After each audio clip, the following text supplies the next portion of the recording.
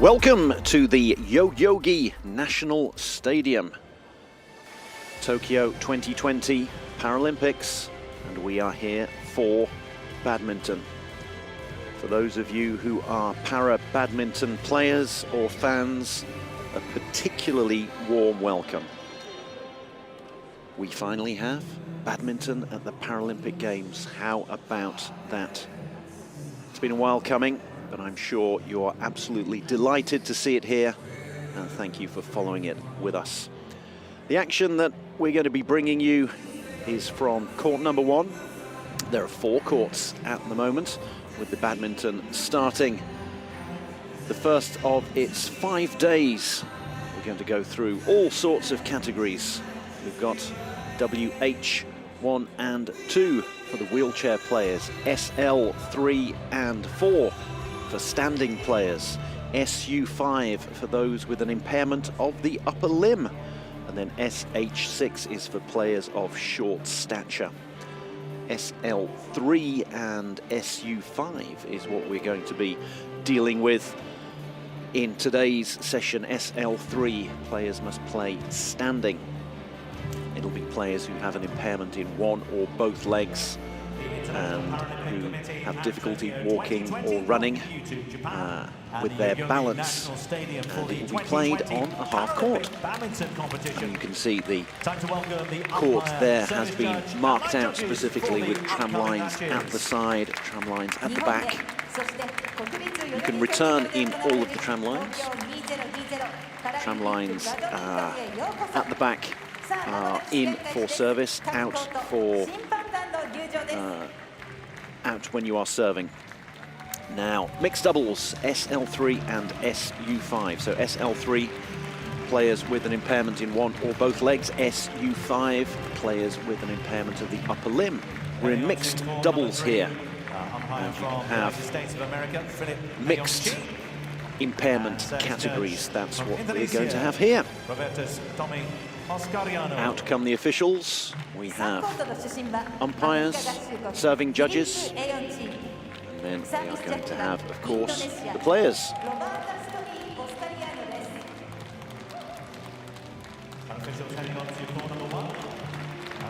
Doubles and singles action over the first 2 days of badminton, and then it's group action as well. Various different groups, A, B and C in singles, doubles, mixed doubles, men's and women's, obviously. And then on days 3, 4 and 5, we will get down into the quarters, the semis and the finals.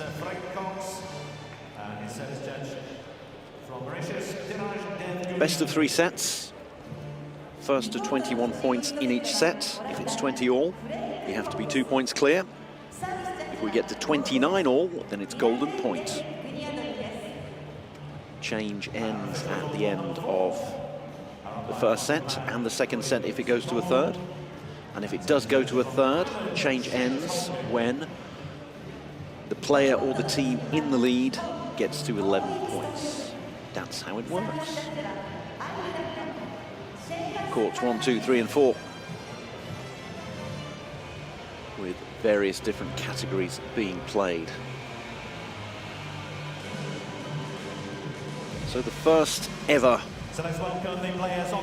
badminton at the Paralympics. How about that? Paralympics is welcoming badminton and taekwondo. Taekwondo also starting around now. And out come the athletes.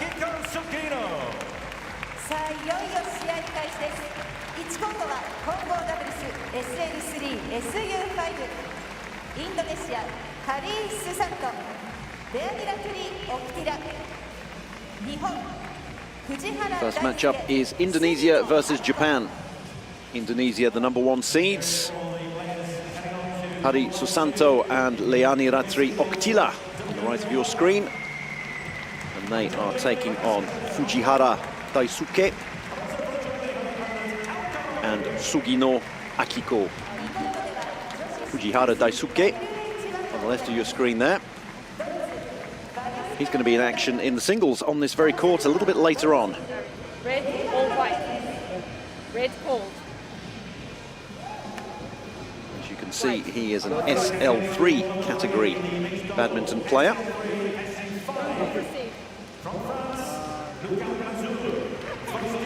While Sugino, his teammate, is SU5. Quick in. Thank you.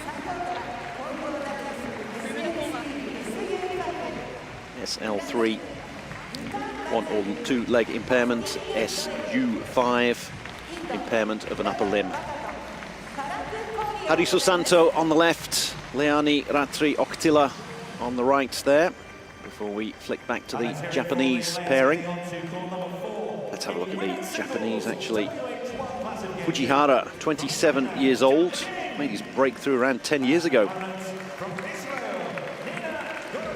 Third in the men's doubles in Guatemala City. Various events at Guatemala City, and he got 3 bronze medals in the mixed doubles, men's doubles, and different category of doubles. Played 2 different doubles categories, whereas the Indonesians, they are the #1 seeds. Leani Ratri Oktila, 30 years old. Singles world champion in the SL4 category. That was in Basel in Switzerland. Also won the doubles with the man she's playing with. They're obviously going to warm one another up. You can see they're not going to play on different sides of the net. Here is Hari Susanto, 46 years old. Doubles champion in Basel in Switzerland 2 years ago with Oktila, his teammate today. There she is, the 30-year-old. She's from Pekanbaru in Indonesia. She won the singles doubles with Hari Susanto. The pair of them also won doubles 2 years prior to that in the World Championships in Ulsan in Korea. Onto the Japanese pairing, Fujihara, 27 years old. Mentioning earlier the breakthrough 10 years ago in Guatemala City in the World Championships there.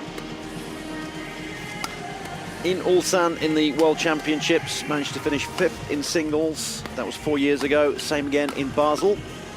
And then his teammate, Sugino Akiko, 30 years old, won the doubles in Ulsan 4 years ago with a different partner. She also made her debut 10 years ago in Guatemala City. As we look at Trish Gubb, badminton player turned referee, and she will be in the chair officiating. It's a 2-minute warm-up. Players go on either side of the net, the teammates go on either side of the net so they can practice their serves and their returns. Otherwise you are reliant on the opposition to do that for you, so that's the way warm-ups are done in badminton.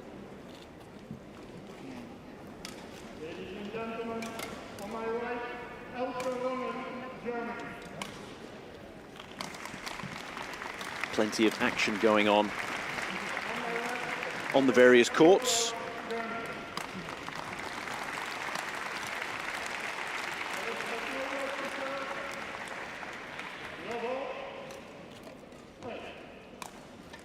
You can hear applause as well. There are volunteers and then other members of delegations who have come here today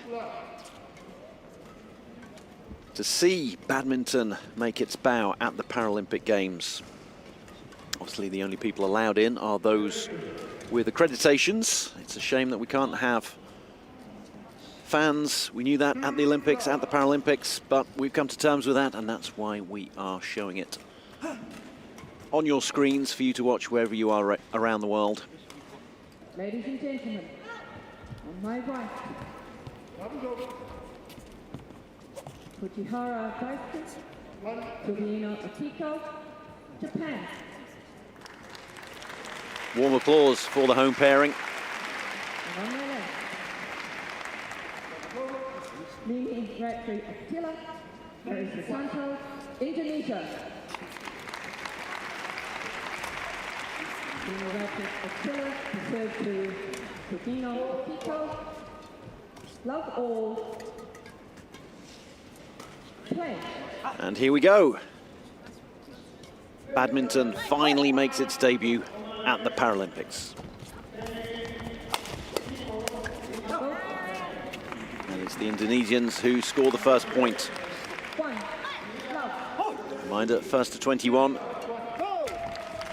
Best of 3 in terms of sets. Service over. 1-all.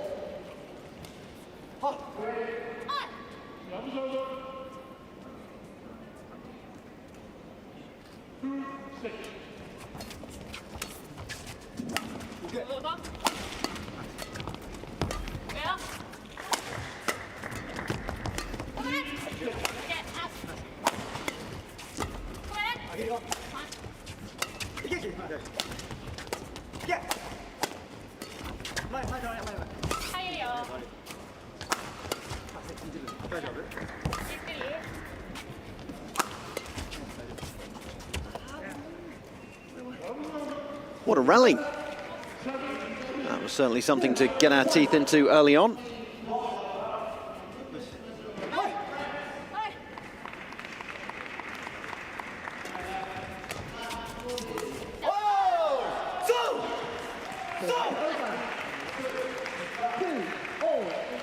Light there from Fujihara.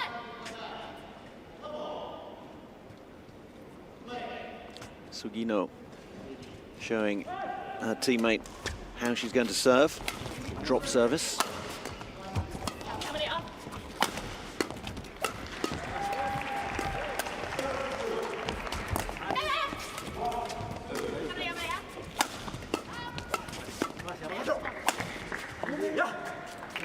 Japanese pairing in a slightly more attacking formation. One at the front as a setter, one at the back as an attacker, but that's evolving as the points go on, as the rallies go on. More defensive setup is side by side.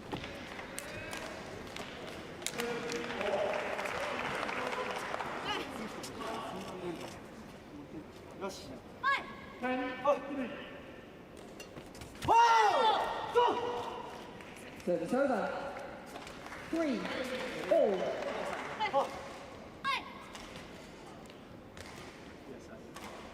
Fujihara indicating where he's going to serve this time around.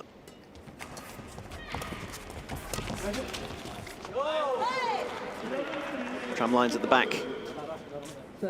Count. 4-3.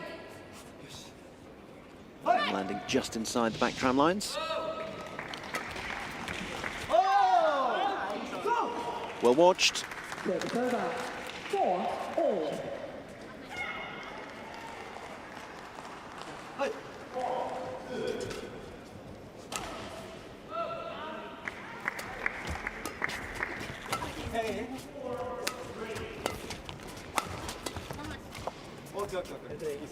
Service over. 5-4. Services swapping fairly regularly at the moment. Service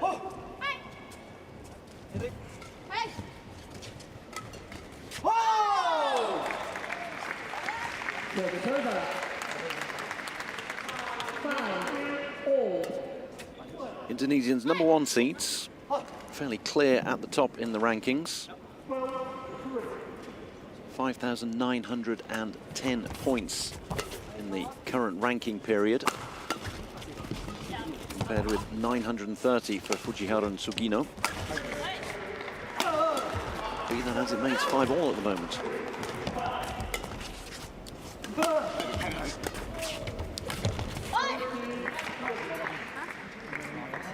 Susanto dominating there. Again, they were in the attacking formation. Susanto hitting a number of overhead, either clearing shots that go to the back court or the drop shots to the forecourt. And Fujihara is celebrating every point that his pair wins.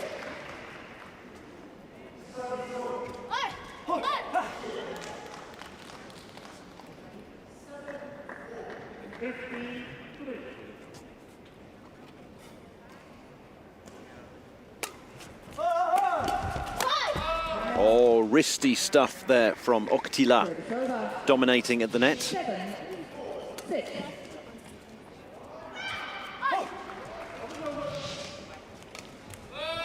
Oktila targeting her opposite number.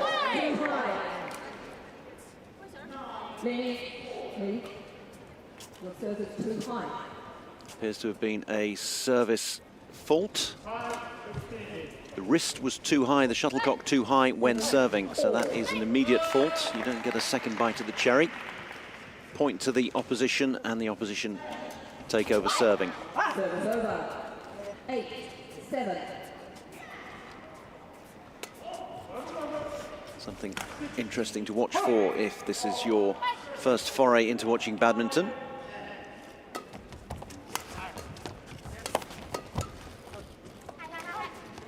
Well watched again by Oktila. 9-7.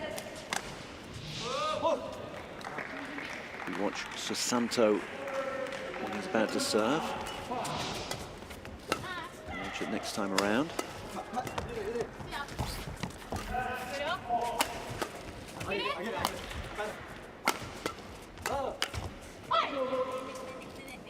Well, the Indonesians pull out a 3-point lead. This is the best cushion they've had thus far, or anyone's had thus far.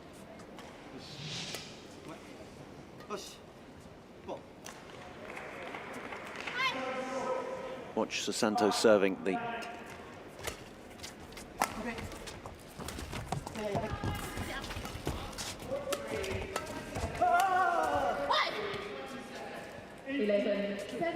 Interval.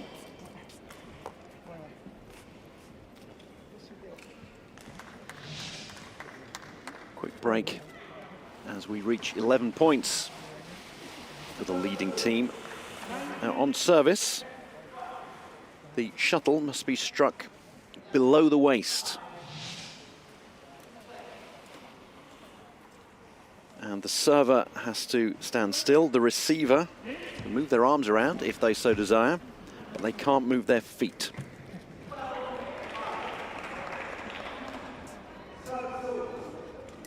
The shuttle also has to be struck when serving below the hand that is holding the racket. All sounds rather complicated, but it's simple enough when you have a look at it.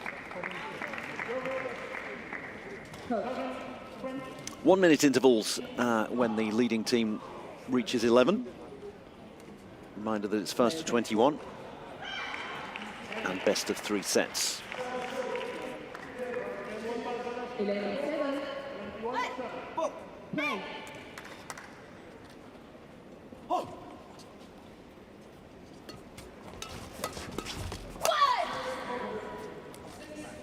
Dominance at the net from Oktila. Very strong on the overhead drops, the smashes.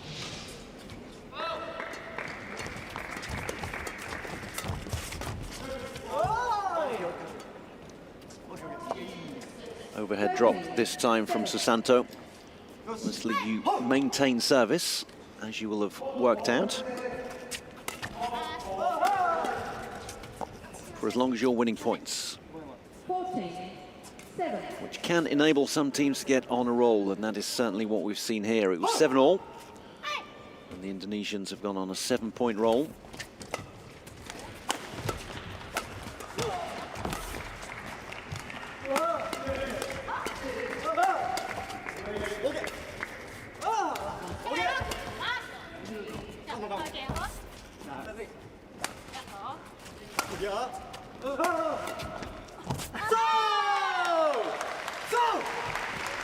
Delight for Fujihara as they finally get service back. The Indonesians were set up in a very attacking way. You can see that there. Oktila at the front, Susanto at the back. Defensive formation from the Japanese, but they finally broken the resistance of the Indonesians. They get a point on the board, and they get service back. And then in the blink of an eye, it goes back on the other side of the net. Susanto putting that one away, splitting the opposition. Beautifully done.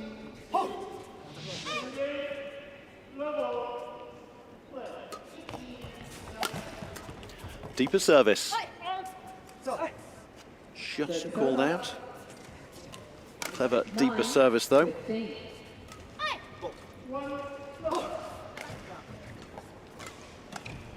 Or a high service, as I should call it. That one's a low service.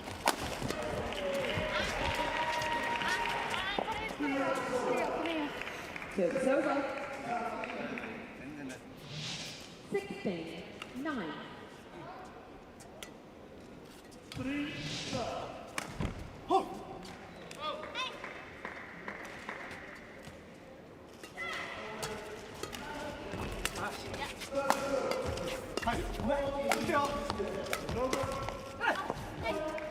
Service over. 10-16.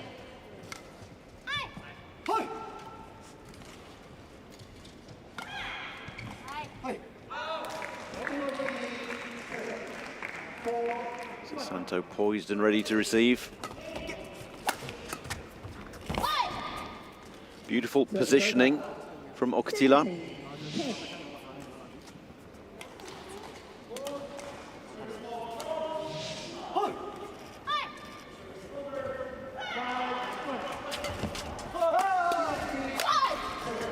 Again, the attacking formation from the Indonesians paying off very well. And they're 4 points away from taking the first set. There you can see clearly the attacking formation.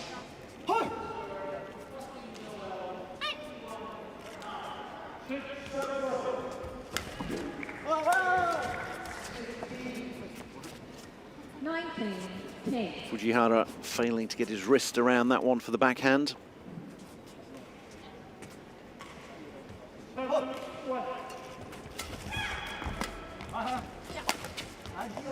Good court coverage from the Indonesians, and they have 10 set points. No, didn't quite creep over the net, so it's the Japanese pairing who get the shuttle back.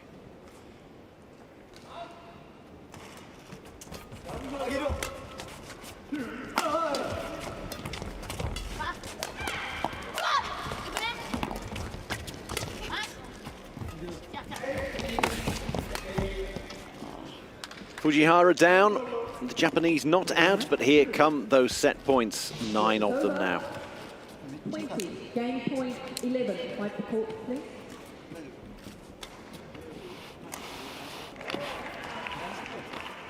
Did incredibly well to get the shuttle over the net.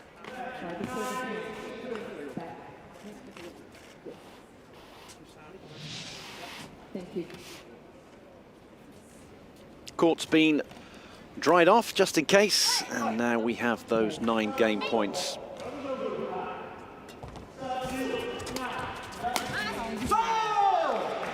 Well, the first one's been saved. Fujihara delighted. Celebrates every point, this fella. As well he might. This is a celebration of para badminton, making its Paralympic Games debut. 8 more game points, though.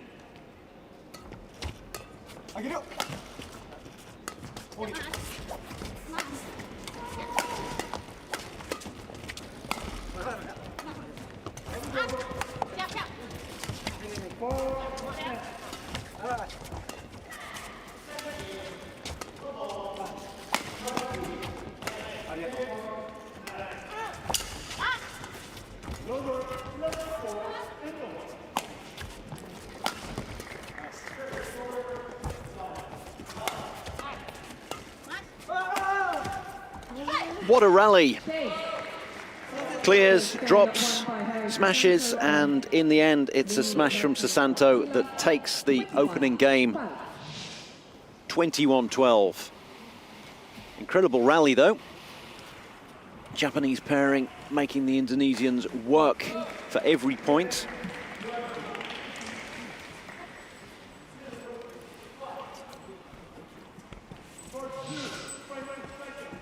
Change of ends after that opening set.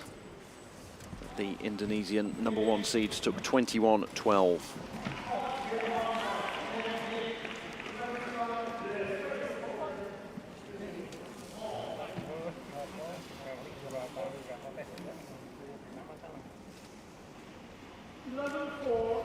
Two-minute break for the athletes to catch their breath and have a quick drink.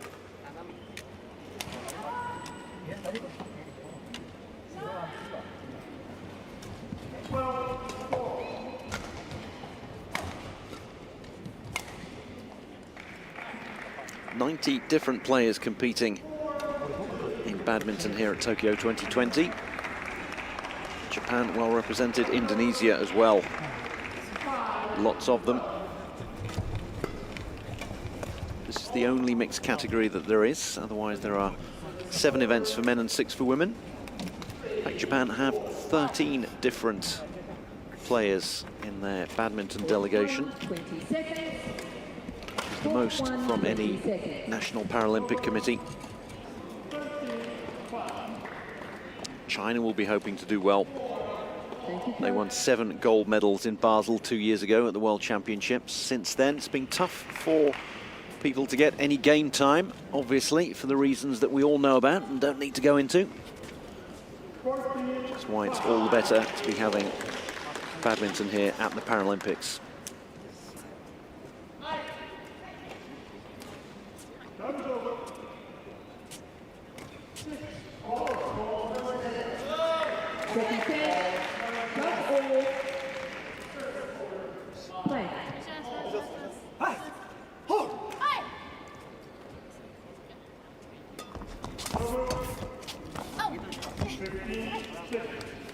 Clever backhand service from Susanto. Rather drew Sugino out of position.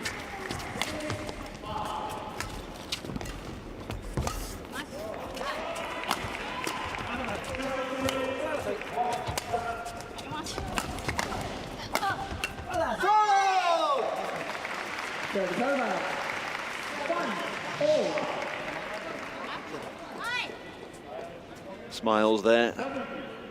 Yours, mine. Both of them going for it. It's often the way in a defensive formation. Well, that was well judged. The tram line at the back out of play on service. It's the only time it's out of play in doubles.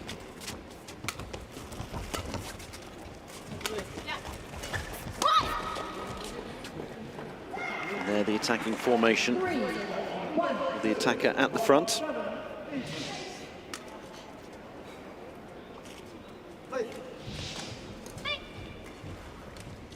Indonesia already into a little bit of a lead in this second set. Dynamic stuff from Fujihara. Leaping to get that one flying over the net.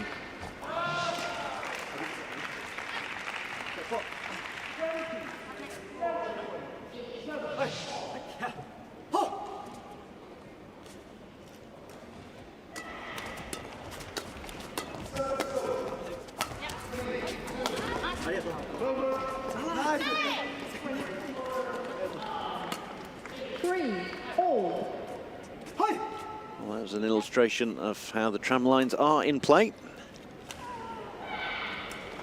Indonesians leaving that one, but it floated in.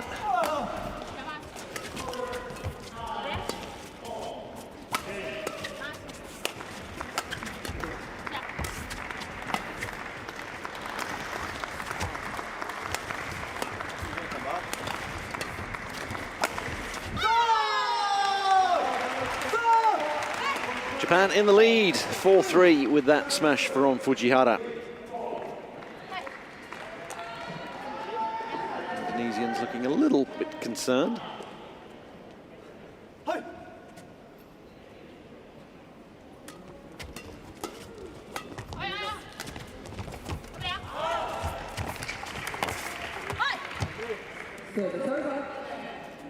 Shuttle floating in from the centre court.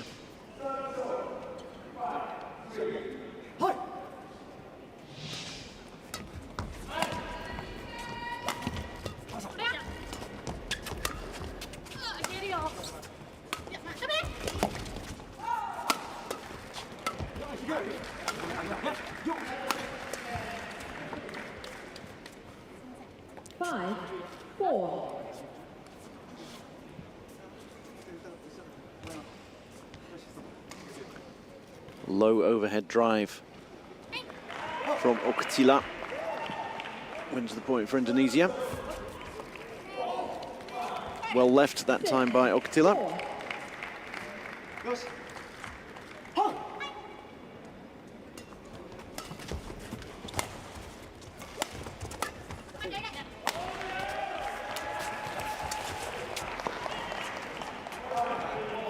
7-4.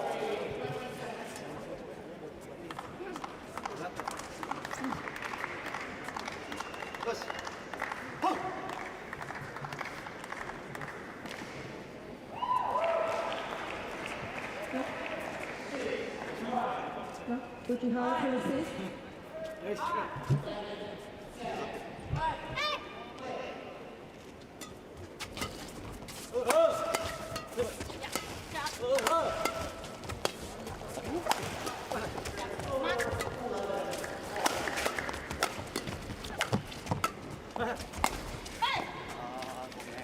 Indonesians moving their opponents around skillfully.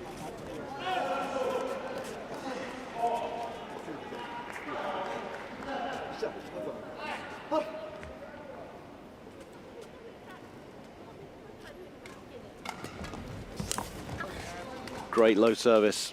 9-4. Unreturnable.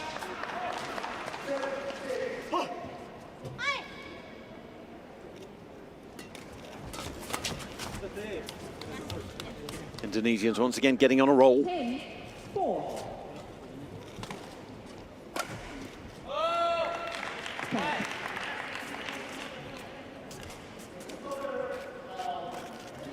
Japanese electing for a change of shuttle.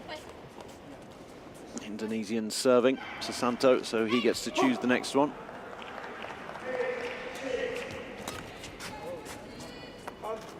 Out it floats, and that's 11-4. Time for a quick break.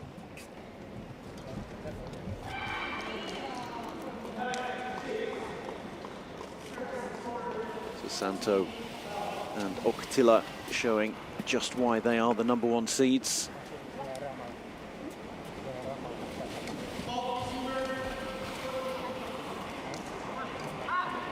Gold medalists in Basel.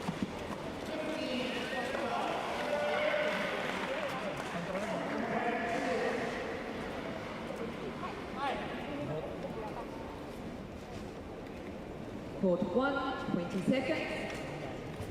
Court 1, 20 seconds.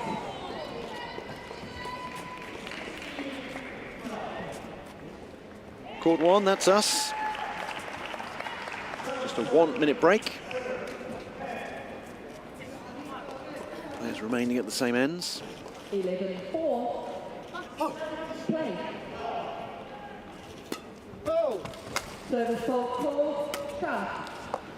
Service fault called against Susanto. 5-11. There are serving judges on either side of the net.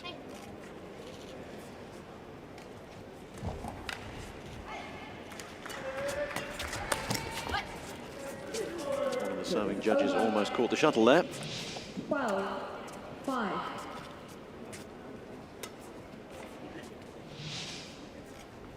Yes.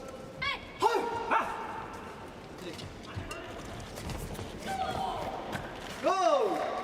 Service over. 6-12.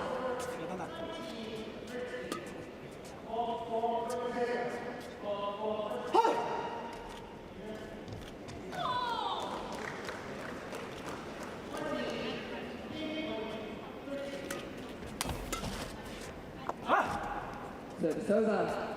13. Tila almost aiming at the head of Fujihara there.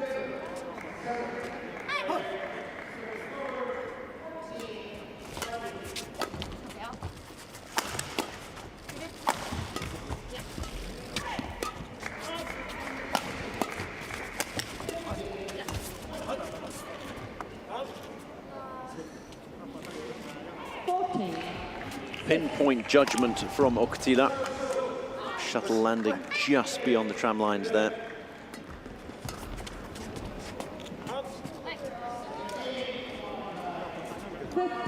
Susanto equally clever when it comes to watching the shuttle just float long.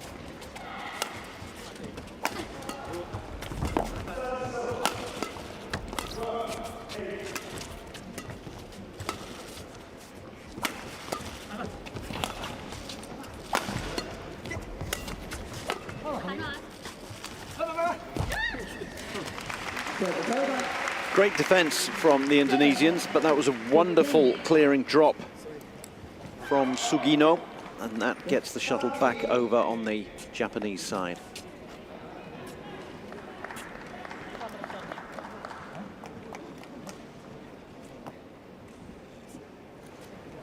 A few running repairs for Fujihara.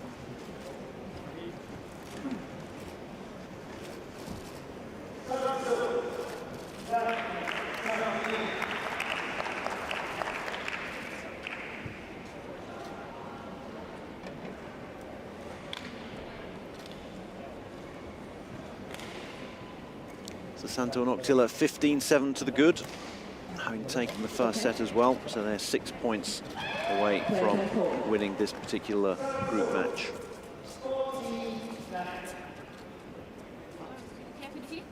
Fujihara. 7-15. Play. Japan with it all to do.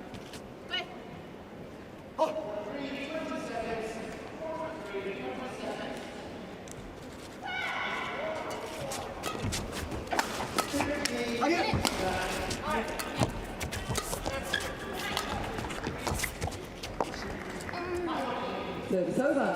Sugino trying the drop, not coming off. 7.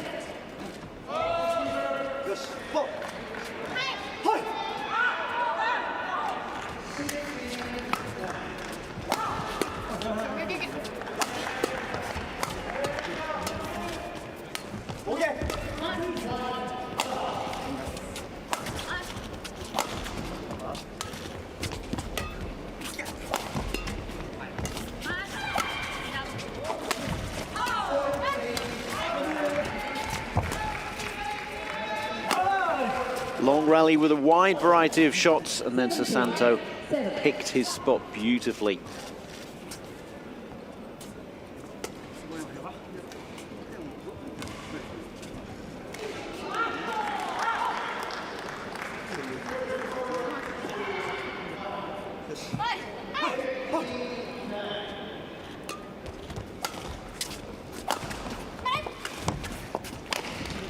Susanto giving his opposite number the run around. Service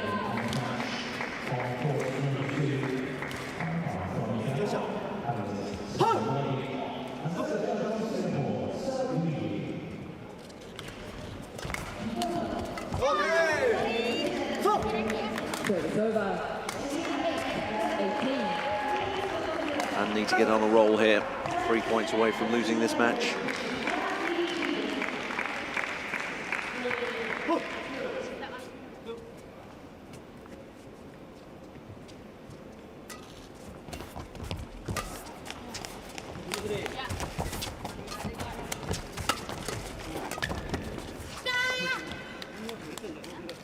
A little bit of misjudgment, 19.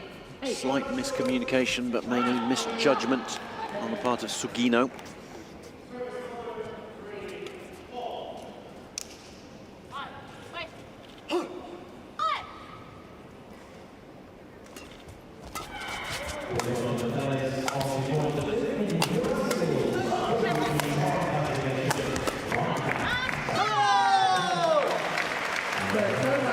And Sugino gets it back with a drop shot.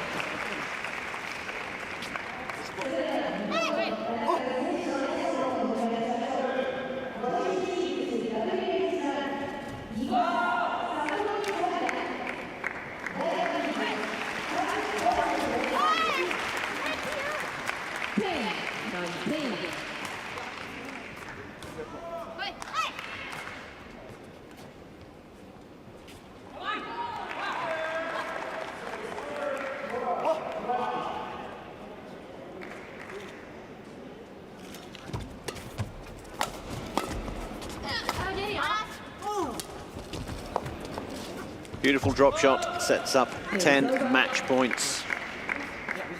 20. Match point 10. Octilla to serve.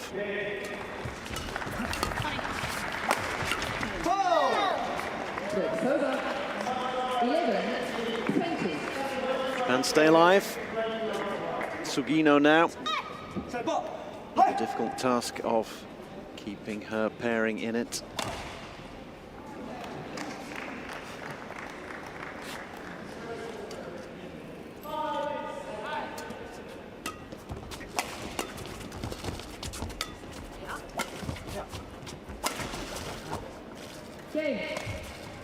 And Oktila fires that one at her opposite number, and indeed past her opposite number. And there we have it. First victory in Group A goes the way of the Indonesian pairing of Susanto and Oktila, winning that one in straight sets. 21-12, 21-11.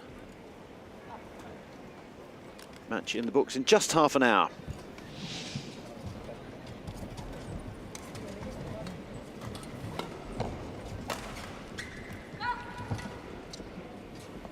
May have looked a little one-sided, but there were some good rallies in there. 37-stroke rally in the first game.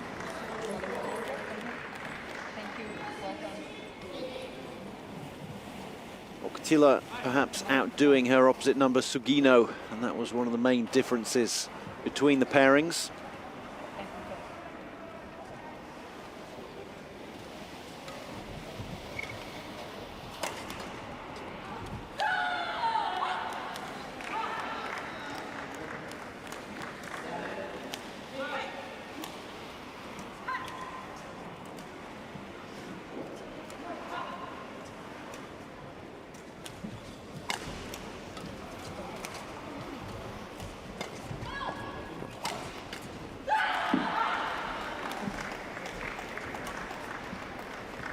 Nice formality and sporting spirit. The two teams leaving the court together.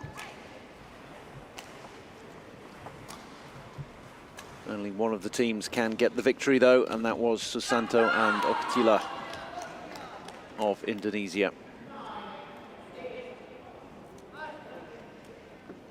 So they currently sit atop Group A.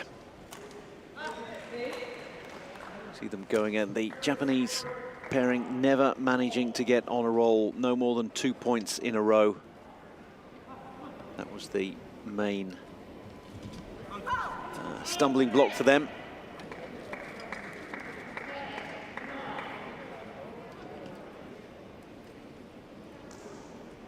And there we have the group standings already.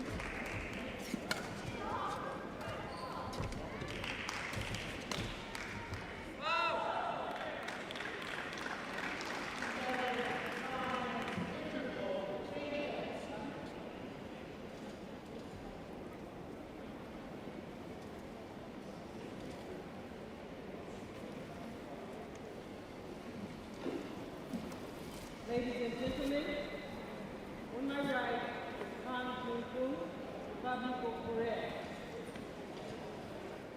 On my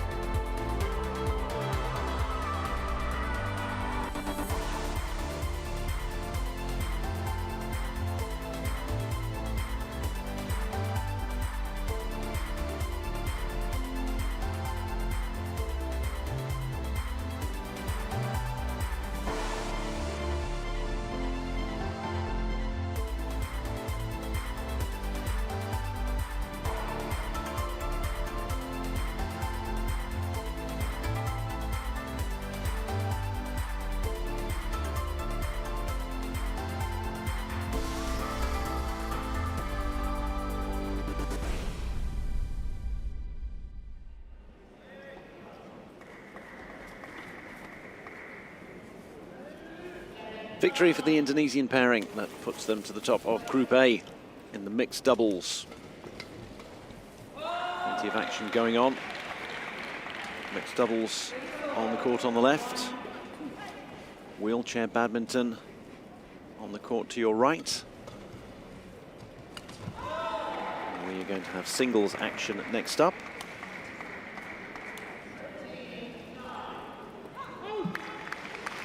Women's singles SU5. SU5 for players with an impairment of the upper limb.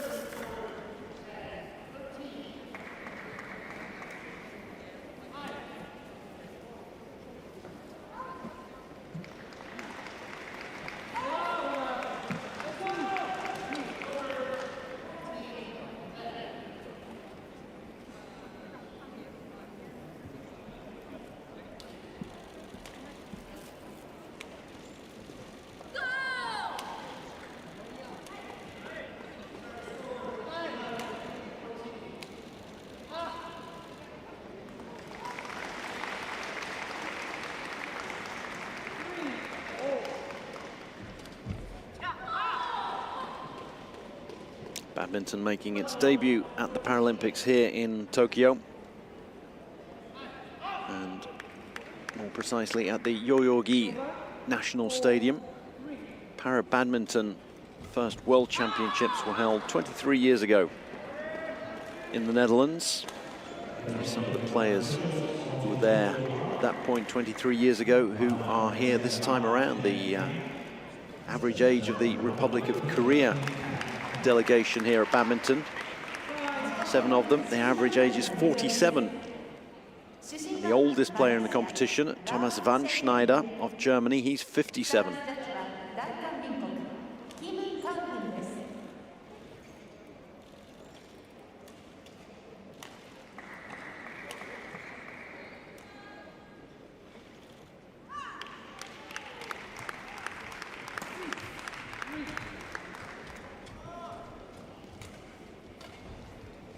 Out come the officials for match number 2.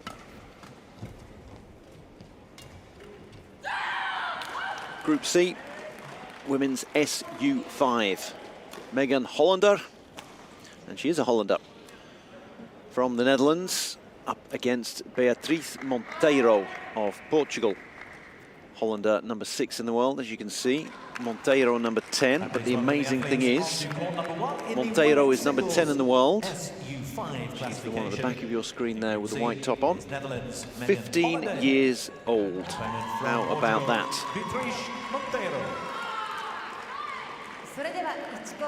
Hollander's a mere 23. A spring chicken as far as para-badminton is concerned. But 50% older than her teenage opponent. Barely even a teenager, 15 years old. 15 years old, but already came 11th in the SU5 singles in Basel 2 years ago at the World Championships.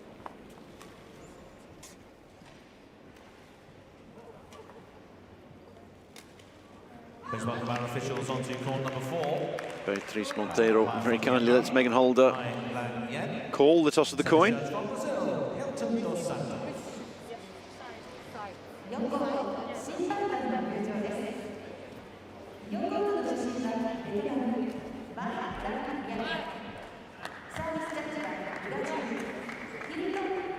Change of ends opted for by Megan Hollander.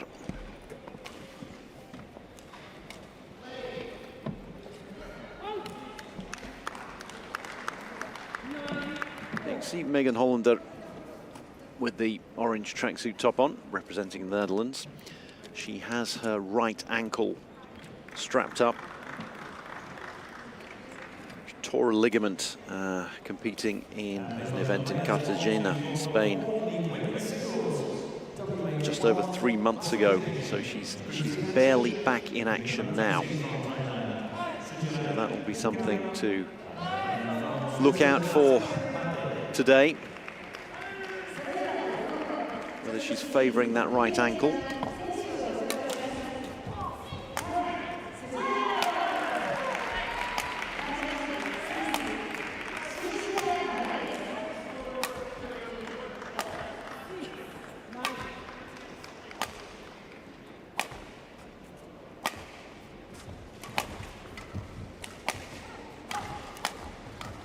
.23 years old, recently turned 23. Here, her 15-year-old opponent. Lists her hobbies as watching TV and cats. What a surprise. How many 15-year-old girls would say that? Finished third in the European Championships 3 years ago in the Rodez in France, at the age of 12. Birthday's not till a lot later in the year, or a couple of days before Christmas Day. Hollander celebrated her birthday just before the Olympics started.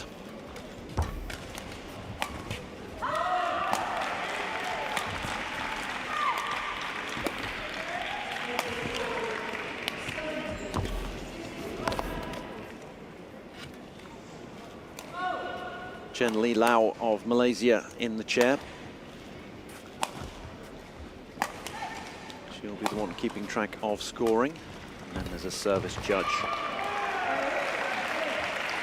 down opposite the main referee.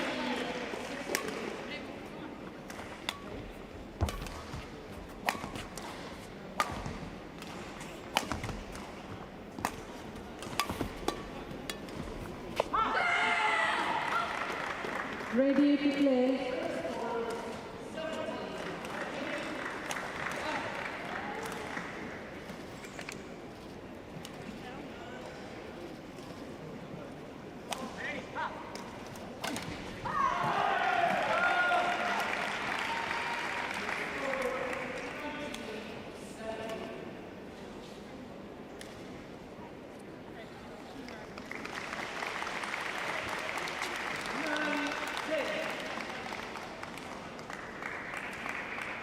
Hollander it is who will get us underway. Same rules. Best of 3, first to 21. Megan Hollander, Netherlands. And on my left, this is Monteiro, Poland. Megan Hollander to serve. Local. Play.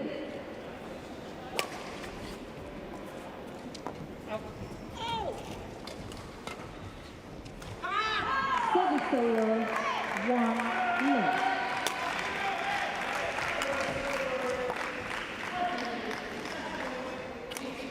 Two low.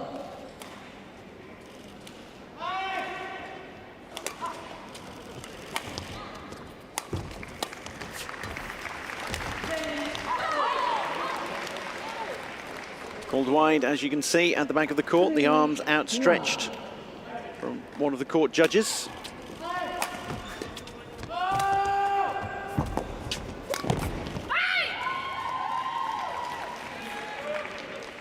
And then the palm facing downwards. That was to show that that one was in. Tram lines count at the back. Hollander finally on the board. That one was out in terms of the tram lines at the side.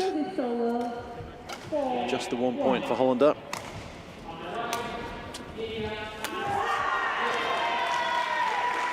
Monteiro showing no signs of nerves at the moment.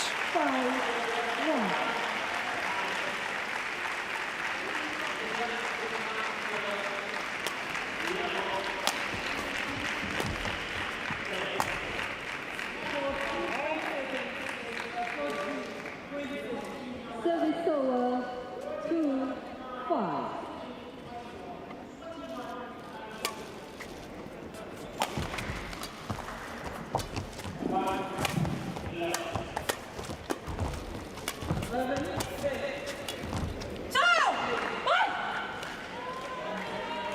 Good defensive work thus far from Monteiro. 6-2. Waiting for Hollander to make the mistakes which he has been doing.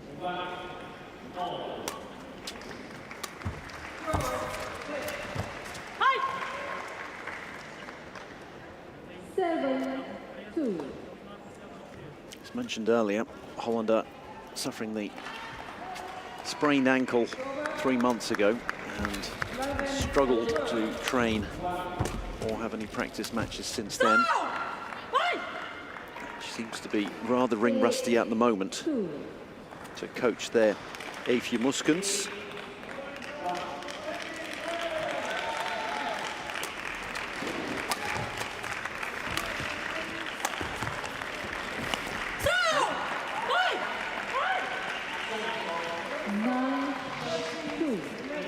Beatriz Monteiro shouting, motivating herself. She doesn't need much motivation at the moment. It's the scoreboard that will be doing that for her. Great cross-court shot there from Hollander. Finally gets the shuttle back on her side of the net. Yet to win a point on service, though. She changed that now. And she can't. Tried the high service all the way to the back. Service over, 10-3.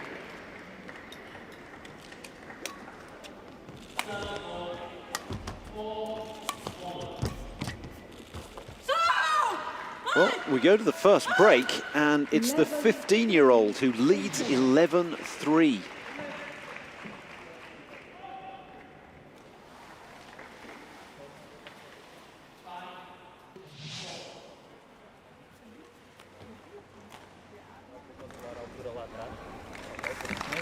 Diogo Silva is the national coach of the Portuguese para-badminton team.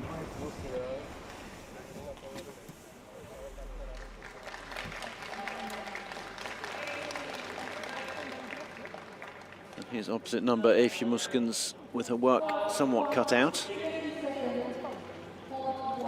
Hollander 11 points to 3 adrift. Big smile on her face though. Obviously it's group play, so even if you lose today, you still get to come back tomorrow. 11-3. Montero with a shuttle on her racket.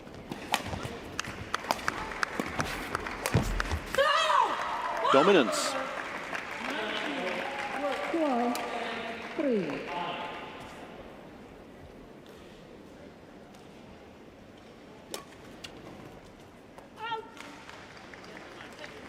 Respite for Hollander. Now, can she turn the tide?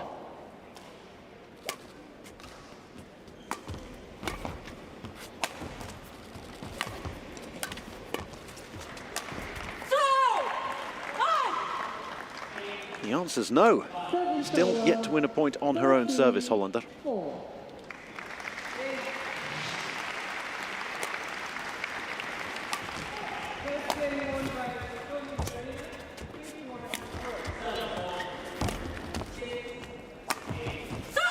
I do think the injury is affecting Hollander a little. She's ever so slightly slow to every movement. Just not quite on her toes. It's going to be a mental as much as a physical thing. That one fails to cross the court diagonally, as has to be the case on service. So 5 points won by Hollander, all on service return. Finally wins one on her own service. Hopefully that will gee her up. A sprained ankle, it really does affect you mentally when you come to play again. Particularly on a badminton court. It's very exacting on the ankles, badminton.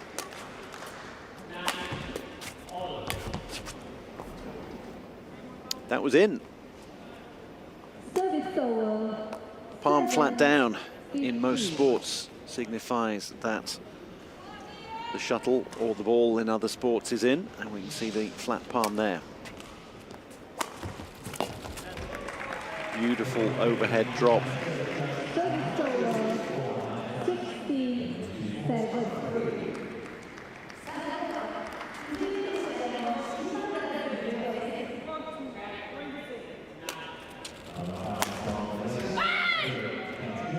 That is more like what Hollander is capable of. 8-16.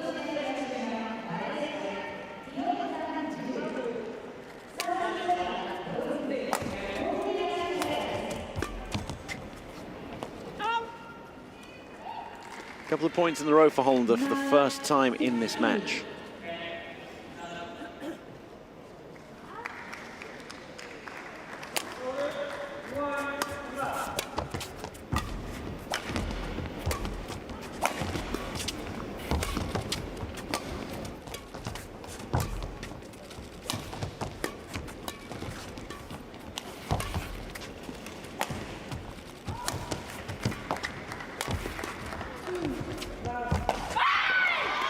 Best rally of the match so far, probably the first one really.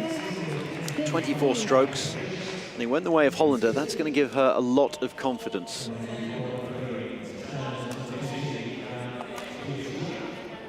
Too late for her to get back into this game.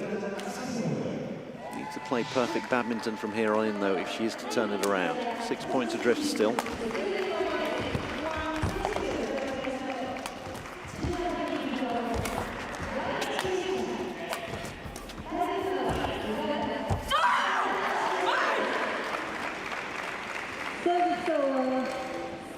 17, 10. And the shuttle goes back to the other side of the net to the 15-year-old.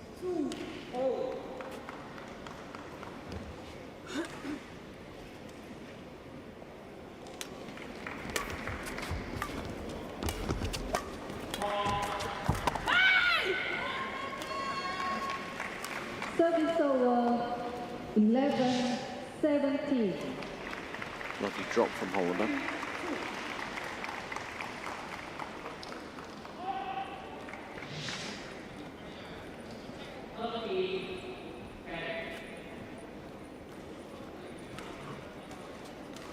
Hollander's only been on one run so far, where she got back 4 points in a row. She needs another one of those.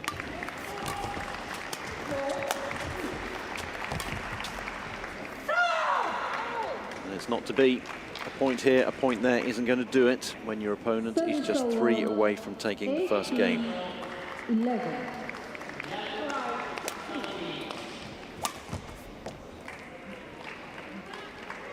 (19, 11).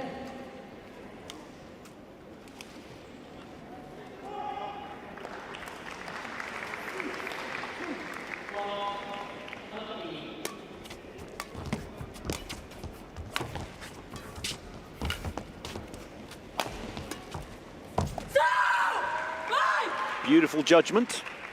20, Not quite sure about the vocal accompaniment, but I think we can allow her that one because she's just set up 9 game points.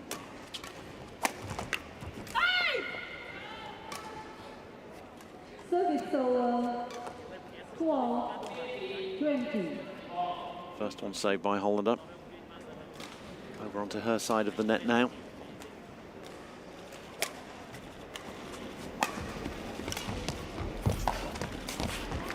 Tried the deep service, but twice she did that in the first game.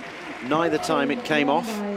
And Montero takes a 1-set-to-love lead, 21-12 in the opener.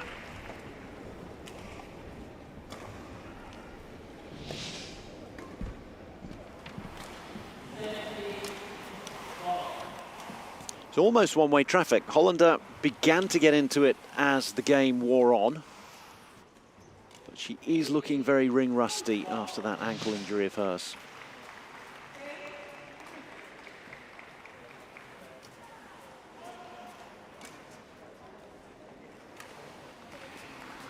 Diogo Silva charged with keeping the exuberance of his 15-year-old under wraps. She's halfway towards recording a win on her Paralympic debut. It's obviously everybody's Paralympic debut. Paralympics making its own, sorry, badminton making its own Paralympic debut.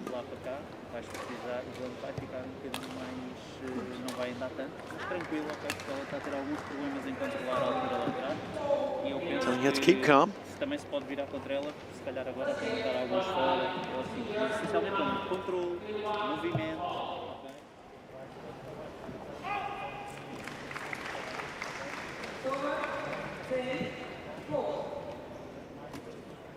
Change of ends, Hollander already in position, ready to get underway again. Montero keeps her waiting a little bit. Court 1, 27. This is the privilege of the person with a 1-set lead and who is serving to open the second.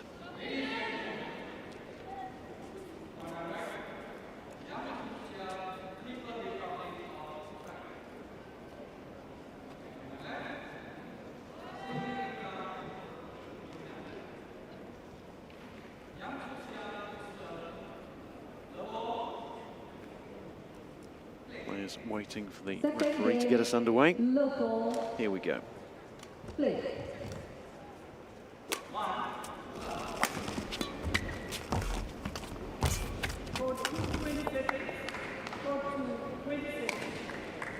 One long. The high service does come off.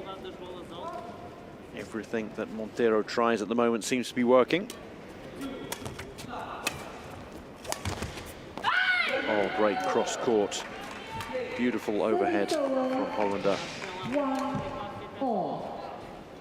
Inside out on that smash.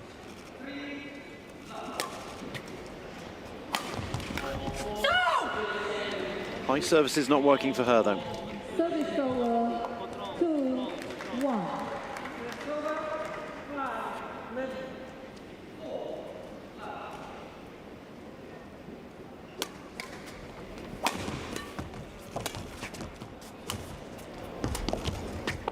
Excellent cross-court play from Monteiro. 3-1. Particularly in singles badminton, it's all about the angles. 6 corners to the court almost, where you can move your opponent to. Left, centre, right, front and back. Service over 2-3.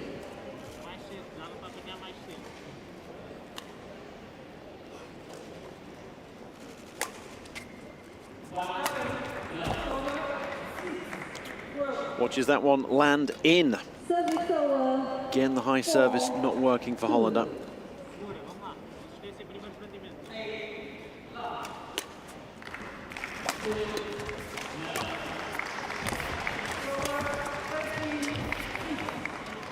Well watched, beautiful cross-court backhand.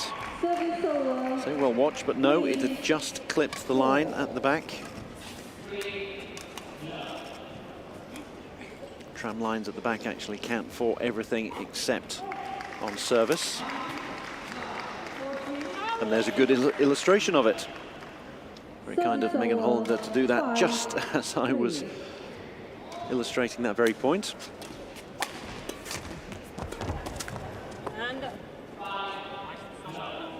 Neither player really going on a roll at the moment, but Monteiro getting a couple of points where Hollander will only get one.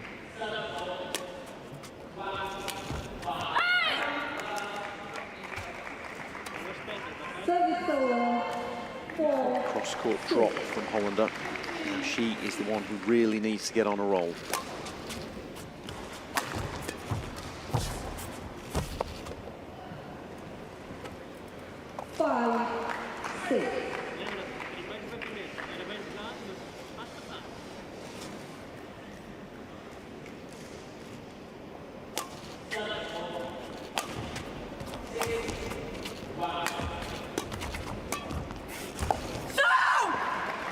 Doesn't seem to be setting her up well, the high service, Hollander.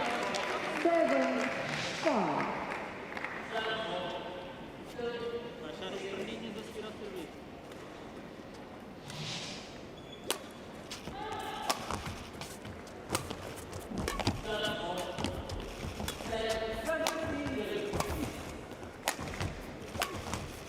Monteiro, on the other hand, it seems to allow her to play the angles a lot better. 8-5.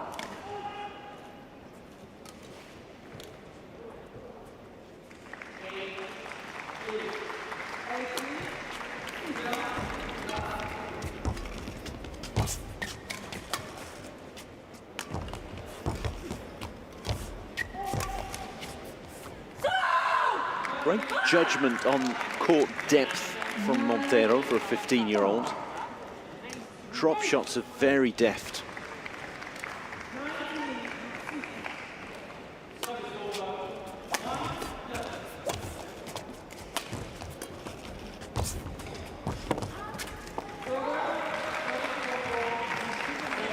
Hollander really not getting a read on the drop shots.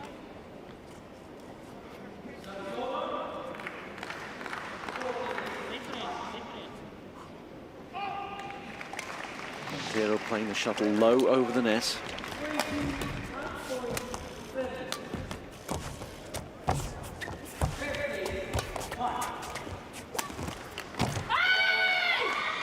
And the one time she gave it a little bit more height, Hollander was ready for it.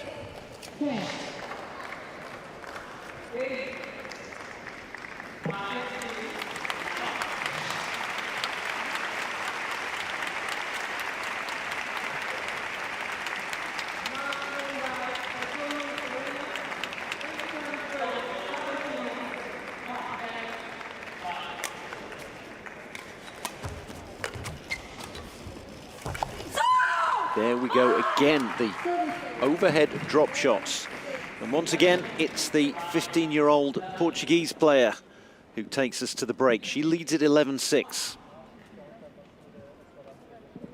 Really, it's a wonderful display from one so young. The fact that there's so much light and shade in her play. Say light and shade, and then she balls at the camera like that, but very, very delicate hands. Uses the forecourt very well. Fourth one, 20 seconds. Fourth one, 20 seconds.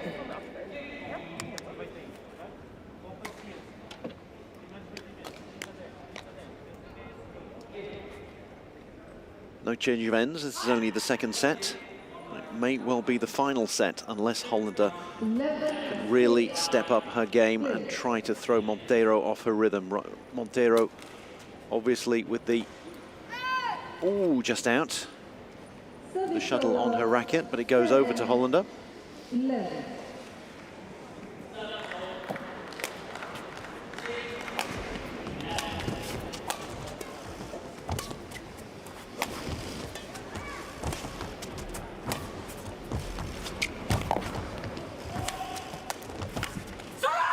Great play from Monteiro, alternating the angles and the depth. 7.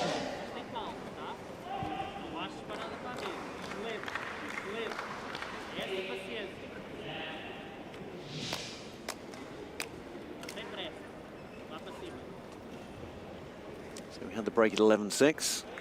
Exchange of points. She's got the shuttle back now. Can she keep it? Not at the moment. 8-12.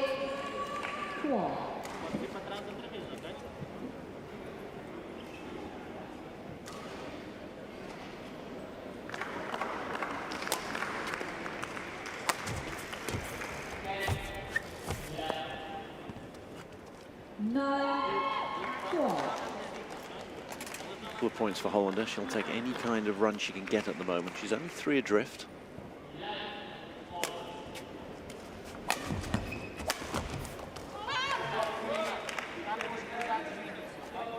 Obviously, when that happens, when you're chasing the game, it's tiring mentally.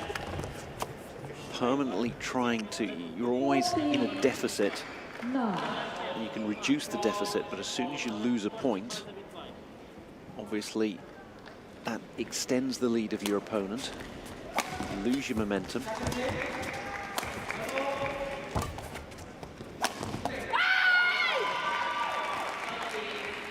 Back to Hollander. She gets it to within 4 points. 14. Monteiro, though, only needs another 7 to win this match.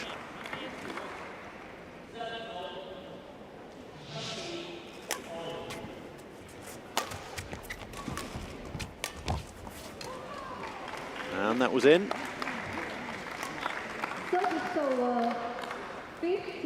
Every point worth its weight in gold at the moment for Monteiro. Every point taking her nearer to her destination.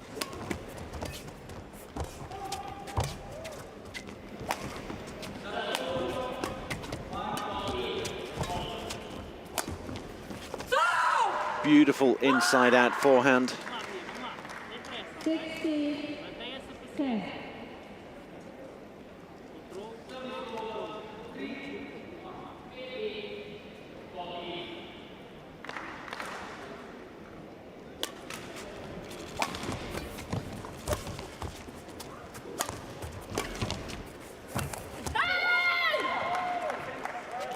Hollander not backing down just yet. 11-16.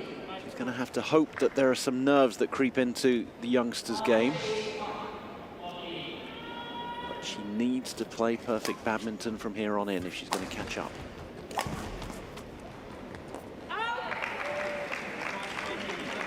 Every error counting against her, counting double. 17-11.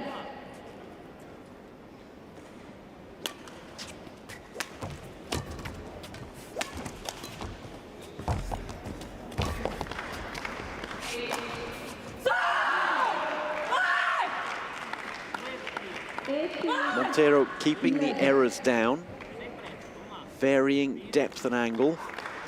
It's working perfectly, it really is.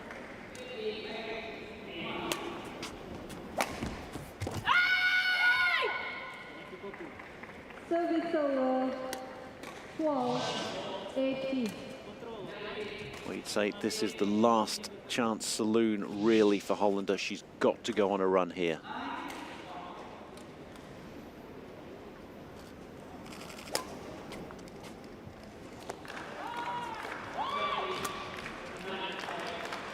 Error of judgment from Montero. It's almost worth trying it when the service is that deep.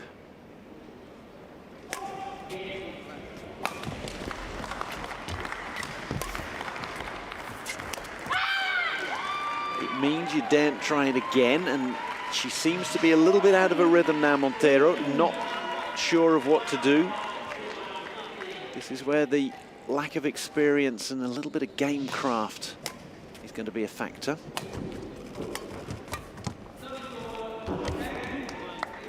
But Hollander had to be perfect. Service over 19-14. It's not just losing service and the shuttle going to the other side of the net, it's a point that takes Montero to within 2 of victory. Coach, coach, coach.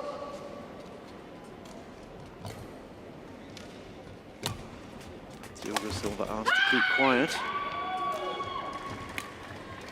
Service over 15-19.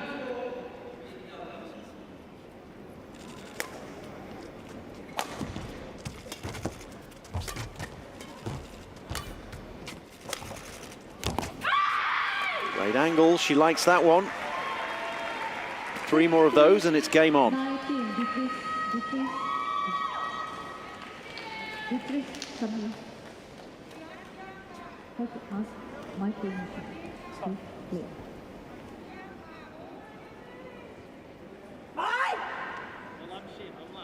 Come on, vai, shouts Montero. She's lost the momentum. She get it back. It's all with Hollander at the moment. Saying she needs to play perfect badminton to get back into this. She's doing that at the moment. Montero looking worried, looking passive. She's waiting for a mistake from Hollander, and she's not been making them the past couple of minutes.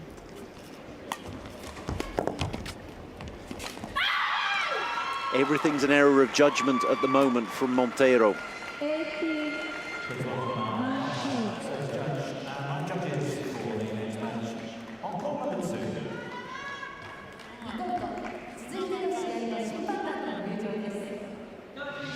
18, 18-19. Make that 19 all. How things can change quickly. Huge, huge point. Hollander has the momentum. And loses it. All that hard work, that's it. When you're playing catch-up, you do all that hard work, and then all of a sudden it's match point to your opponent. Who is going to be the more nervous of the two? Who is going to overcome those nerves?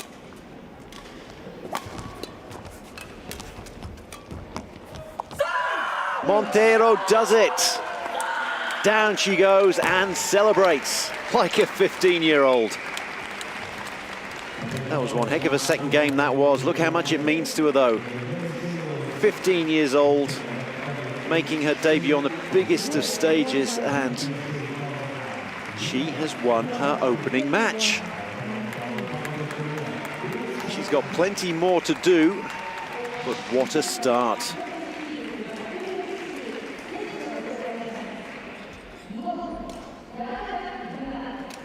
She was made to work for it, and I think she will be all the better for it. 19-13 up, and they were dragged back to 19 all. That's going to be great experience for her. The fact that she managed to turn it around, that's going to stand her in very good stead from here on in.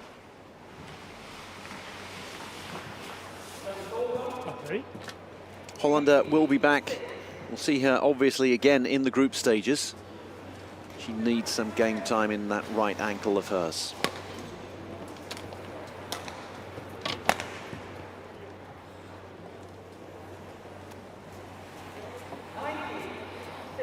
How about that, though? Beatriz Monteiro, 15 years old, and with a first Paralympic victory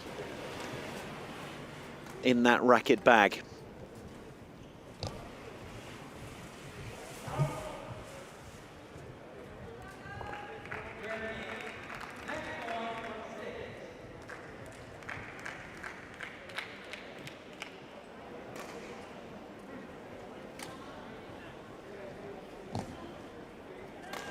Hollander getting on a roll, but only the once. That was right at the end.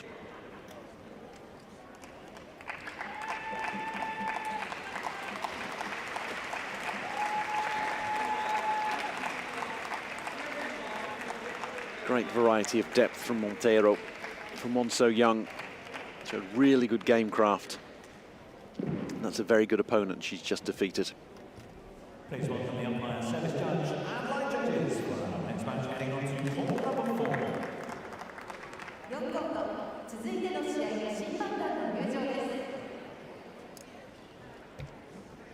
Umpire from Germany, and service judge from On another court, just alongside while we were playing that one, Yang Qixia defeated Rita Asimwe. So Yang and Monteiro top of that group.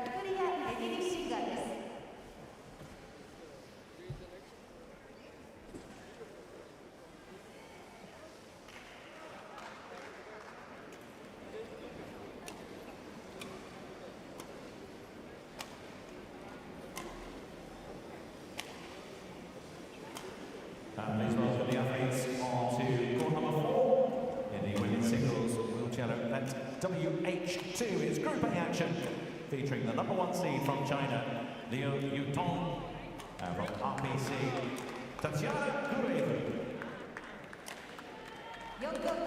続いての試合は女子シングルス WH2 です。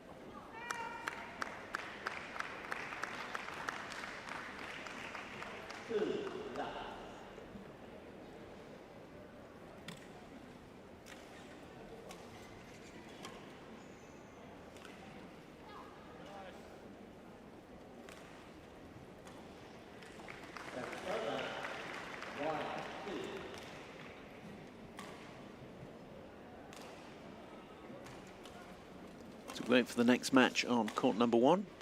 You can see a couple of the courts where there's wheelchair badminton underway. You can see they're just using half of the court, so the right-hand side in both cases.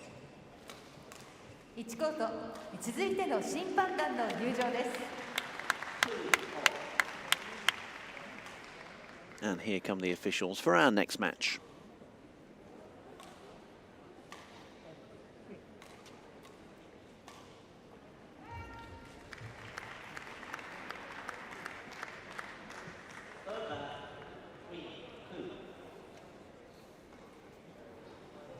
Umpire and service judge heading onto the court. Umpire from Chinese Taipei is Wang Chao-wei.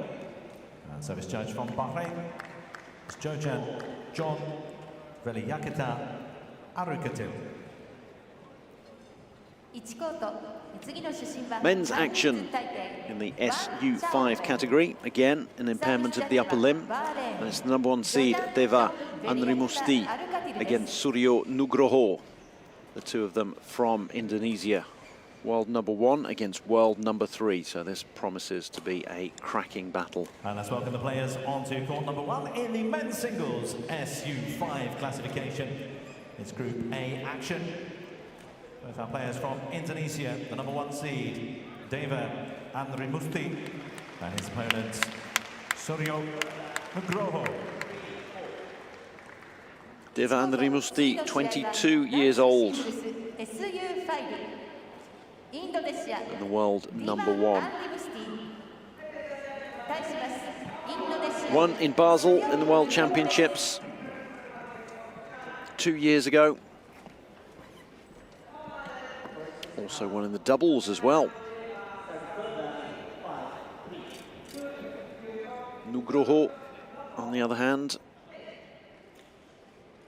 well, he made the final in Basel, but came up just short. So this is a rematch of the World Championships.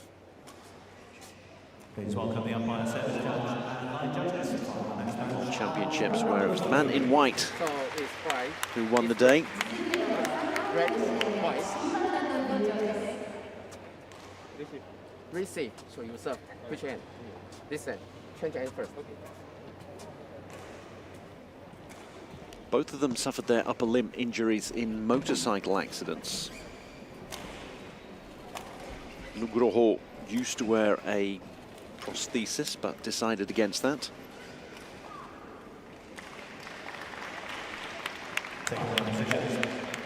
His left arm was amputated in 2006, Nugroho. And Spain's service judge, Amparo Menke.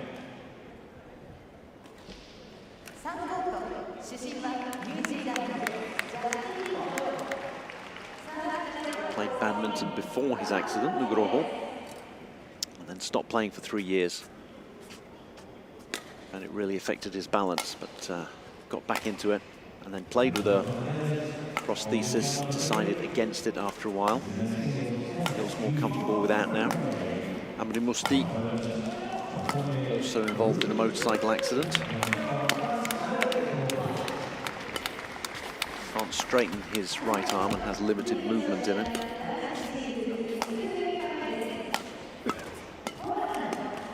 Nugroho, the older of the two.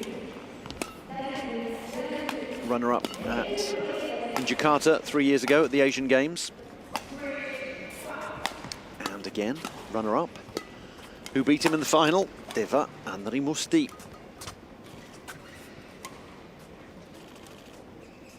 Here they are in the same group. So you see the umpire Wang Chao-wei of Chinese Taipei in charge of this contest. And a service judge opposite him on the other side of the net.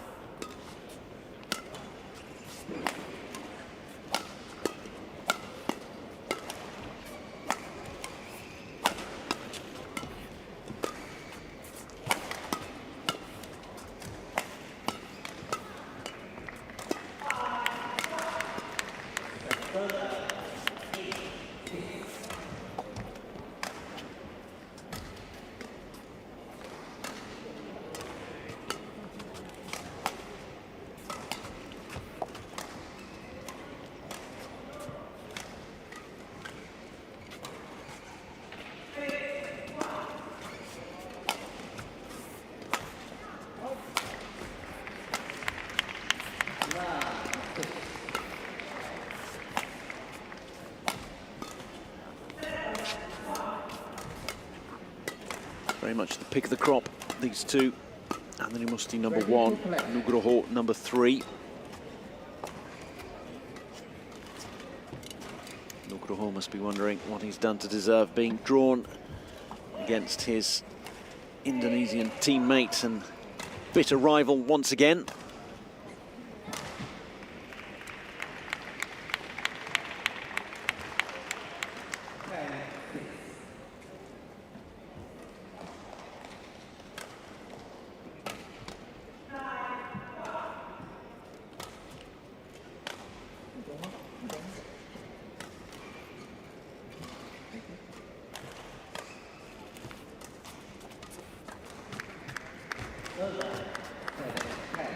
Ladies and gentlemen, on my right, Steva Arimusti, Indonesia. And on my left, There's 3 groups, A, B and C, so it is possible for a runner-up to make it through to the knockout stages. Play.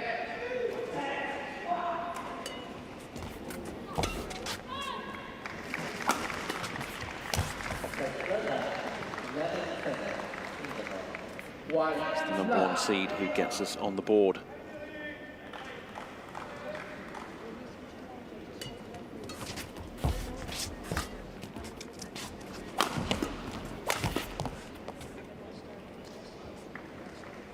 Two, love.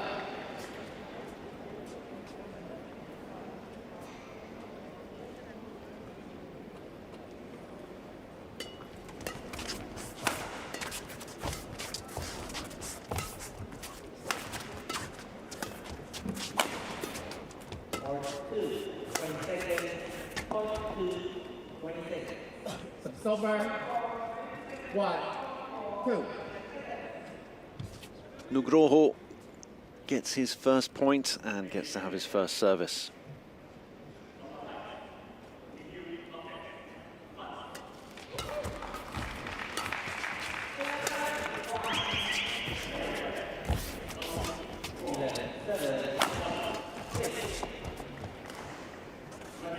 It's over.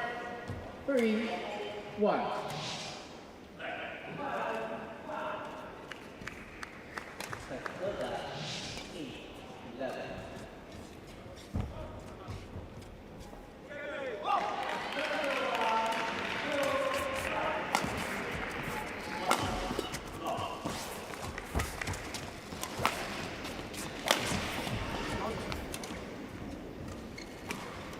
Called in on either side.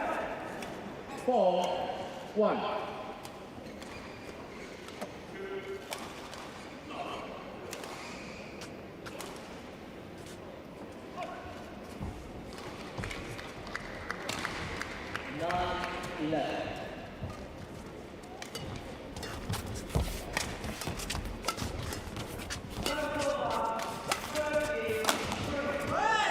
How about that? He's painting the lines early on, is Anthony Musti, using the angles beautifully.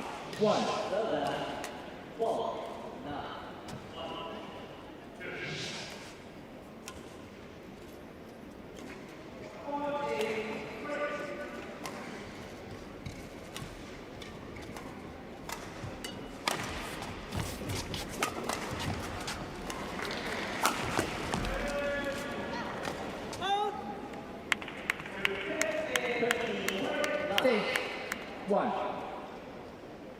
Anthony Musti already on a roll. Nugroho just with that 1 point so far.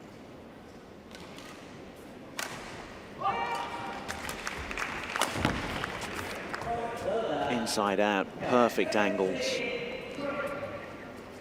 7, 1.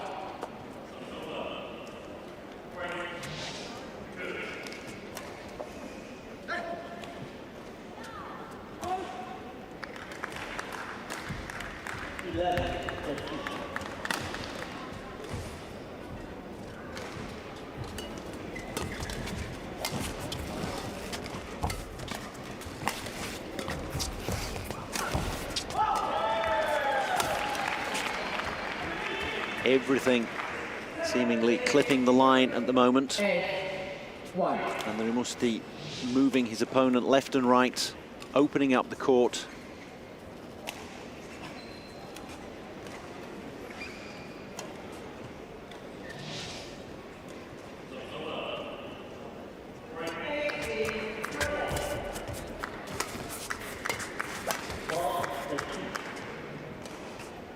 Over 2-8. So a second bite of the cherry at last for Nugroho. Showing that he's every bit as good at picking the angles. Already 6 points adrift though.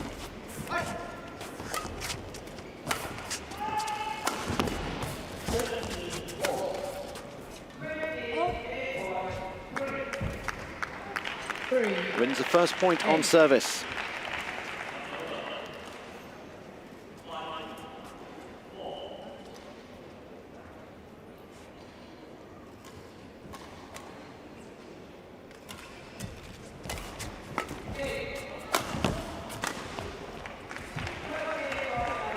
Over 9-3.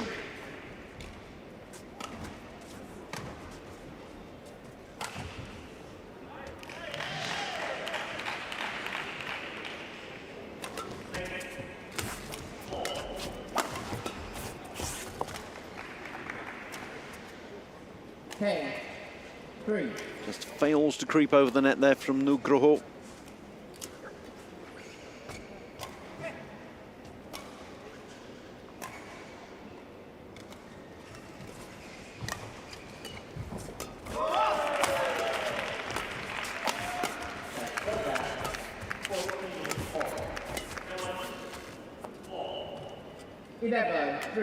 And there we go. We have the first break, and it's the #1 seed who is comfortably in the lead, 11-3. Very tough for Nugroho, playing that man Rimusti as often as he does. Imagine being as good as Nugroho is and permanently being behind a fellow countryman, younger than you. Always that little, always got his nose in front.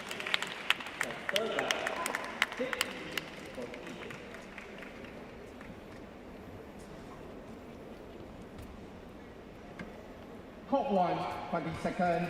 Court 1, 20 seconds.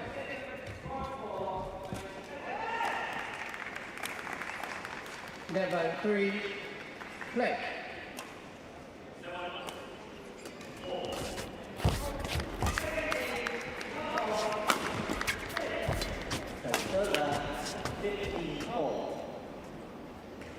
And Rimusti disappointed with himself.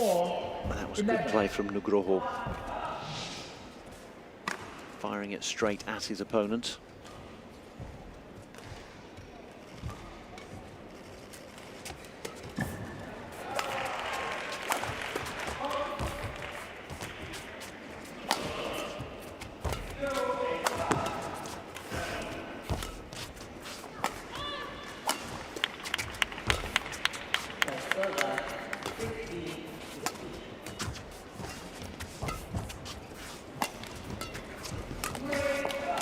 Excellent rally, and it's Rimusti who comes out the better of the two.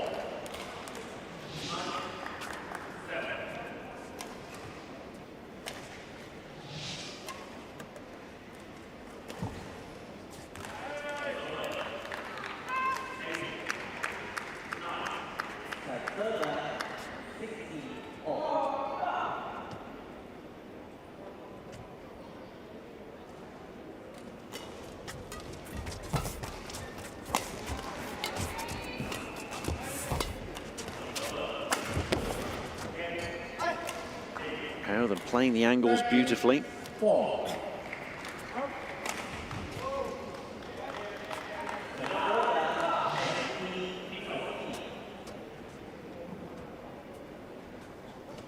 Great camera work to show how dynamic these two players are.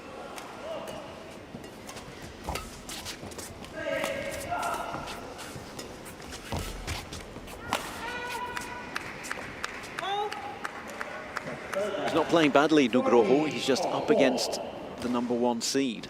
It's as simple as that.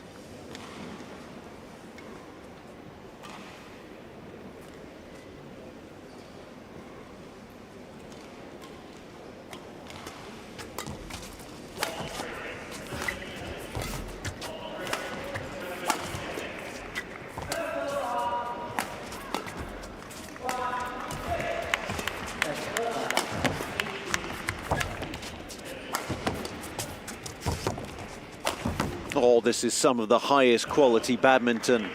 Beautiful play. Nugroho excellent, and Rimusti even better. Look at their court coverage, choice of angles, defense, attack.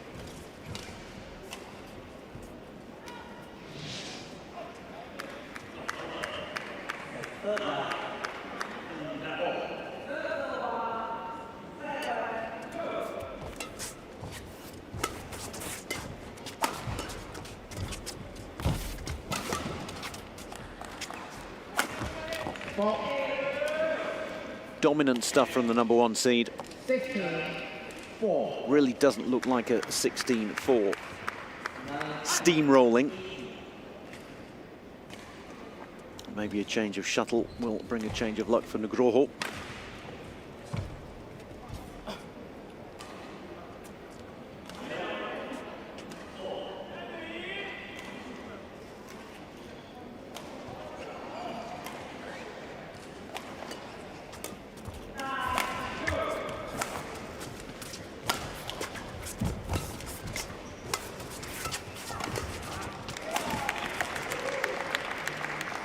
Over 5-16. Perhaps it is the change of shuttle. Let's see what Nugroho can do with the new one.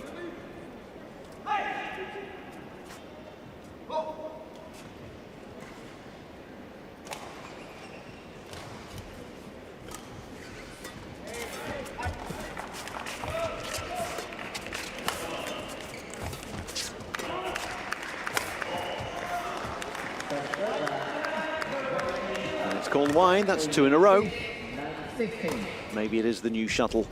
It's got a long way to go. Can Nugroho turn this around?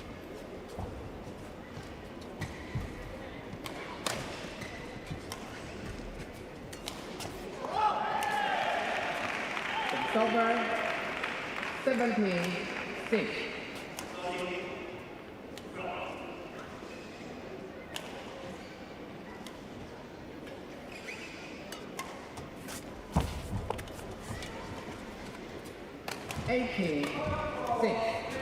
Normal service resumed.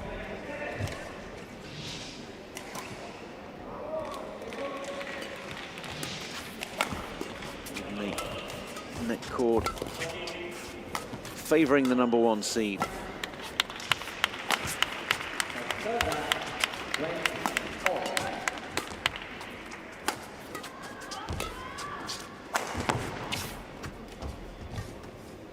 It's over 7-18.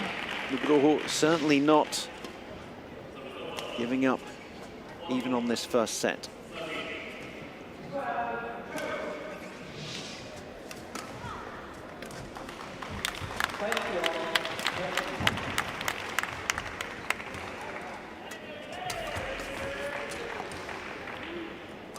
It's over 19-7.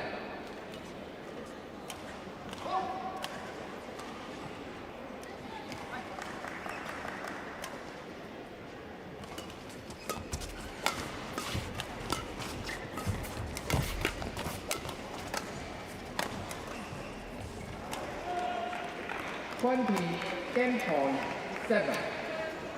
Game point indeed, 13 of them.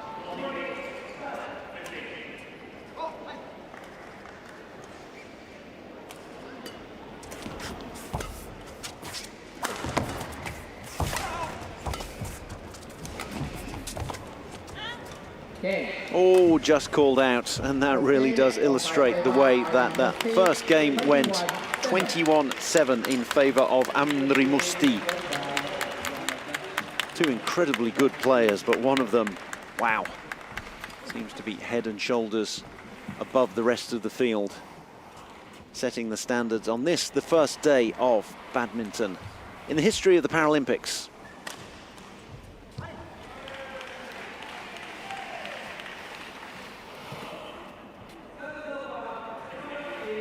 It doesn't feel like the first game was worthy of 21-7. Nugroho certainly won't feel that. But he must be used to this by now. Not looking downhearted.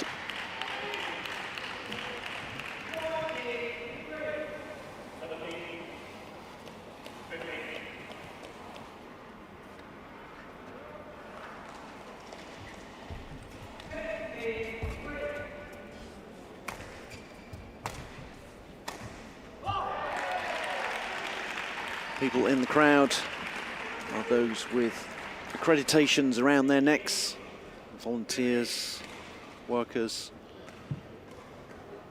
fellow athletes, members of delegations. Always good to see them come along, in particular here to welcome badminton making its Paralympic debut today. They're there to see history being made here at the Yoyogi National Stadium. A long time coming and had to wait an extra year, but when it gives us the opportunity to watch the likes of Andri Musti and indeed Nugroho, then you can say it was certainly worth waiting for, even if it did take an extra year. Tokyo 2020 being delayed, that's certainly worth the wait. Second game, love ball, play.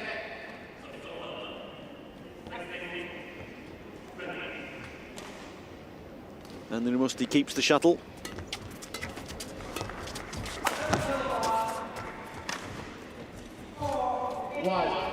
Love. And he keeps it. Second game, double.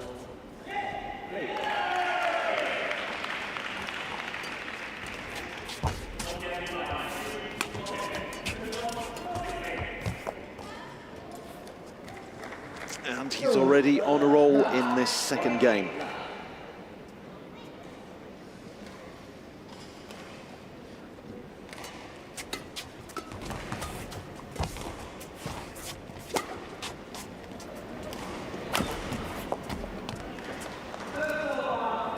Everything played in the forecourt until Andri Musti was forced to send it back, but he sent it so far back that he put the pressure on Nugroho.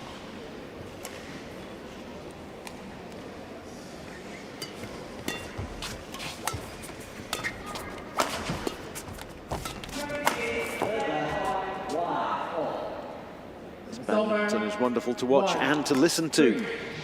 Crisp smashes on either side of the net.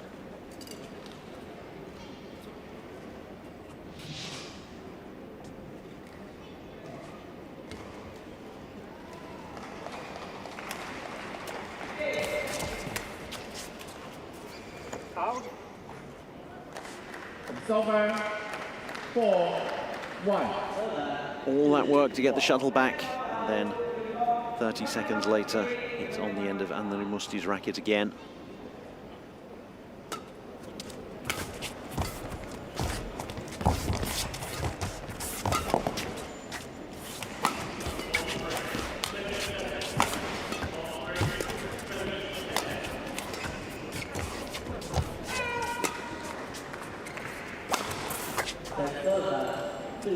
A rare mistake from Andri Musti. He is human after all.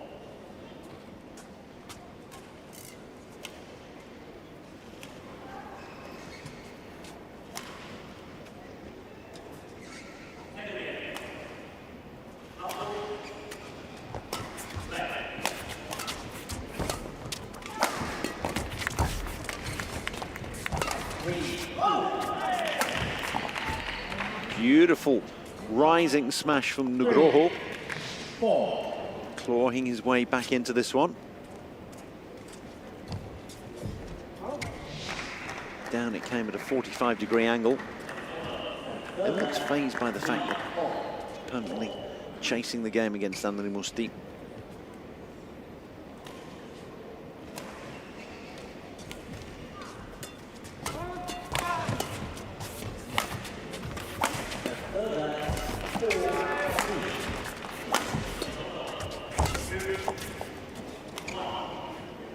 of a sudden, he's got himself level in this second game. Nicely on a roll.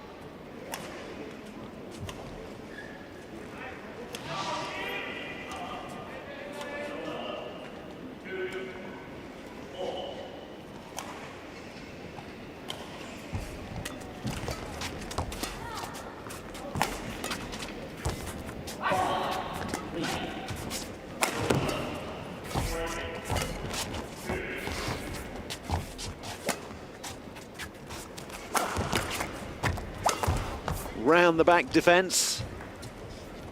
Sees it off, and he does.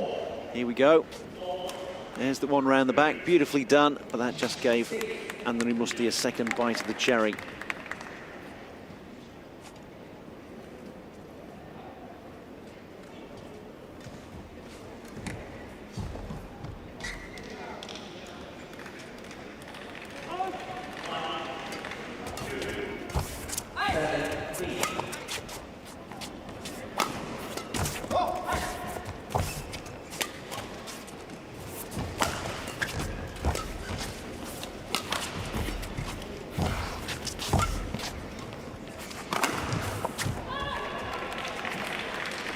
Two of them are playing wonderful defensive badminton. And every so often waiting for the other one, giving them an opportunity to smash, see where it comes, open up the court. But very good drop shots using the forecourt very well, both of them. 6-4, the shuttle back on Anthony Musti's racket for service.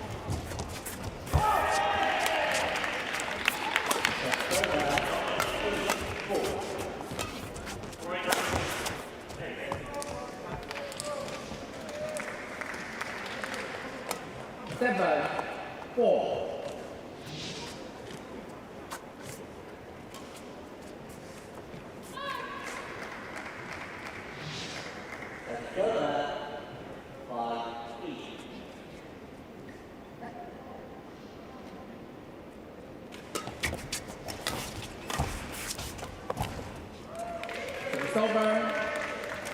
5-7.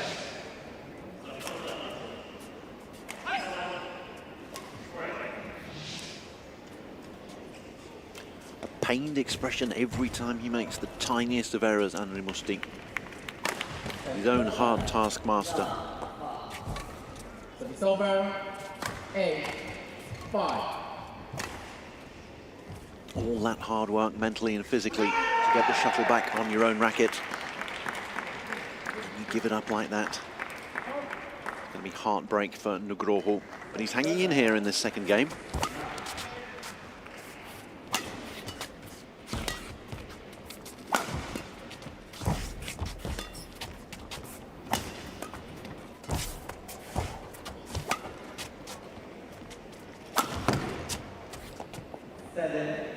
Great rally, nicely put away. There's an example, an illustration of just how he is hanging in there. And there, he's in the cover off the shuttle, so they're going to change again.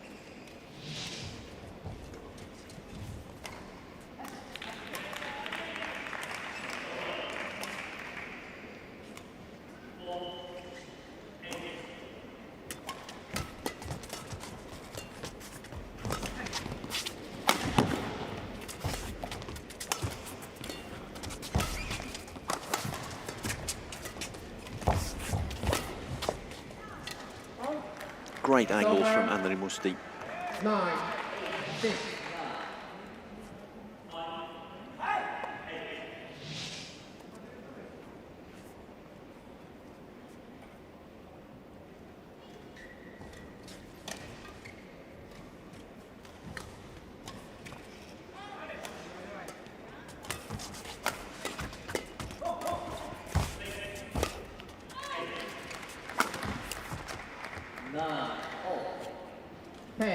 The net gives him a little bit of help, not that he needs any assistance.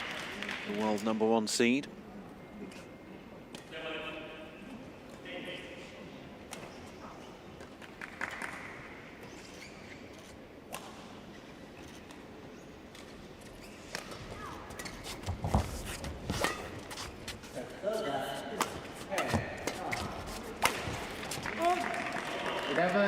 Just out, and at the change of ends, inevitably it's Anthony Musti who's in the lead 11-6, but he's been made to work for it.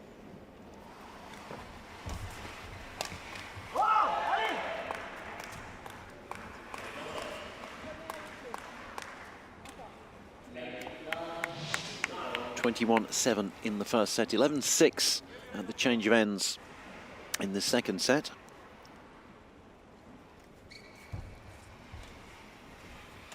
Beautifully done, but that merely gave Anthony Musti a second opportunity to smash. He doesn't need to be asked twice. Court 1, 20 seconds. Court 1, 20 seconds.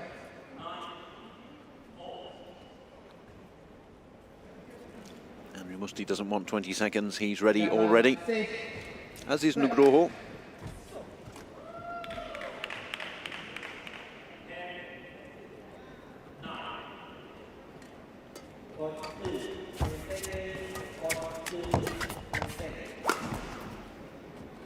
Having to try a number of around the back defensive shots, Nugroho.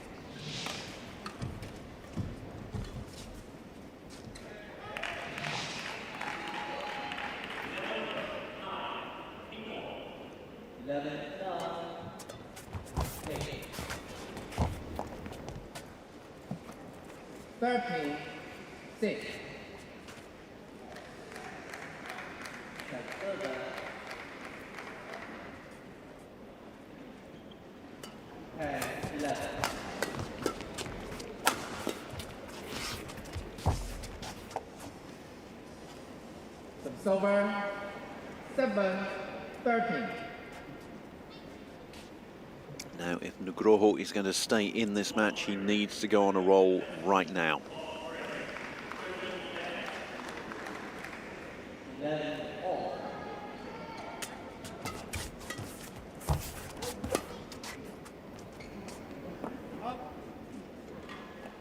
It's over 14-7.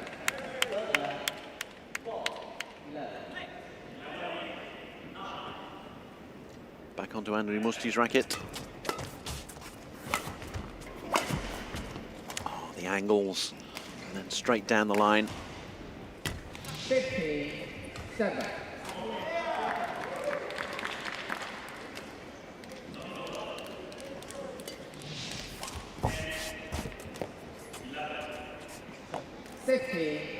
Seven.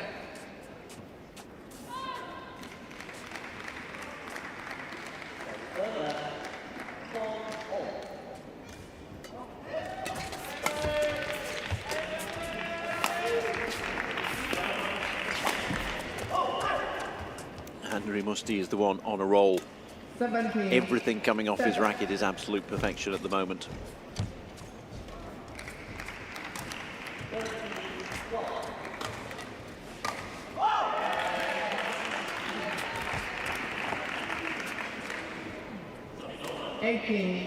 Seven.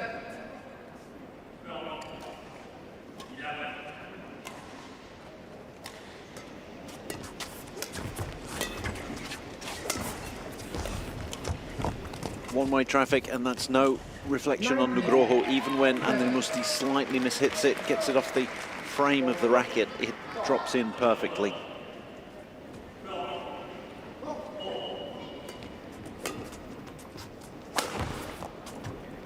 Beautiful cross-court smash, sets up 13 match points. 7.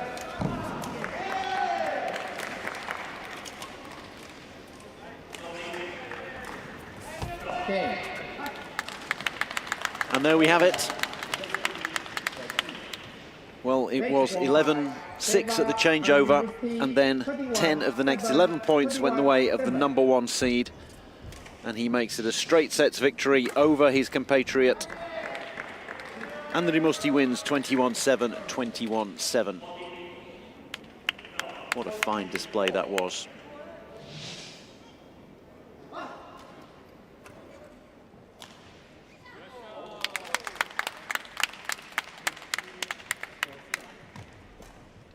Two great players, one of them even greater than the other.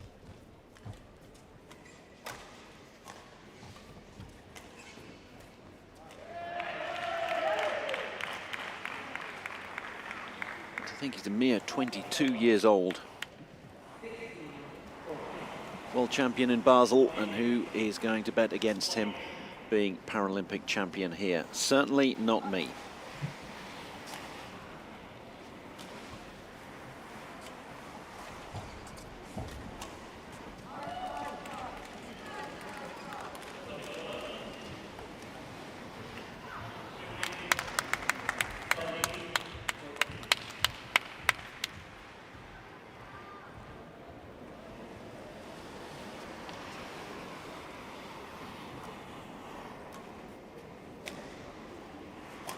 Nugroho never managing to get more than 2 points in a row.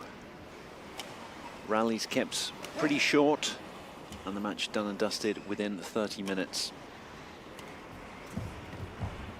Perhaps we will see Nugroho squeeze through the group stages, come back for the semis. Maybe that was a foreshadowing of the final. Two incredibly good players. Luket and Mroz is underway at the moment on one of the other courts, so that's the way things stand at the moment.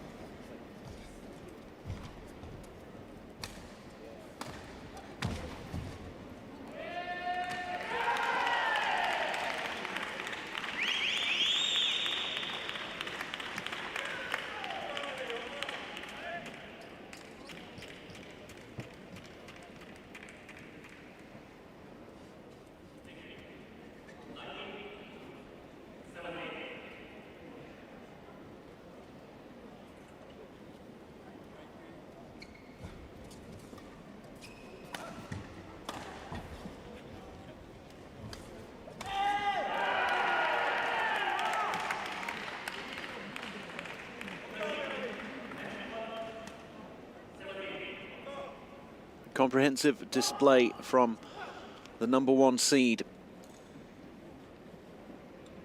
in the group, Deva Anrimusti. It's in Group A. going to move on to Group B in the SU5 category. Imai Taiyo of Japan taking on Fang Jianyu of Chinese Taipei. Those two players will be out any minute now. Please welcome the umpire, service judge, and line judges for next match. Heading on to court number 1. 1コート続いての試合の審判団の入場です。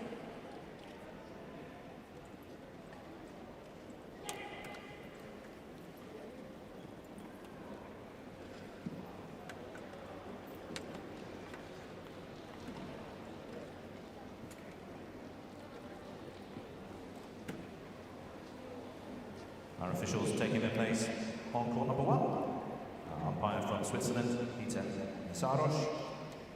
And service judge from New Zealand, Trish Garn. 1コート主審はスイスピーター・ベッサーロ氏。サービスジャッジはニュージーランドトリッシュ・ガブです。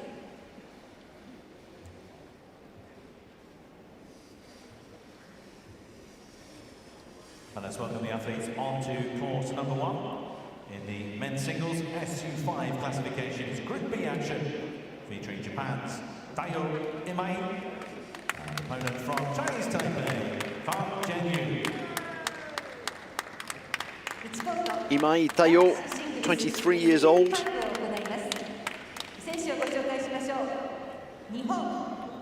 His 22-year-old opponent, Fang Jianyu. Two of them took part in the World Championships in Basel 2 years ago and finished equal 5th. So they were defeated quarter-finalists. Fang of Chinese Taipei was at the Asian Games in Jakarta 3 years ago. Again, a defeated quarter-finalist. And then lost in the round of 16 in Ulsan at the World Championships 4 years ago. Imai, on the other hand, he made it through to the bronze medal match and got himself a bronze in Ulsan 4 years ago.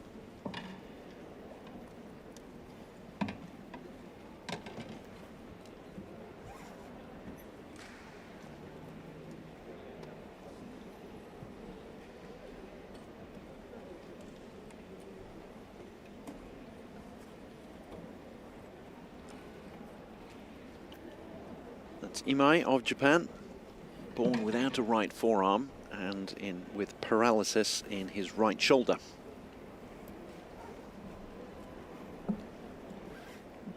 Fang, the nerves in his left shoulder were damaged during birth.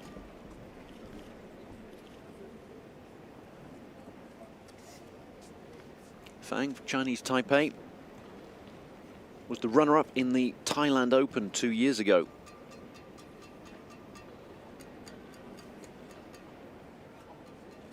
He trains around 5 hours a day, between 1 and 2 hours in the morning, and 4 hours in the afternoon.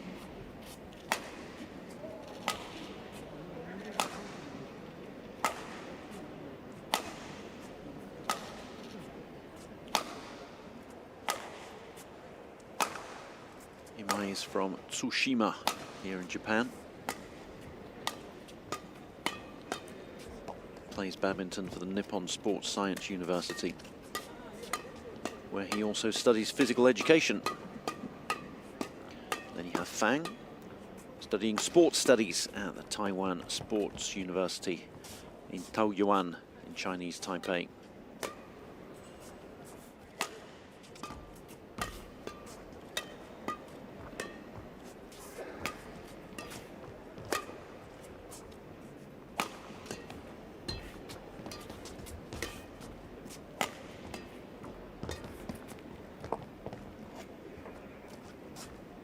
Please welcome the umpire, service judge, and line judges.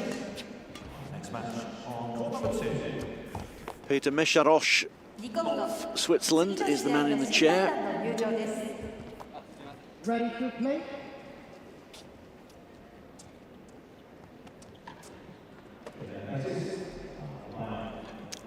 Opposite him, the service judge is a lady we've seen earlier, Trish Gubb. She was was in charge of the first match of the day on this court in the main chair.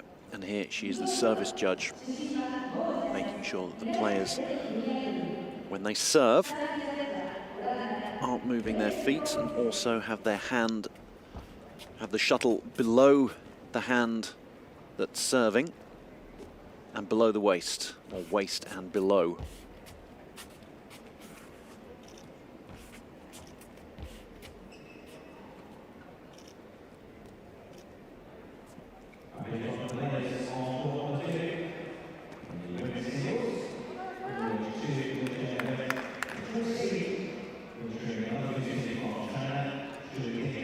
And it's Imai who's going to get us underway.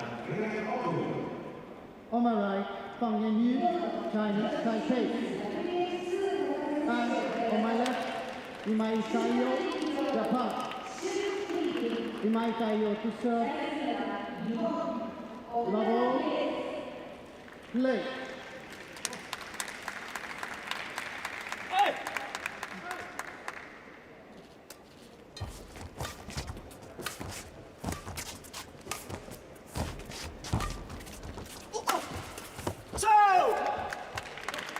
Good start, and it's Imai who gets the first point on the board and gets the shuttle over onto his racket.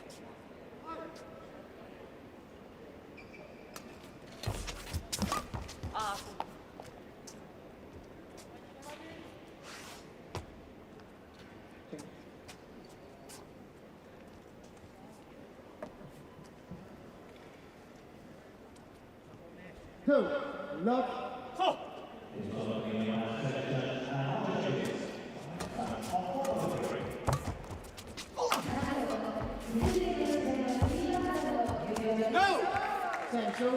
Some great rallies so far.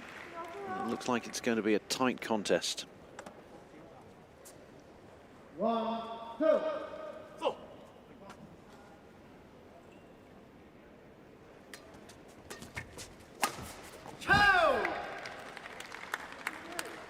Two, oh.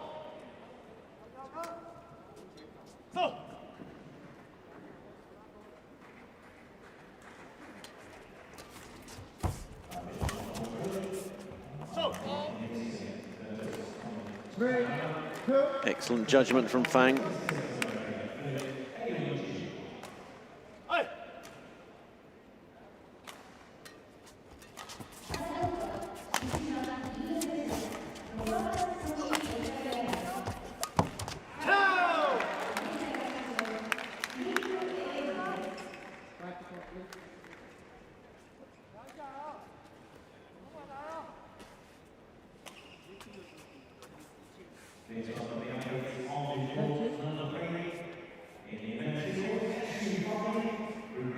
Run of 4 for Fang.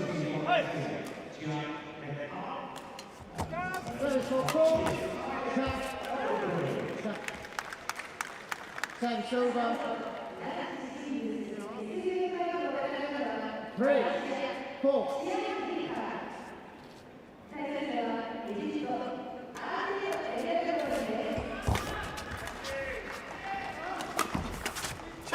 Service over. 5, 3.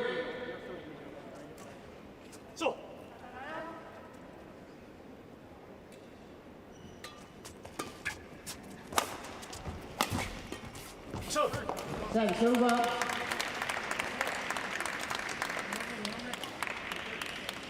4, 5.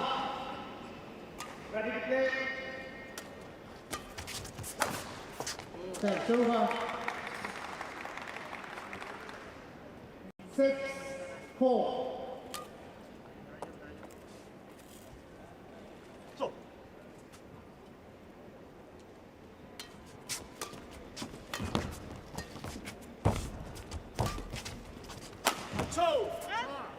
Neither player really able to dominate at the moment. 5, 6.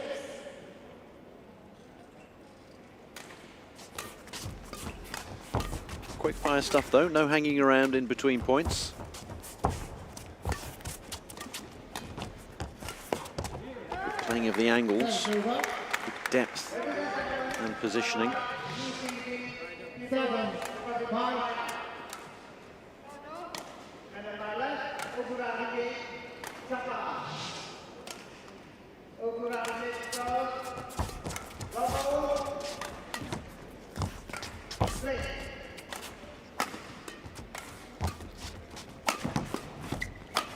Go.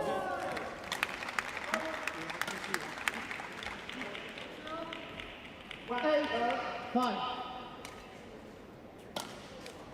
So.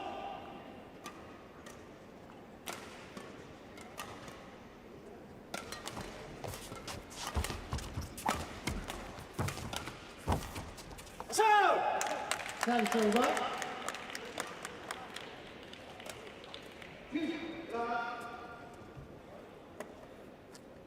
6, 8. So.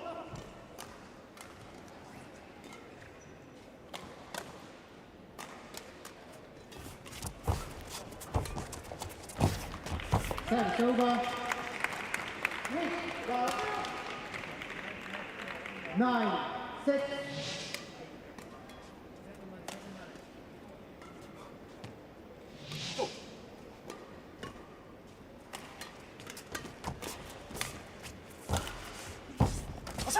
Service over.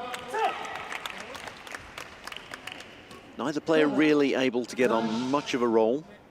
It's over. 1, 3.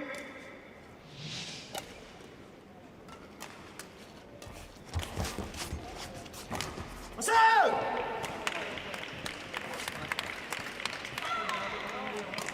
8, 9, 2, 3.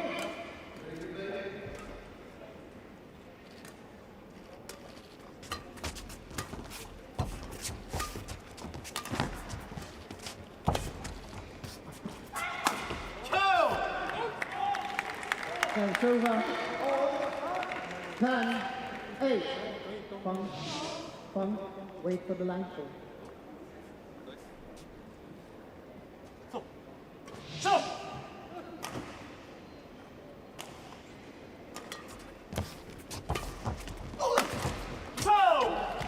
Service over.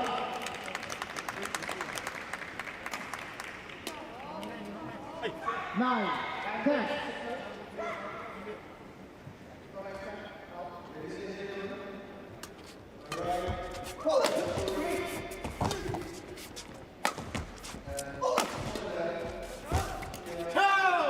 Spectacular stuff, and we go to the first break. Very tight scoreline. Fang leading it 11-9. Points are very quick. There were plenty of rallies, not particularly long ones, but still exciting stuff. Both players trying to play the angles, play attacking badminton. And it's Fang with his nose in front.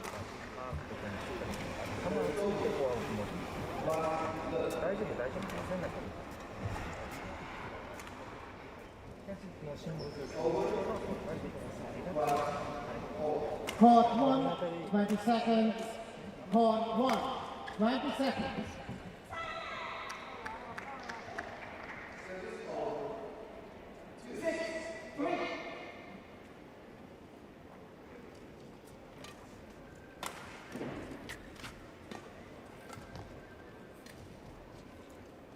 Eleven, 9. Play.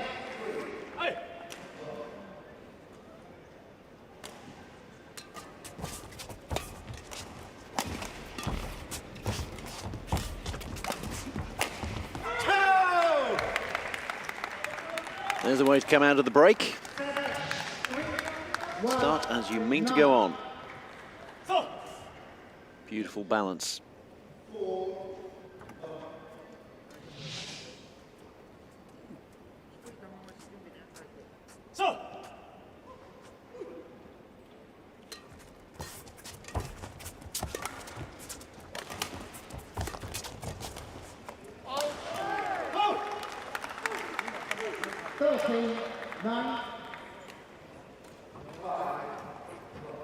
All of a sudden, it's the biggest lead of the game so far, 4 points. 2 points either side of the break. 8, 3.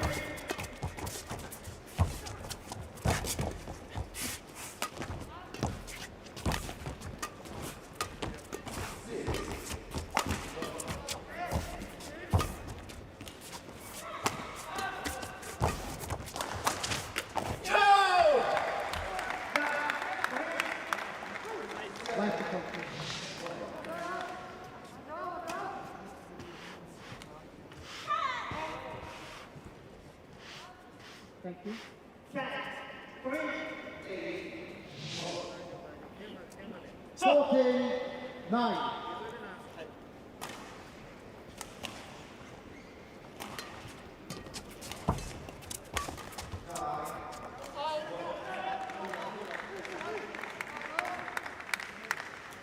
14-9.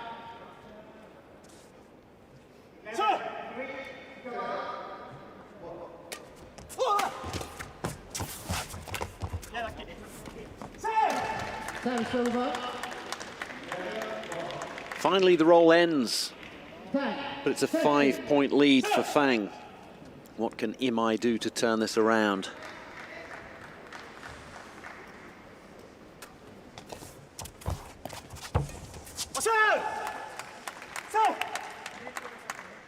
Eleven, 15.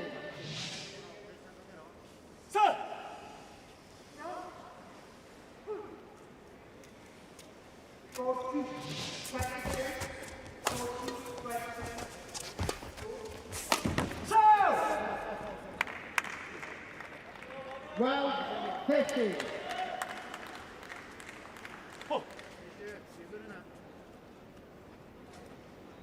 Japanese player on a little roll of his own.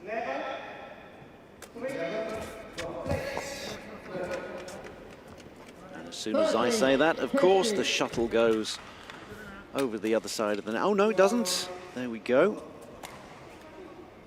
It was a perfect drop shot. It looked like it had gone under the net, but just crept over.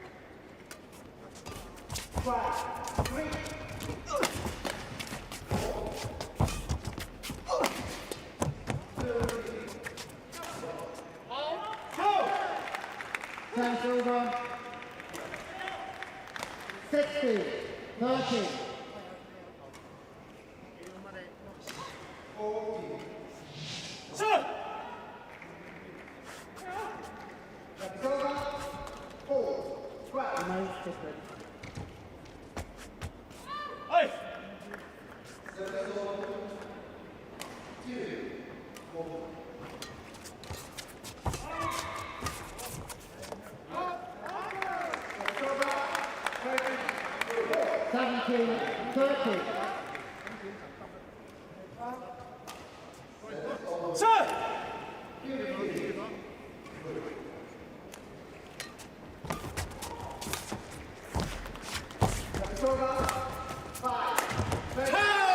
There we go, straight down the line.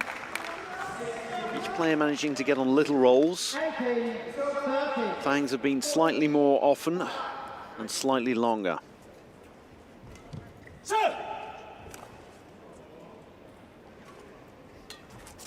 Time's over.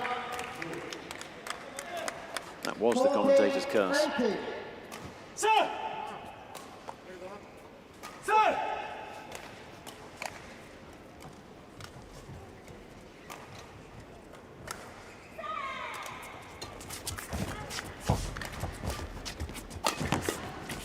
80.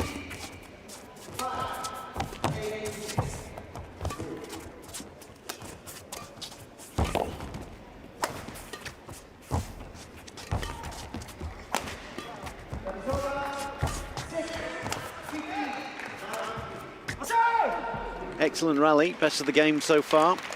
And it ends with Imai picking up the shuttle and having a chance to stay alive in this first game. It's a crucial point. That would have been a 19-14 scoreline. So chooses a brand new shuttle.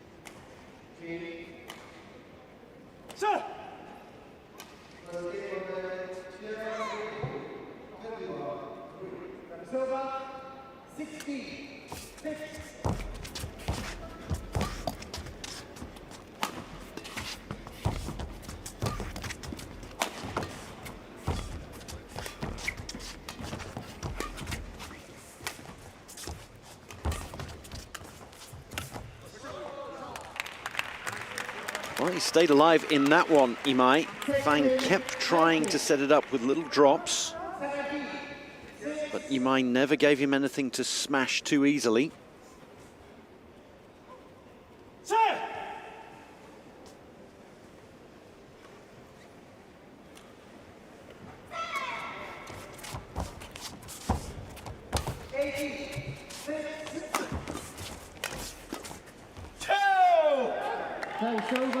The net helps him out when he needs it most, Fang. Imai was on a roll there. Wait for the call. Oh, sorry.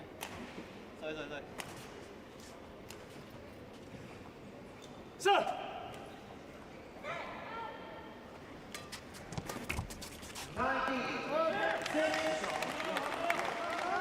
And that flick of the net cord helps to set up that point, which brings 4 game points for Fang.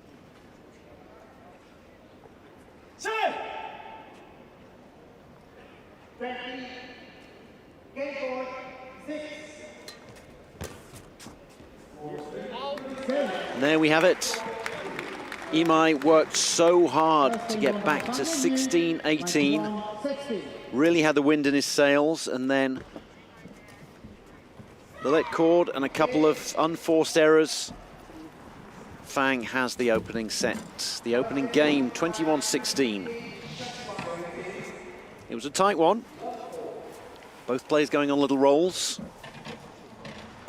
Fang always had just enough in the bank, just enough points to keep his nose in front, to give him the momentum. Always more difficult when you're chasing the game, particularly when it's not just service that's being exchanged, but every point counting, even on reception.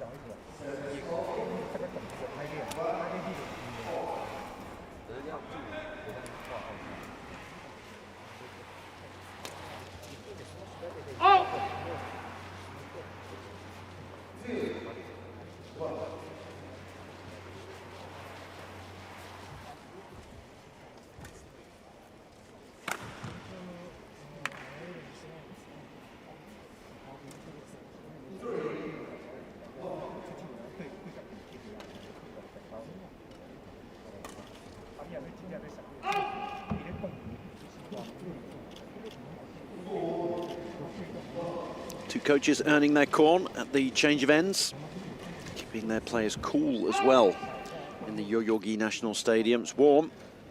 It's probably been the coolest day of the Paralympics thus far. There's a hot atmosphere inside the arena here.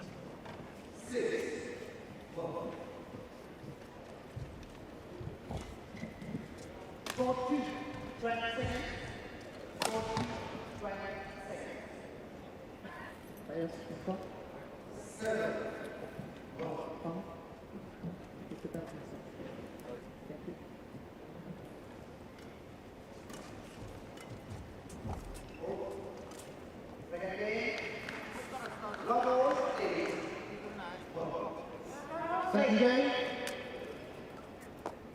Level. Play.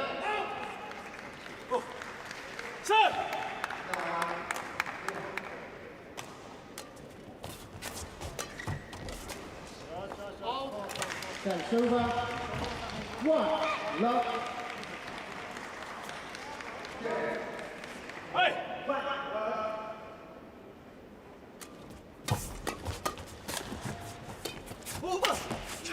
That's over.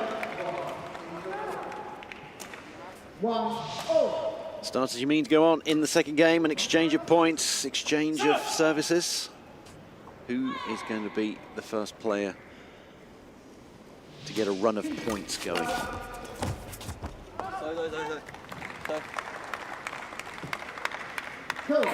2-1. Fang is set to the good one with his nose in front. Service call. Cut. And a service fault is caught by Trish Gubb.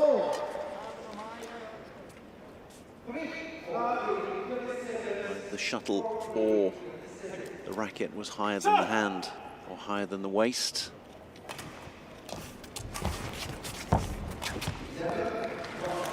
3, 2.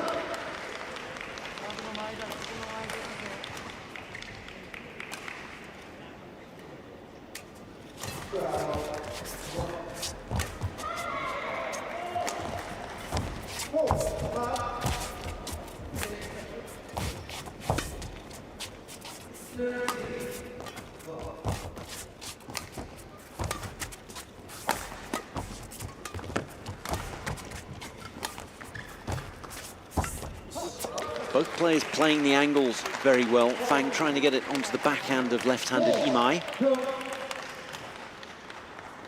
Japanese player equal to it. And it's Imai who's on a roll. 4-2. 4-2.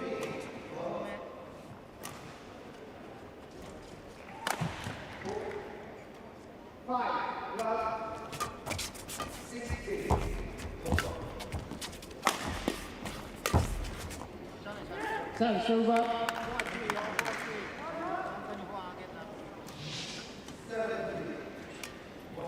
3, 4.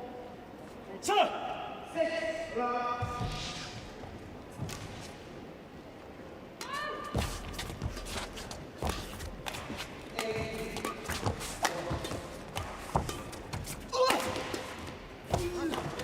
Service over.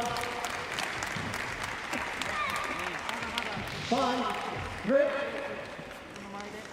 7.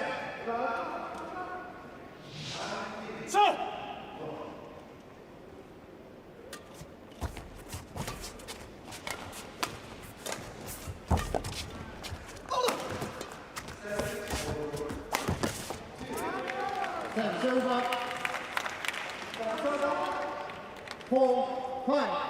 1,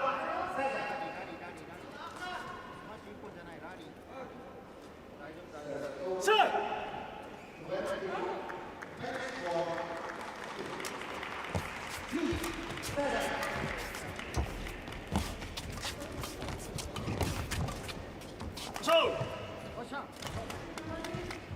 Service over. 6, 4.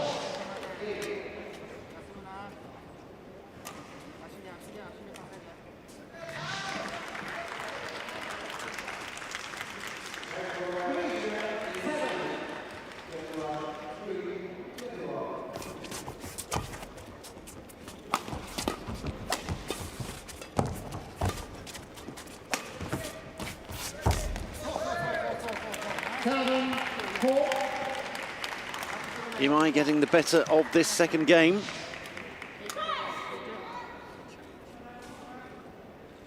Fang snatching at things a little bit.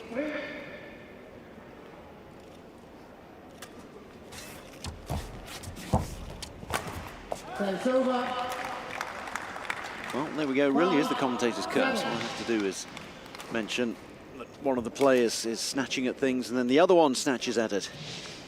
One player's on a roll and then the other one immediately gets the momentum. So 5-7, he's a couple of points adrift, Fang. Set to the good.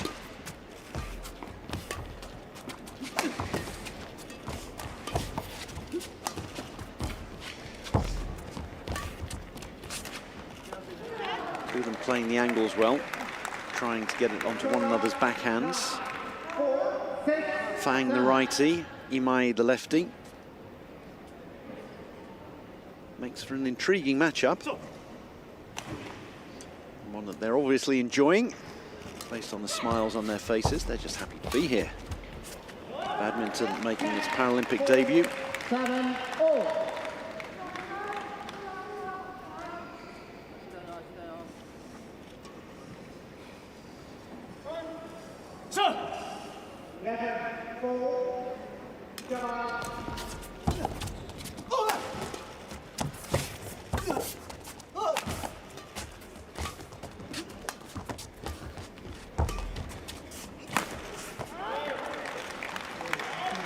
Fang gets it on his opponent's forehand there. 8-7. Hitting everything to the lefty's forehand, but it ended up working.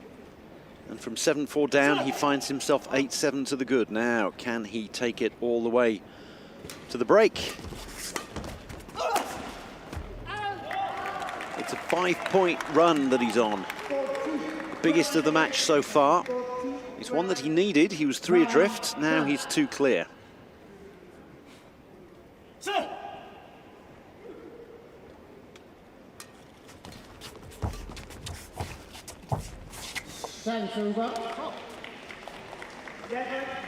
And that longest run of the match comes to an end. 9.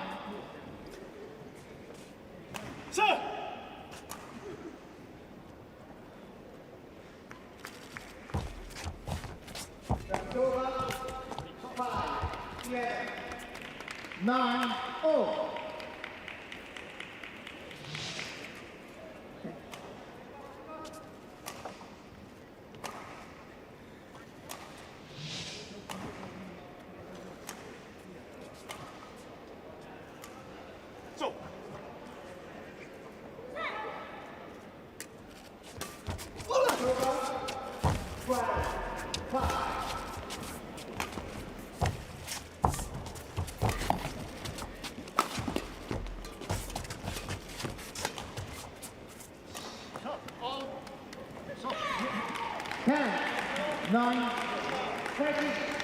Good rally between the two of them.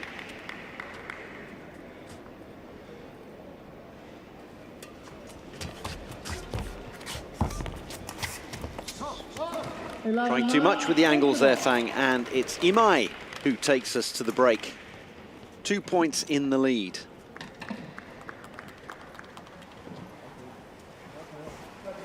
Four-point run for him. He's had a couple of good long runs in this game. Needs to convert if he's going to take this one to a third and deciding set.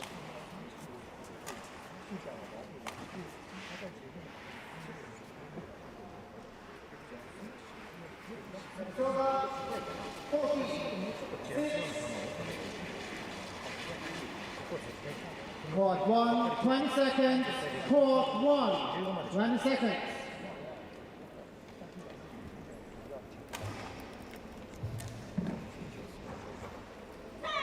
Obviously, the athlete who takes us into the break is the one who has the shuttle on their racket when we come out of it. So it's Imai who's going to pick up that shuttle. 11-9. Play.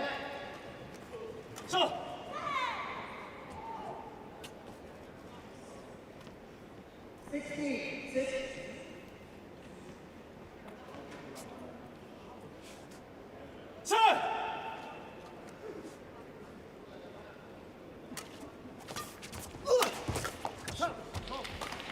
Well, 9.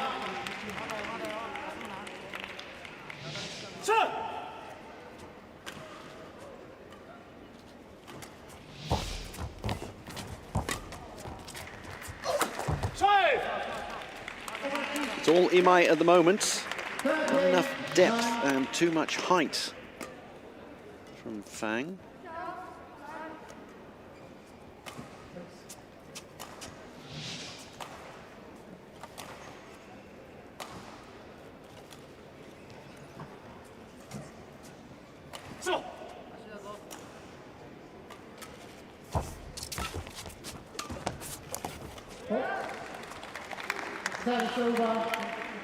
Finally, Fang gets one onto Imai's backhand side. Stops the rot. 6 points in a row for Imai.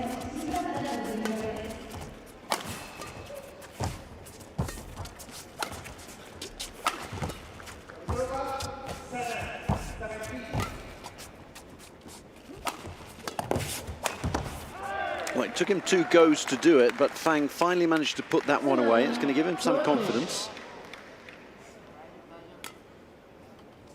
Obviously, every point won is a 2-point swing on the scoreboard. It's a point that you've got and a point that's gone against your opponent. Would have made the difference the other way.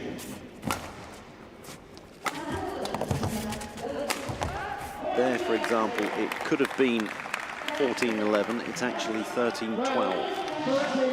So every point, particularly the nearer you get to the end of a game, feels like 2. When you're chasing the game, it really does feel like 2. He's only 1 point adrift instead of 3. He's got the shuttle on his racket. Too high on the surface, and that gives a point and the shuttle to his opponent. Coming at a huge time. Smile on his face. He's going to rue that. Swiss referee just making sure he's aware of what he'd done wrong. Big, big point. That could have been 13 all. Fang needs to get the shuttle back on his racket straight away. And the let cord's not going to help him in that particular bid.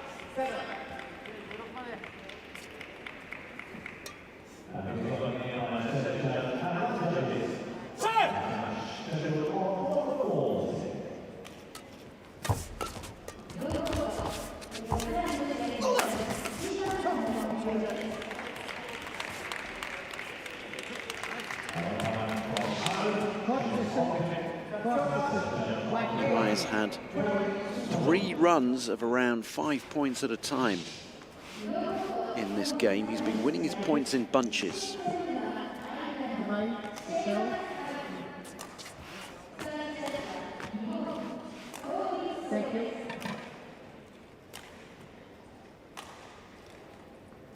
Hot, sweaty, slippery stuff here. You can see that by the state of Fang's Chinese Taipei shirt. Eyes is a little better. These guys working up a sweat in the Yoyogi National Stadium.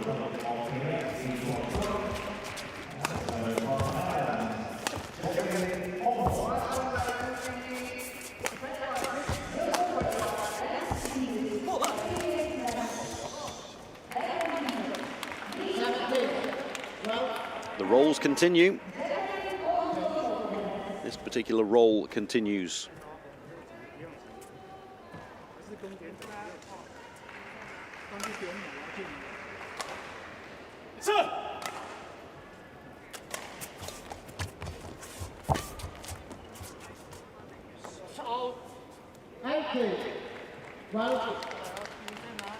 The roll keeps on rolling.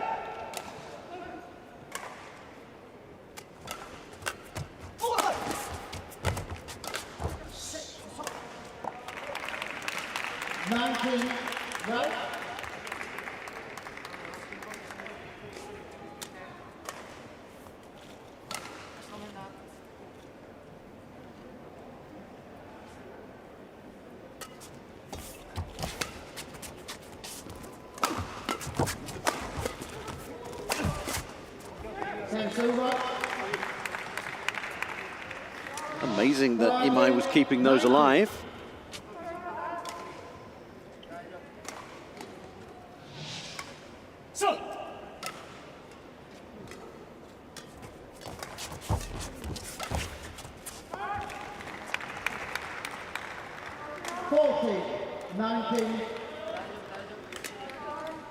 Surely Fang can't turn this one around. Won 2 in a row. Needs to win another 7.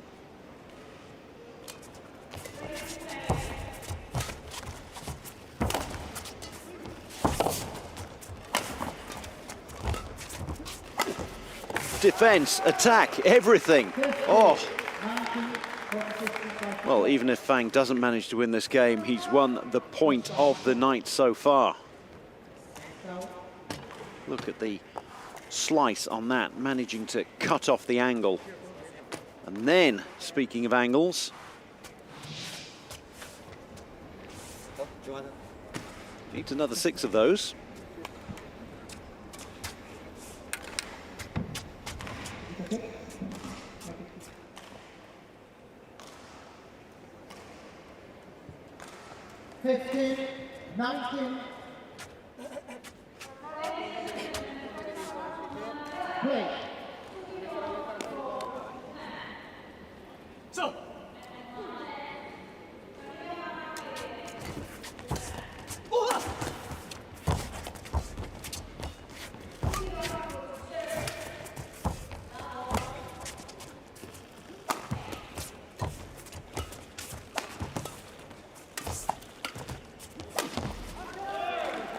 point.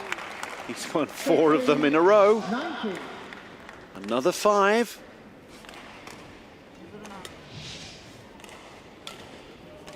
Great defense from Imai, but it's not winning him points. It's not getting the shuttle back on his racket.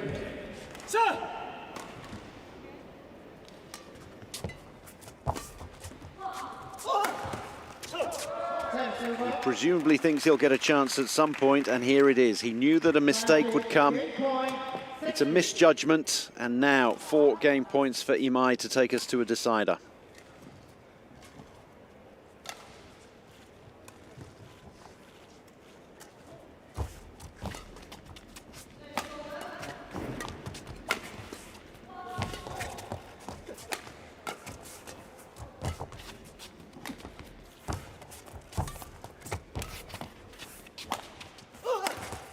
Every angle used there. 2017, it's not over yet. Fang gets it back onto his racket. If we get to 20 all, you have to be 2 points clear.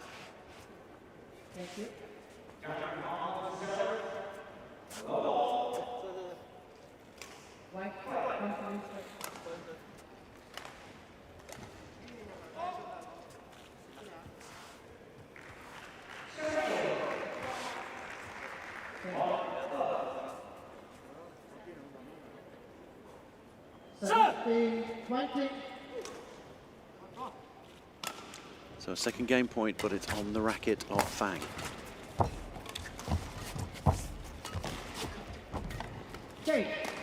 Palms are flat. And it's 21-17. We will indeed have a decider. Imai getting enough of a lead there. He was too clear. He was behind. He was 7-4 behind. Managed to get too clear at the break. And then got well clear after we had the break at 11. And then just about nursed that lead home. 19-12 became 2017. 2017 with the shuttle on the racket of Fang. But then a misjudgment, and we're going to go to a decider for the first time this evening.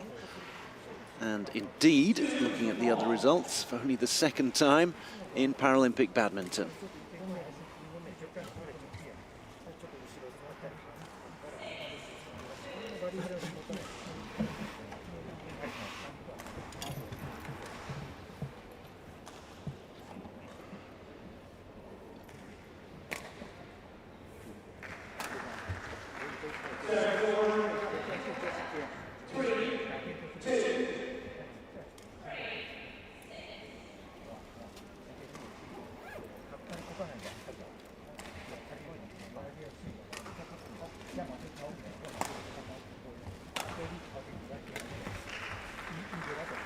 So we will have a decider.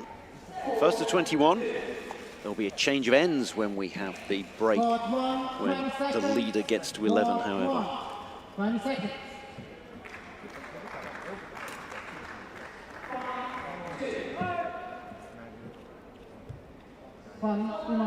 Back and forth.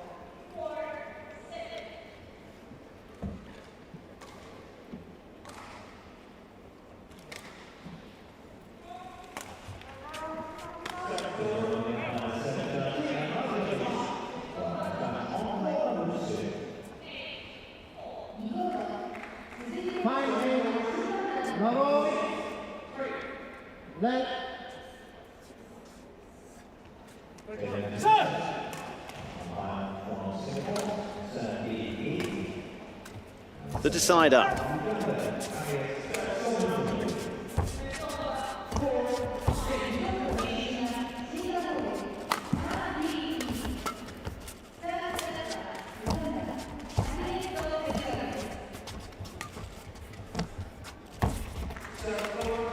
Oh!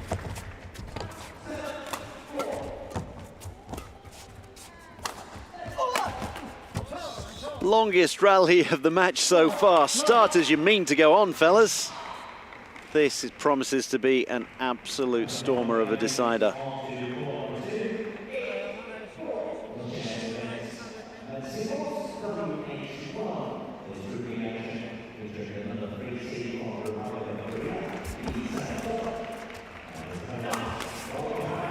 Second silver.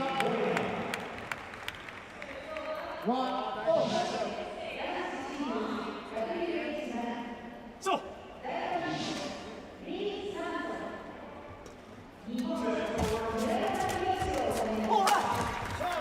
Second silver. Go. 1.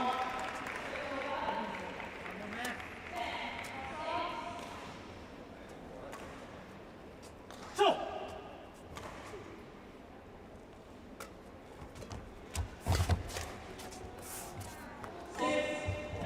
Second silver.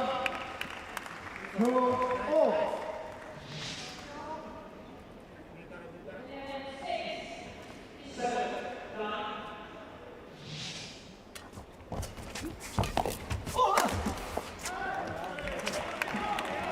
Three, 2.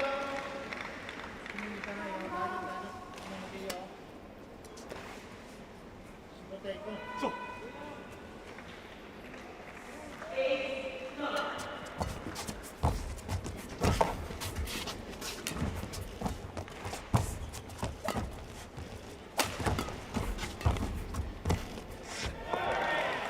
Four, 2.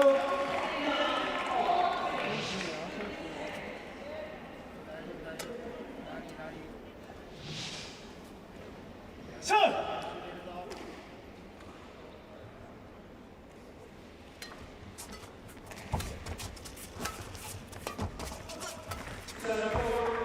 Five, 2. Fang getting his nose in front in this crucial decider.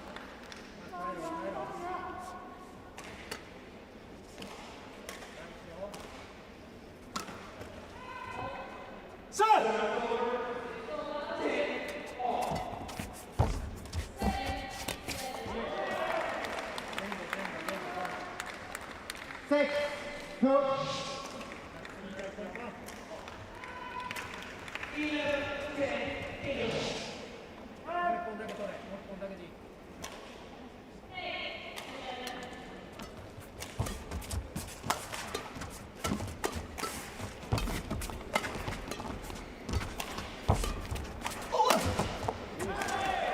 Seven, 2.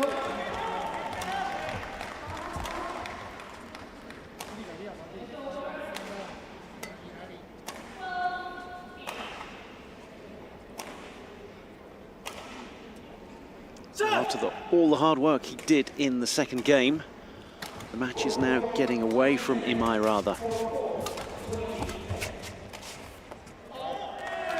Mistakes are beginning to add up. 8, 2.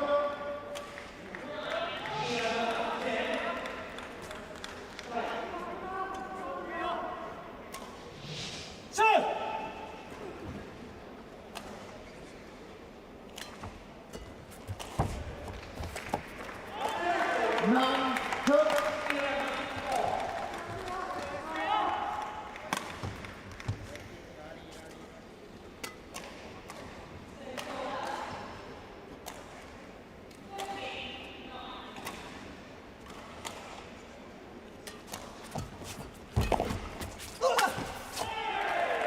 Ten,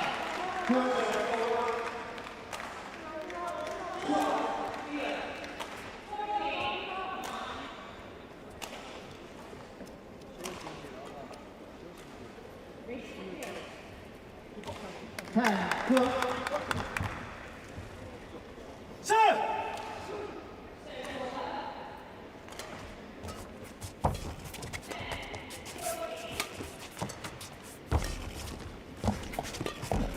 Well, at the very least, Imai can have a change of ends to try and recompose himself.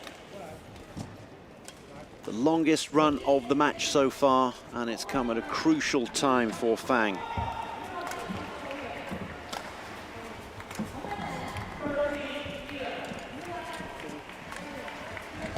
There's going to be little time for his, well, there is time for his coach to impart some words of wisdom. But he's already 9 points adrift, is Imai. Fang making sure he doesn't touch the net there, otherwise he would forfeit the point. Court 1, 20 seconds. Court 1, 20 seconds. Thank you, coaches.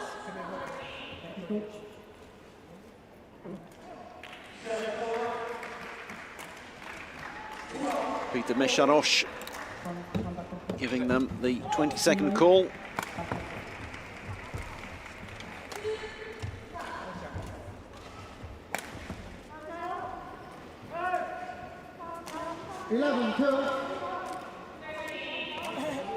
Play.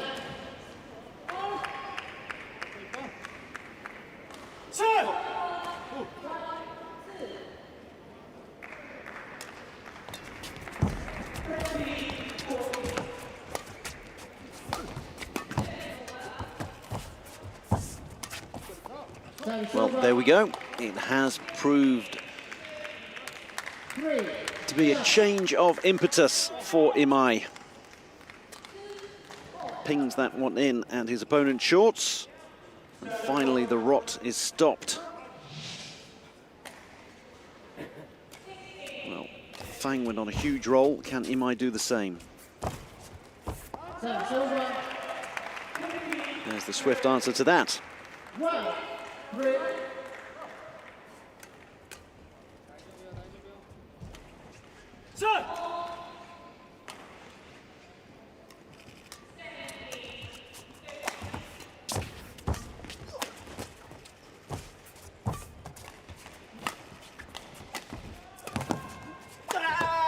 Oh, the crispness, the angles. The opponent on the floor again. Oh, that's one to watch over and over. Beautiful camera work. The shuttle just going beyond the despairing dive of Imai.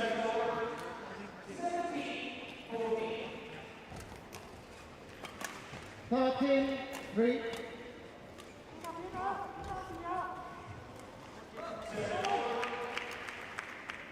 Play.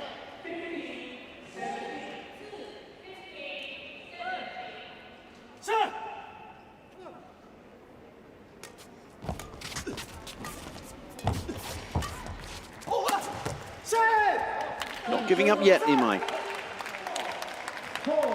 As you can see from the shot and also from the determination etched on his face. Beautiful inside out down the line. The shuttle is back on his racket. He's got a lot to do.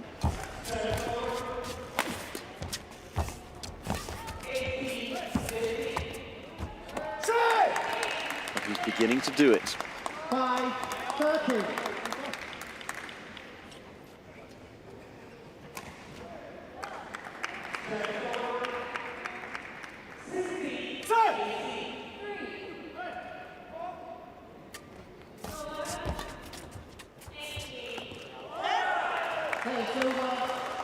One set in, the other set out.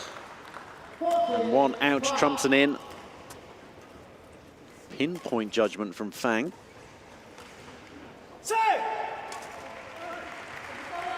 Side tram lines, it was in. Then at the back, it was out. There we go. 15-5.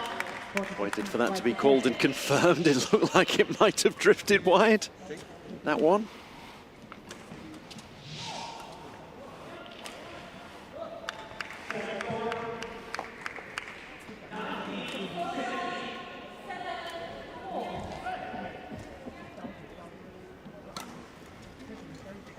Imai, come here.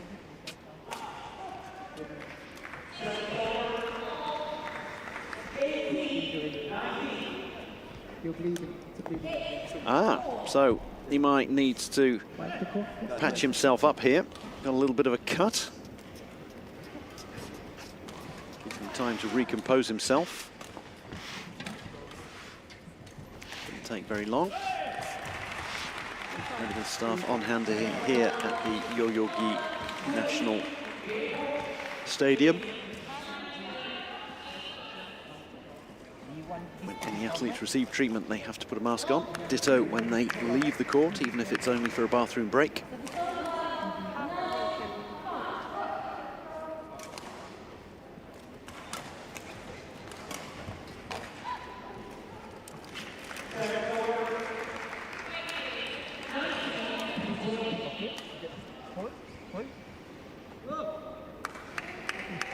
matches to come after this one. So good long sessions worth of entertainment to get badminton underway at the Paralympics. Making its debut this year.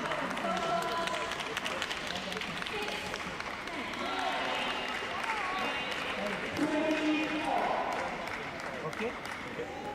No pain. Okay. You want to cover? No need. No. No. Cover you? You want to bend? No. Spray or something otherwise. No need spray. No need spray. No need spray. Cannot be sprayed. Still bleeding. He's diving a lot. He will be into It's twice that he's hit the deck, Imai. Sliding across the court, and that's taken a layer of skin off his left knee. Certainly throwing himself around. Wearing almost all white, reminiscent of Boris Becker. And he was making his Wimbledon debut.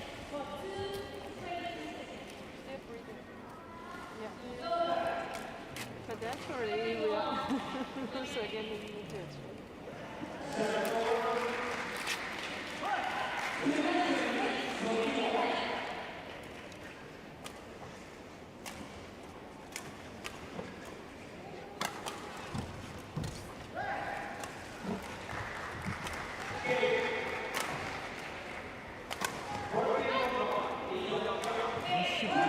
Originally, he didn't want plaster on there, but it was bleeding a little bit. So the medical staff has overruled him. Fang making sure he keeps warm. It's hot in there, but need to keep the muscles warm. I don't think so because He when can't. he's running, He's sweating actually. Unless you want me to put this on him.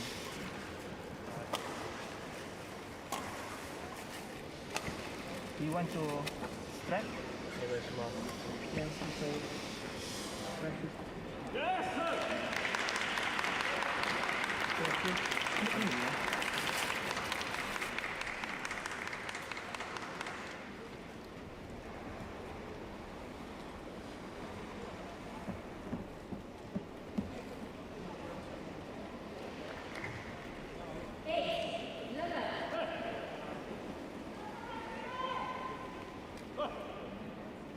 Okay? Okay. All right.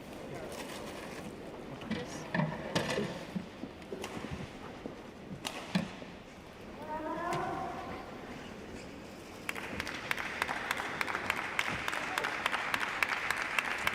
15-5.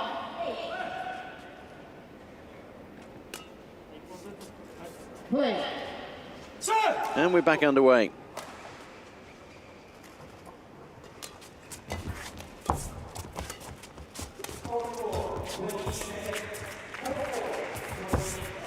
Thanks over. 6-50.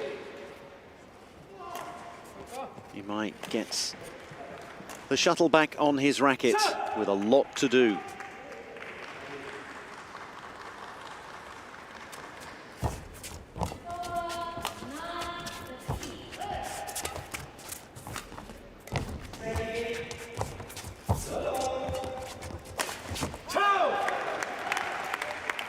Thanks over.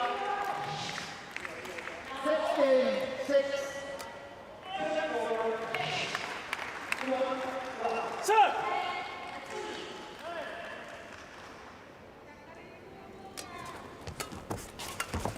Thanks over. 7-16. Neither player getting on a roll after the enforced break.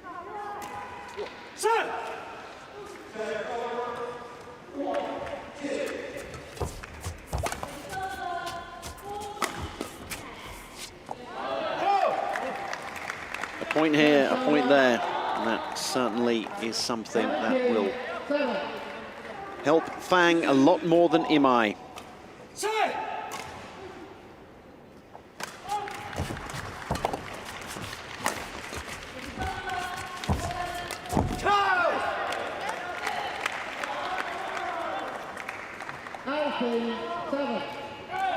Fang now just 3 points away from closing it out.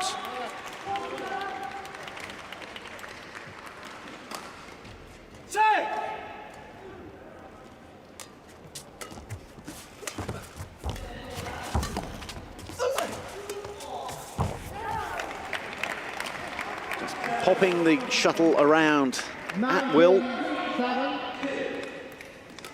Got Imai on a string, moving him around like a puppet.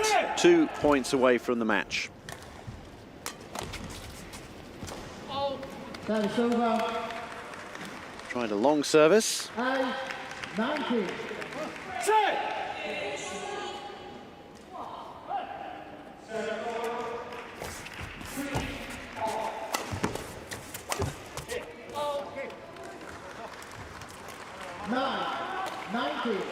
Just make sure he doesn't snatch at things too much if he's going to finish this off.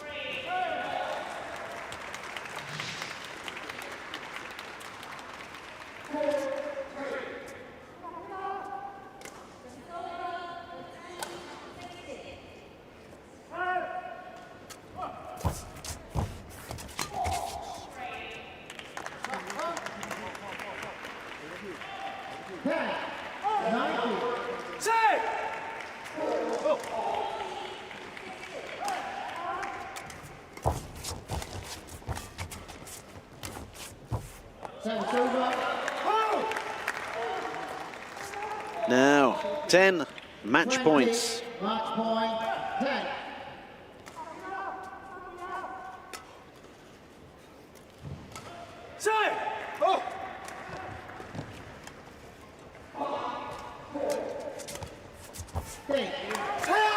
Games and a match.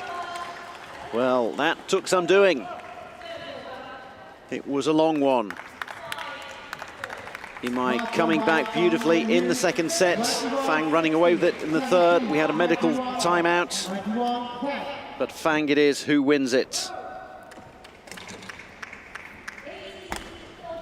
21-10 in the decider.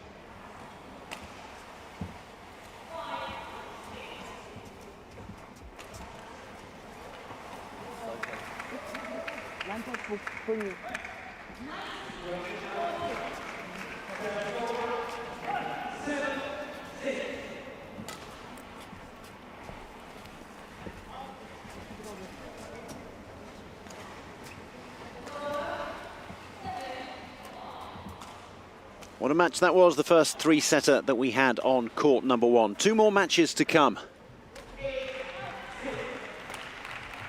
9 points in a row for Fang. That came in the decider.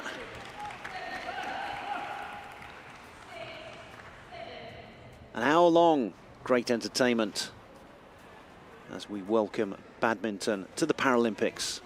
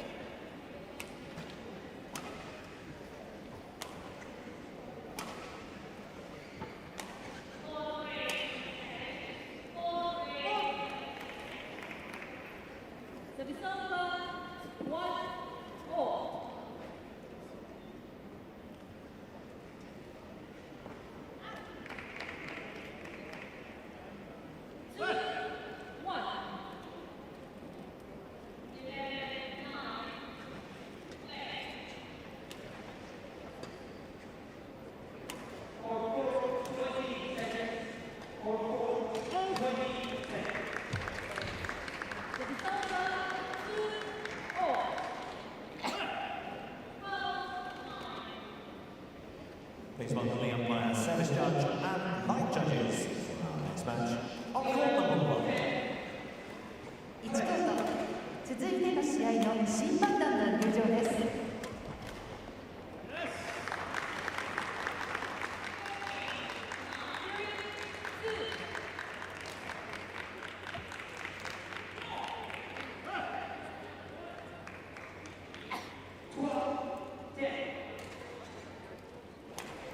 Taking their positions out, umpire from the Republic of Korea, Kang Hun, and service judge from Malaysia, Lau Chen Lim.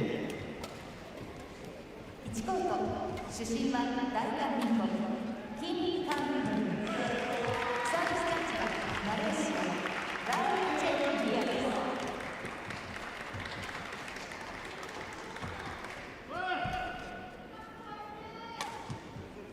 And let's welcome the athletes onto court number 1 in the women's singles SU5 classifications group A action featuring the number 1 seed. On we go with more action on this, the first ever day of Paralympic Badminton.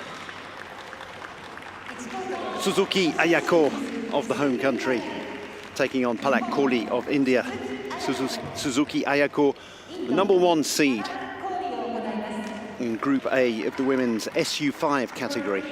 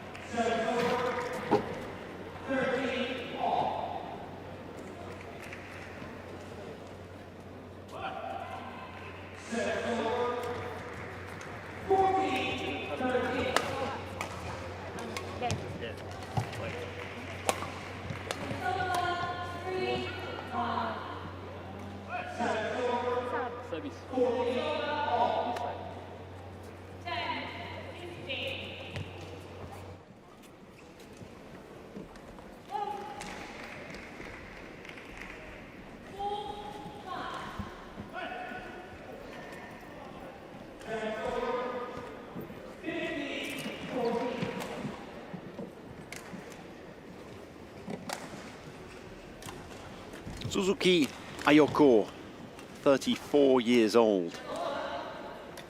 She was world champion in Ulsan in Korea in this SU5 category, which what we've primarily been seeing today. That was 4 years ago. Runner-up in Basel in the World Championships 2 years ago.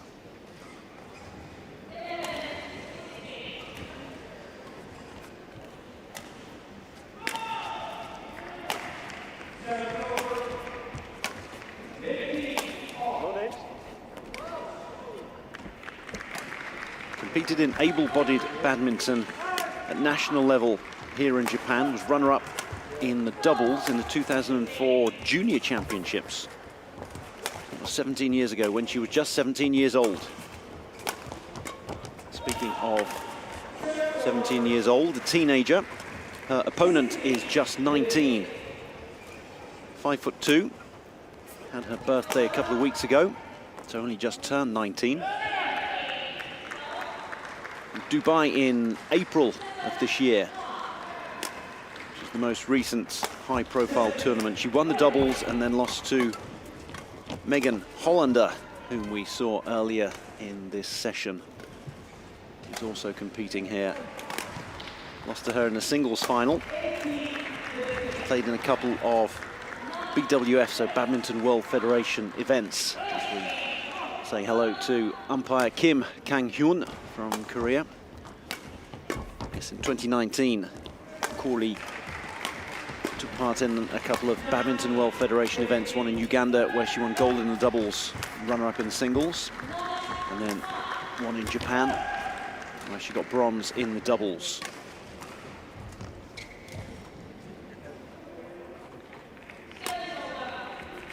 Suzuki was runner-up at the Asian Games 3 years ago in Jakarta. Another Asian Games next year in China for her to compete in.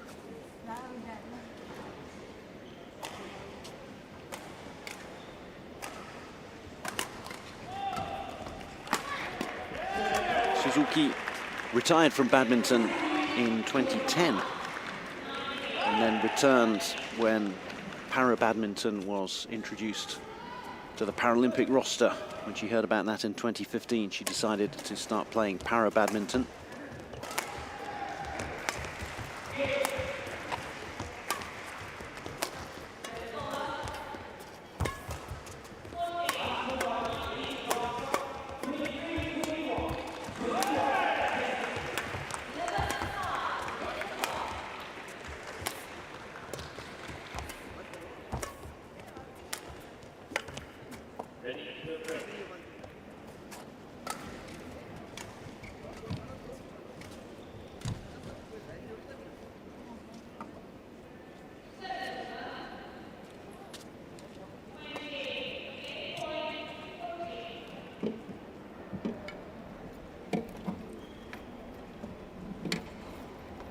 Years old, Kohli.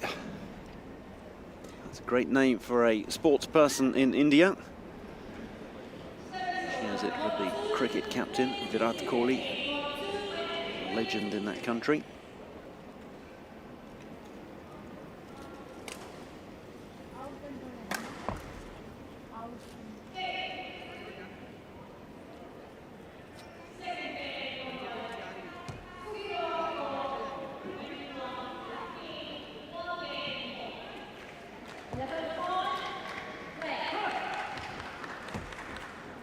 Ladies and gentlemen, on my right, Suzuki Ayato, Japan.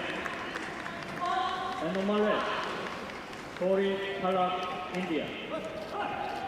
Suzuki Ayato to serve, love all, play.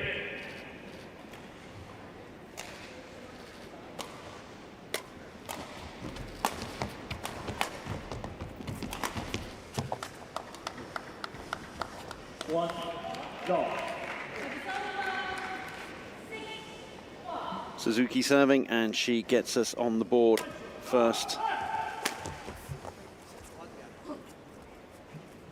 Service over. 1-all.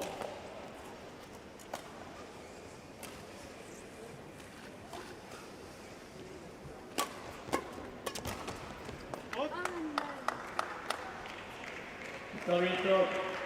2-1.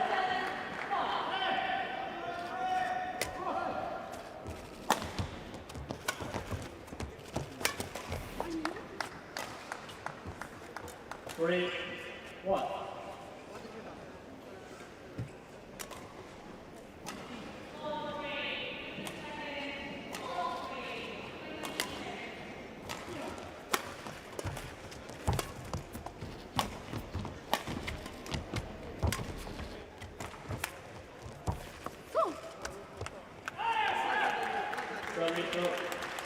Two, three.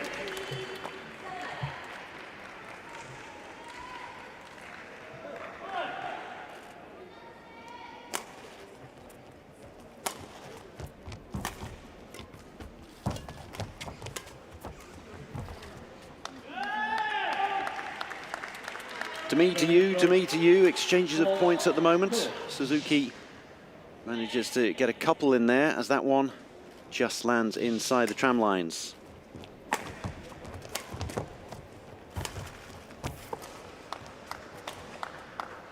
Five, two.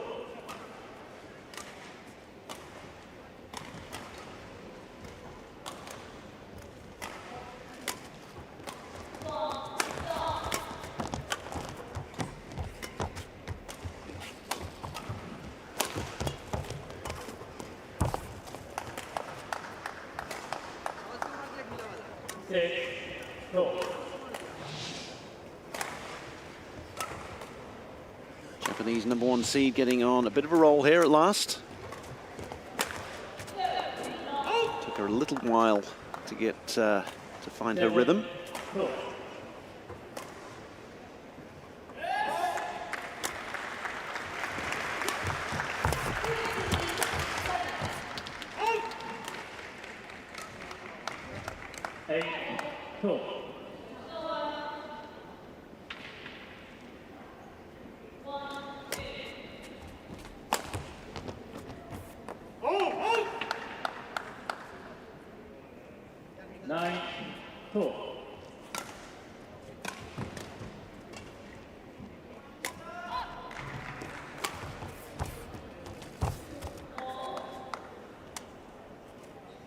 10-2.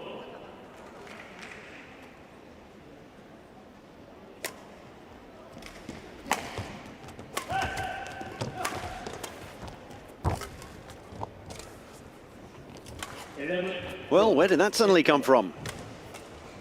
1-0, 1-all, 2-1, 2-all. And then one heck of a roll. And number 1 seed, Suzuki Ayoko, takes us to the break in the blink of an eye.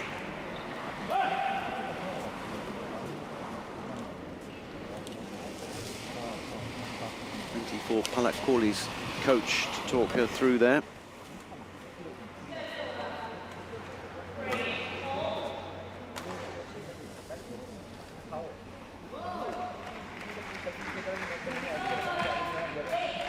What 20 seconds.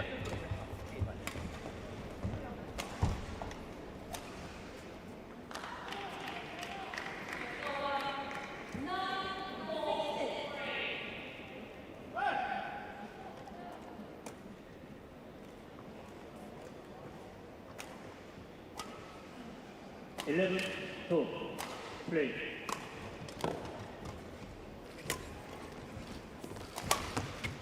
Oh! 12-2.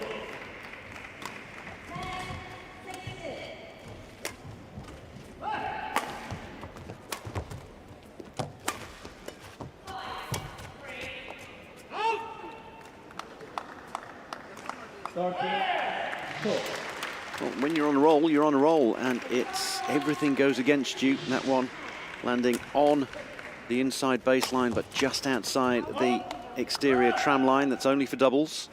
The tram line at the back is purely for serving. It has to be inside the inner tram line when you're serving, and then other than that, you can use the whole extent. That one just, again, not quite clipping the line.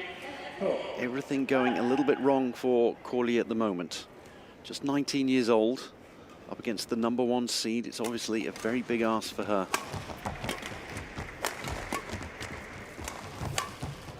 As soon as Suzuki settled down, then it's been one-way traffic.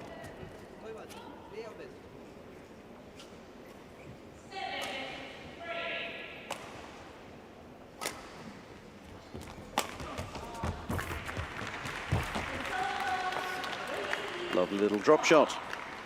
There we go, applause from her coach. Kohli gets the shuttle back on her racket. That'll give her a little bit of confidence.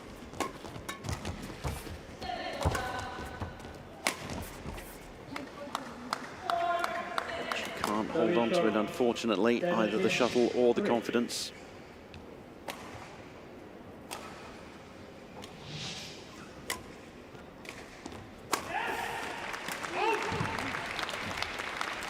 Everything landing just wide, just out at the moment. Scoreboard is a little bit behind, it catches up now.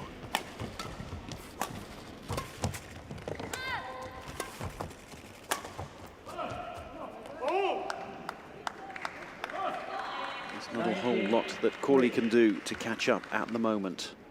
This first game very much got out of her grasp.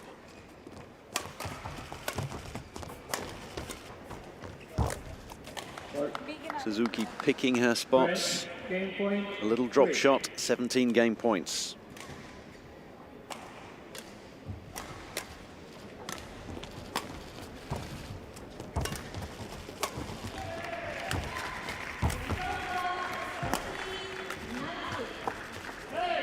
And there we have it. There we have it. No, just under the net. The smile was a rueful one. So the first game point is saved. 16 more to come, though. Kohli thinks she might as well try a long service, but it doesn't come off. And that is the first game in the bag for Suzuki. 21-4. The dictionary definition of one-way traffic.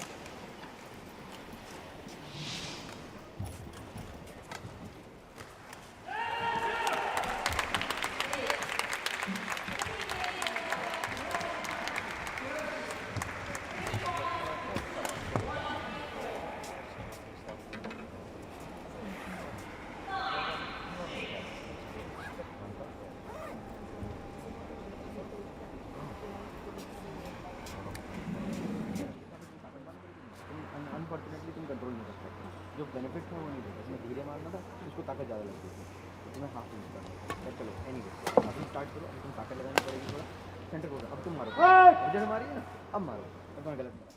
라운드도 얘기를 할 때 딱 시기와 하얗고 하나씩 시스템 없는 거 스타일이 이해가 Plenty of advice from either coach.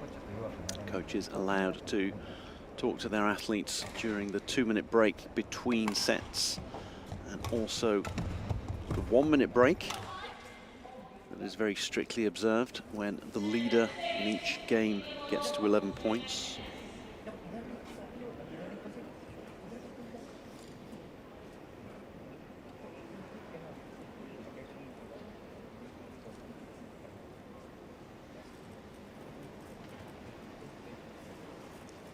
Quarter 1, 20 seconds. Quarter 1, 20 seconds.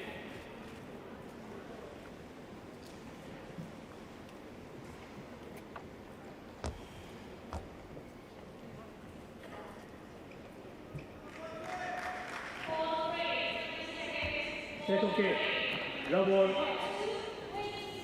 play.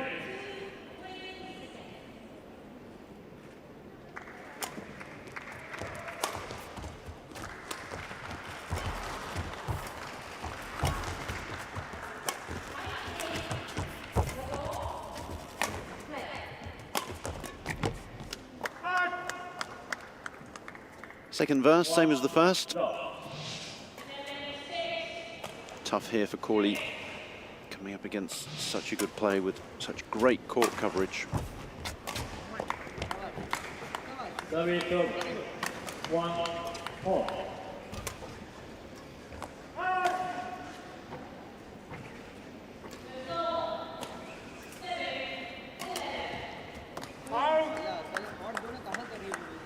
Service of 2, 1.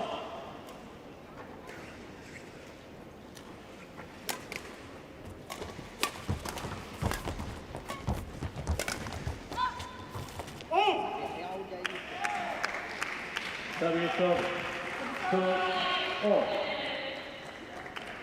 Well, it is very much second verse, same as the first. 1-0, 1-all, 2-1, 2-all. Is Suzuki now going to go on a roll as she did in the first game?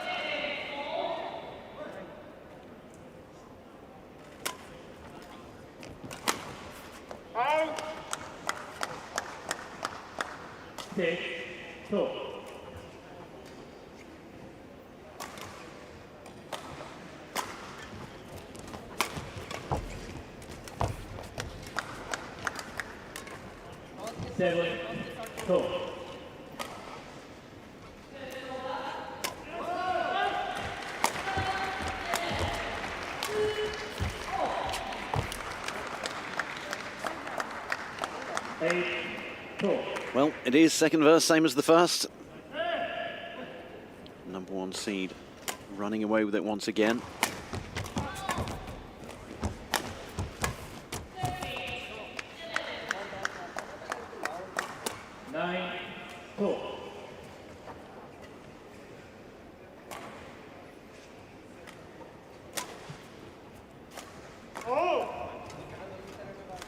Service of 3, 9.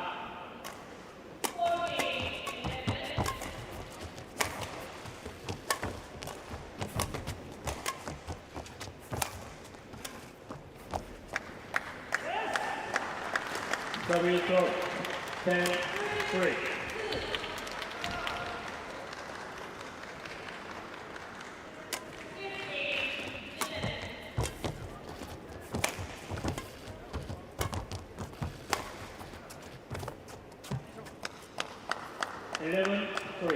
Corley watches that one as it just sails in.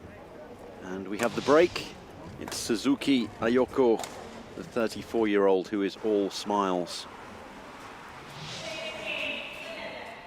Real baptism of fire for the 19-year-old.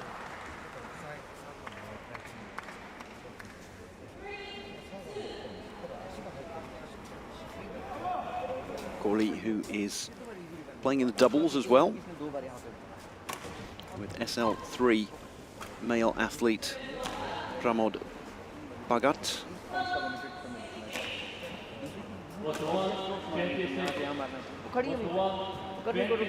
Were in action earlier today and lost 2-1 to Mazur Noël from France. So it's not been the greatest of starts for Corley. Bhagat will be in action on court 3 in the men's SL3 singles against fellow Indian Manoj Sarkar.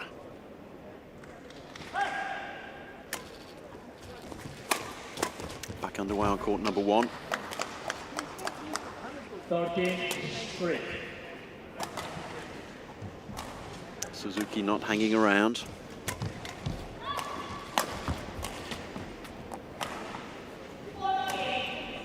Service of 4-13.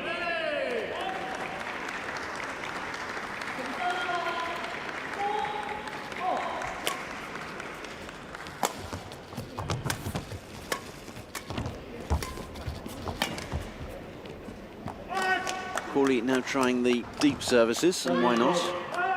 14. Trying anything to get Suzuki off her rhythm.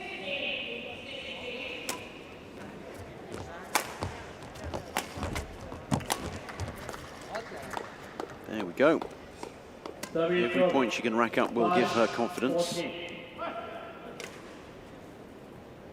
both for the rest of this match and the rest of the group stage. Service of 15-5. That one missed the tram line on the baseline there, which is a prerequisite of serving.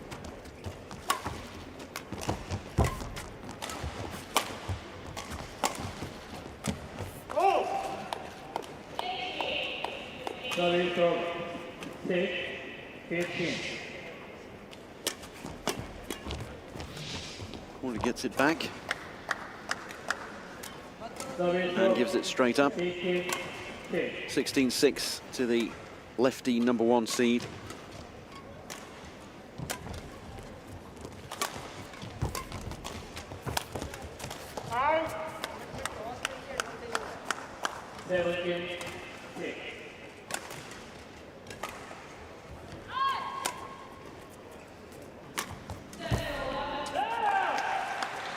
Beautiful court coverage and drop shots. 18-6.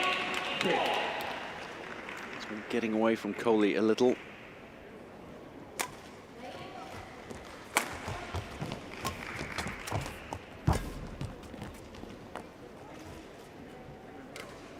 Everything landing just in for the number 1 seed. But that's why she's the number 1 seed. That's why she was world champion in Seoul 12 years ago and in Ulsan 4 years ago. Service of 7-19.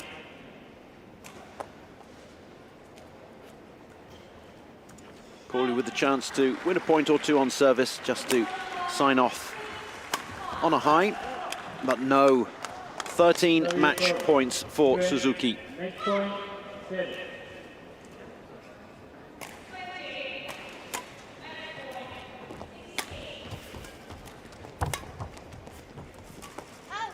Just the 1 match point required, and Suzuki takes it at a canter, 21-7 in that second set after 21-4 in the first. Corley looking a little out of her depth, but I think anybody would against Suzuki Ayoko. World champion 12 years ago, retired, came back when she knew that there was actually something else to win. And that was Paralympic Games gold. Badminton making its Paralympics debut today in this very session. And Suzuki Ayoko desperate to be amongst the first gold medalists. There will be plenty of them. There are 13 different categories.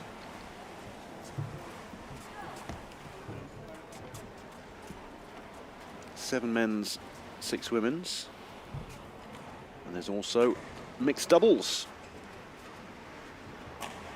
So gold, silver and bronze medals a go-go. Going to be handed out on the 5th of September. Corley never managed to win 2 points in a row. That was the main difference. Longest rally was 12 strokes, and that was probably in the first or second point of the game. After that, the average rally length, 4 strokes, and the match was done and dusted in 19 minutes. That is how clinical Suzuki Ayoko was.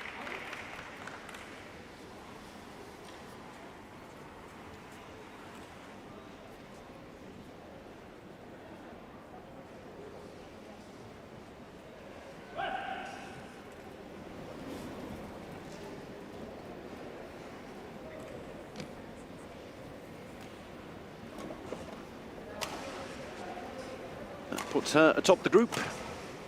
Corley and Suzuki will have to play Zera Baglar. And those matches will be on day 2.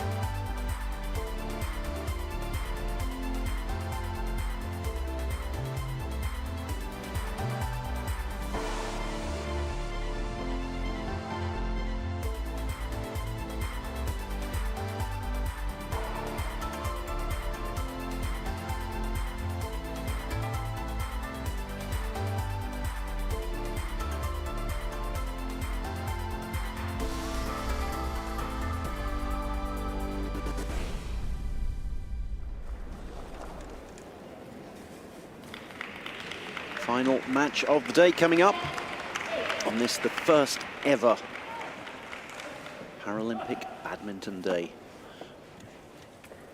What a day for para-badminton, making its Paralympic debut.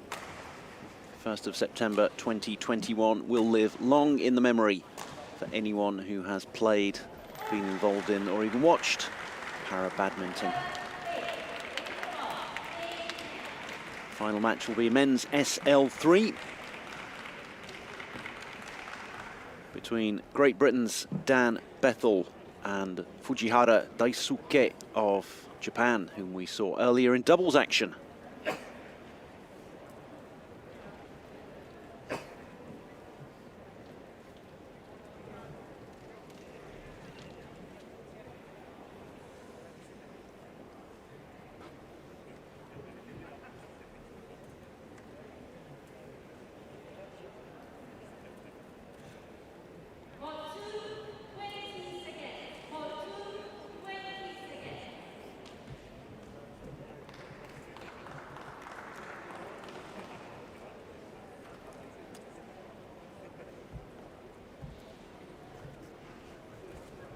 Please welcome the umpire, service judge and line judges for our next match. Last one of the evening, on court number 1. 1コート、次の試合の審判団の入場です。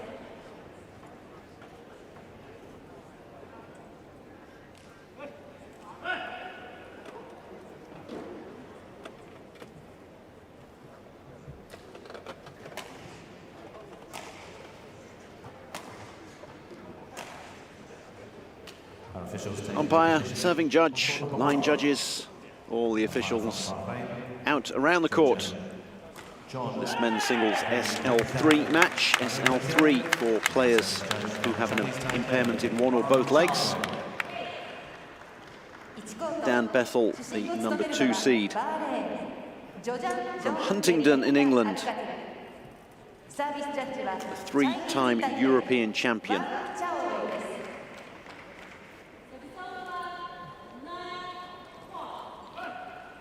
And he will be facing home hope Fujihara Daisuke, we saw in action earlier in the doubles. Featuring the number 2 seed from Great Britain, Sugino. Dan Bethel, and his opponent from Japan, Daisuke Fujihara. Dan leading us out with his trademark headband, to applause from the Brits who've managed to make it here. The Brits who are part of Paralympic delegations. Anyone here in the Yoyogi National Stadium has to have an accreditation around their necks. No fans allowed, obviously. Dan has cerebral palsy, which means that the right side of his body is weaker than the left.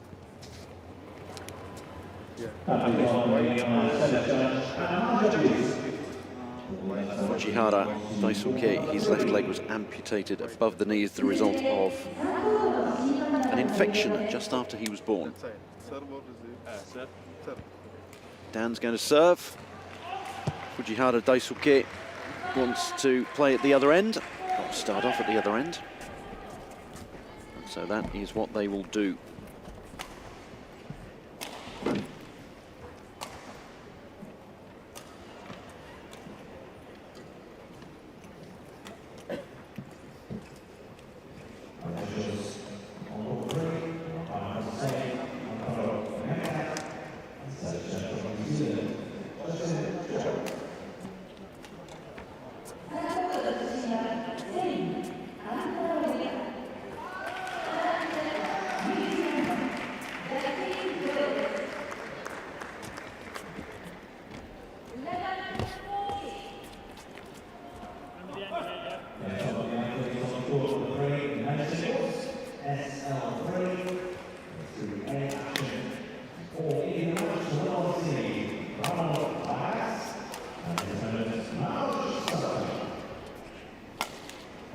Dan Bethel, the number 2 seed, 3-time European champion. Runner-up in the World Championships 2 years ago in Basel. 6 years ago in Stoke Mandeville in London in the UK. He was actually 9th in Dortmund 8 years ago, which is where the World Championships were then. Played age group able-bodied badminton at county level in England. Yuan John from Brunei is the referee. What a splendid lot of facial hair he's got there.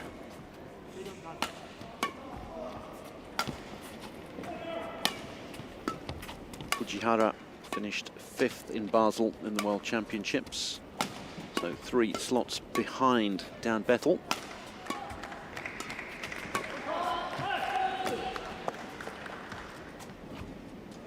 Right side of Dan's body is weaker than the left due to the cerebral palsy, which means he's going to be a lefty. Ready to play?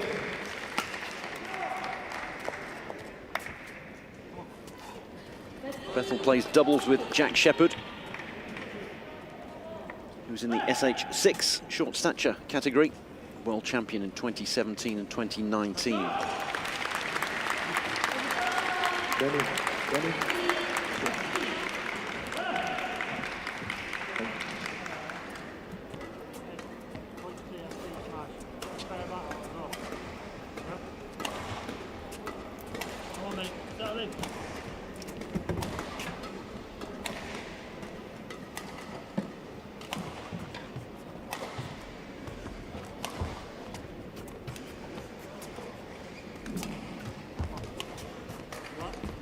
Final match of the day, but there will be 5 days worth of badminton here at the Paralympics. Ladies and gentlemen, on my right, it's up to the final day of Britain, Paralympics Tokyo 2020.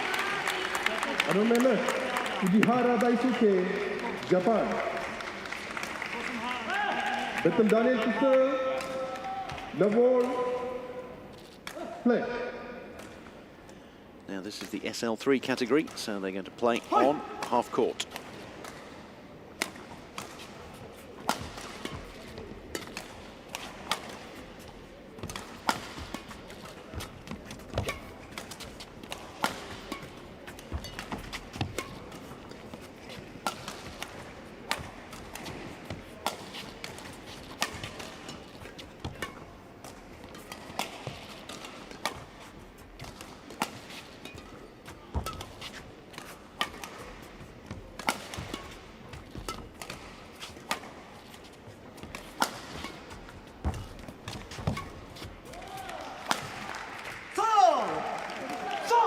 Well, I don't know if you're counting that one at home. I think it was 33 strokes to get us underway. What a rally to start off with. This promises to be a cracking contest.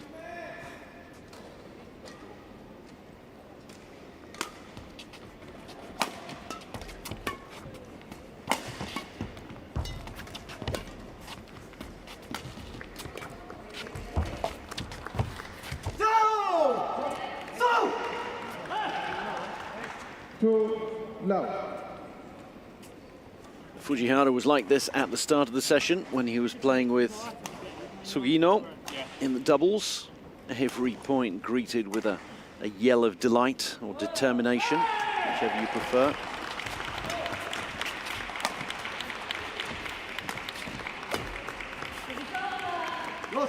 Well watched. 3 now.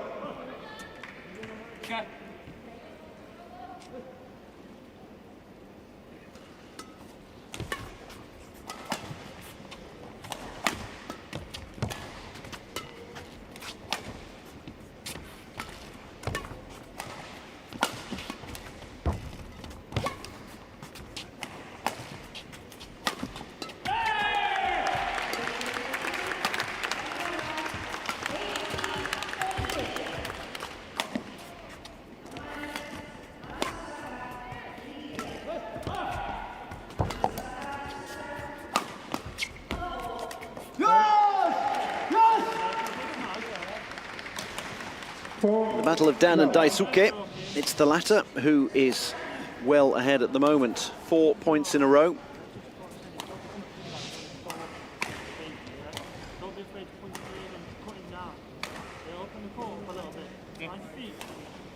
Play.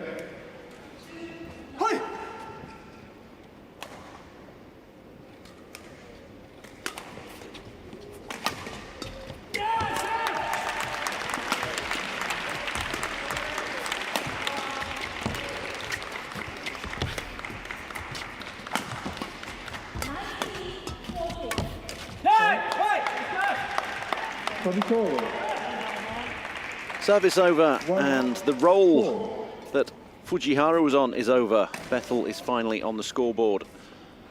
Records his first Paralympic point.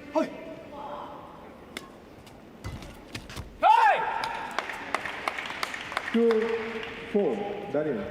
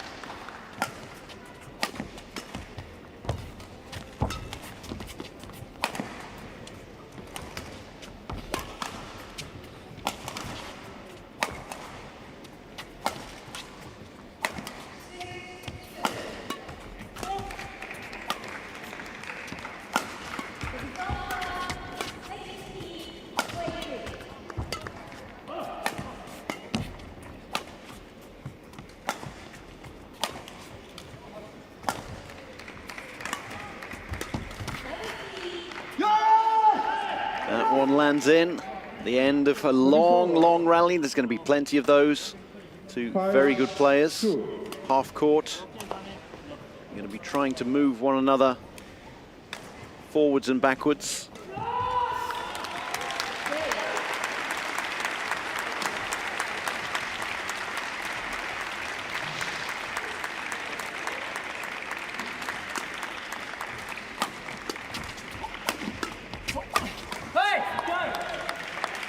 Service forward.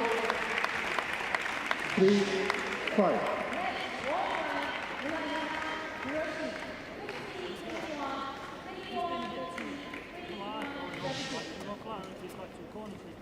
Daniel. Yeah,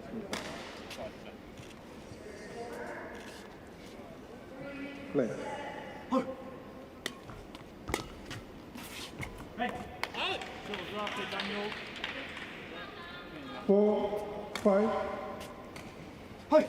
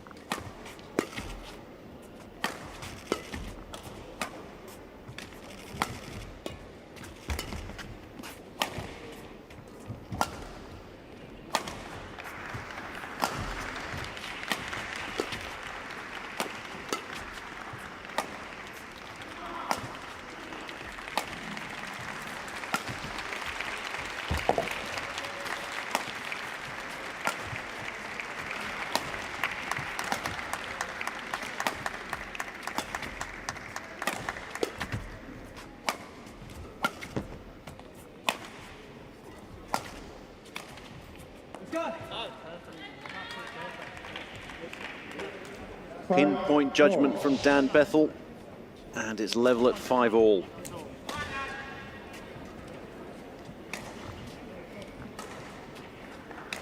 Hi.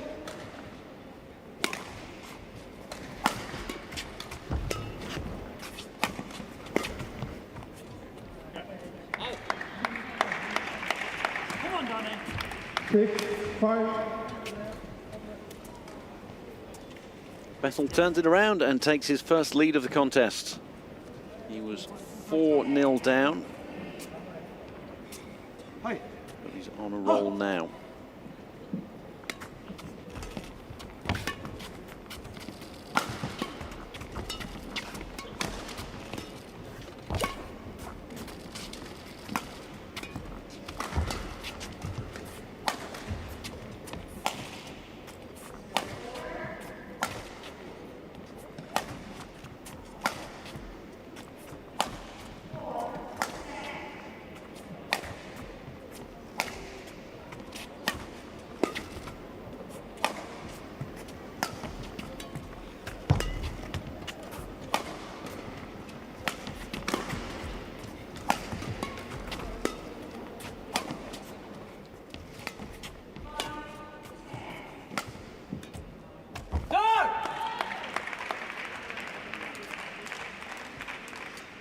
Seven, 5.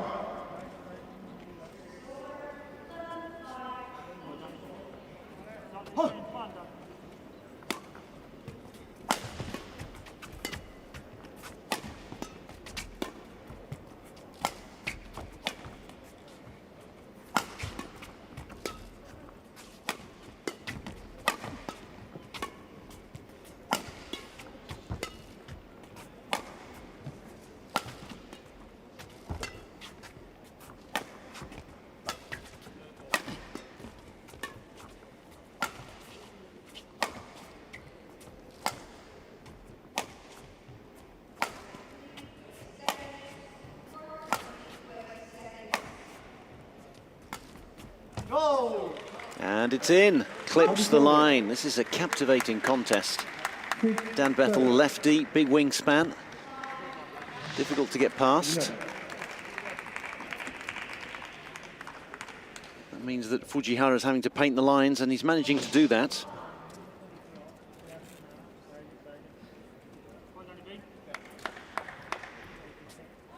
Play.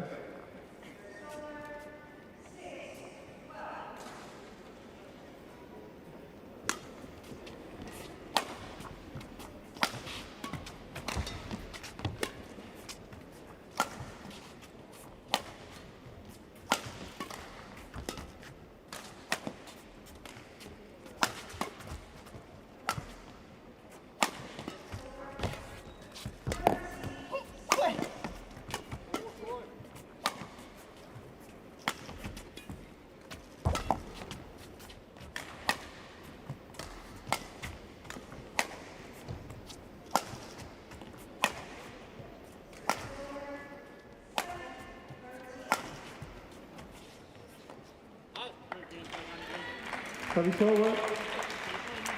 8-6.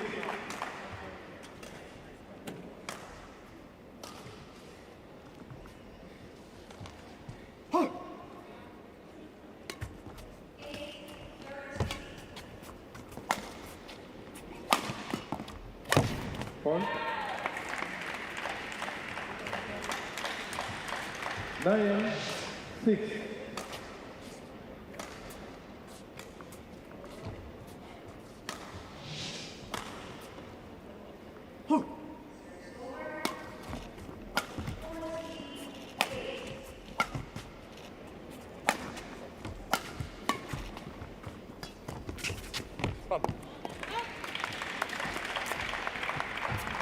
Ten, 6.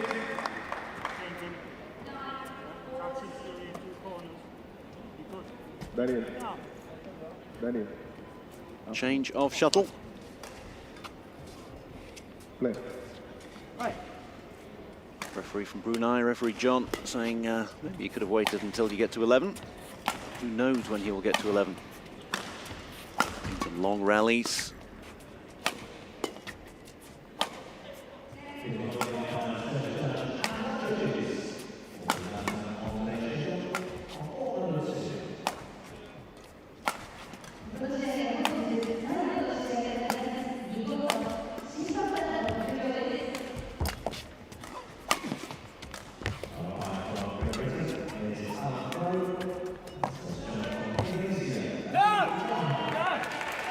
Deft touches from the pair of them, but we do indeed get to the break, and it's Bethel who's come from 4-0 down to lead 11-6.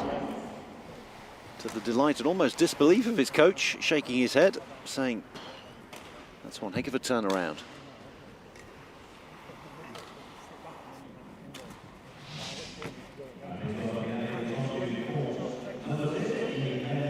Difficult when it's only half a court to find a way past your opponent, and these are two very good para-badminton athletes. 20 seconds. Short 1. 20 seconds.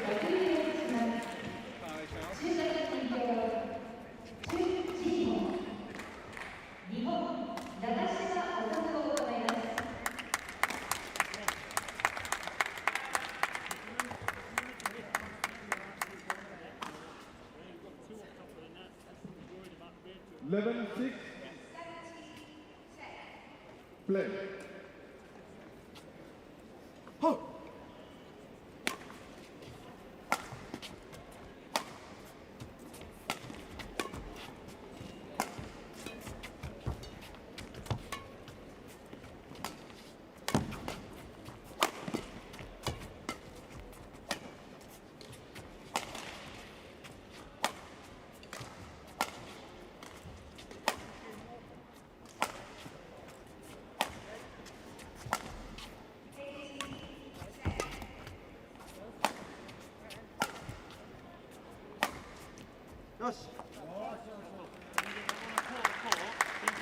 Good judgment. Fujihara gets the shuttle back on his racket.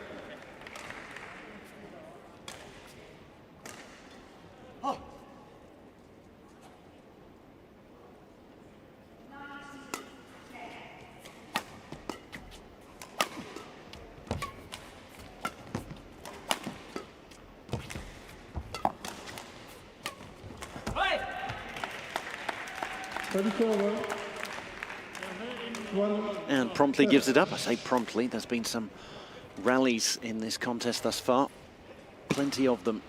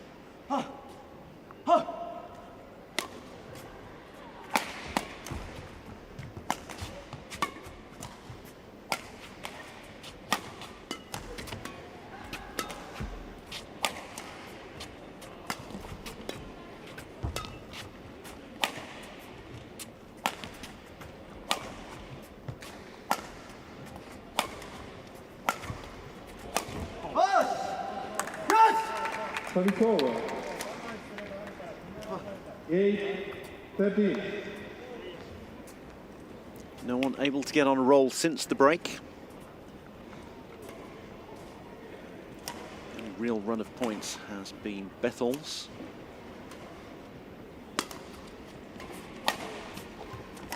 Nothing down to 7-4 up.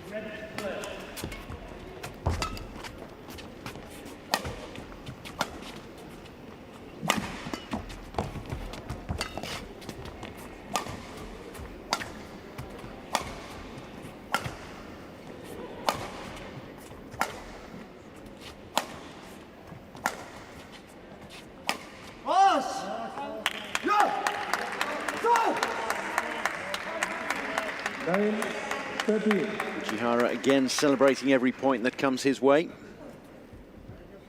Hi.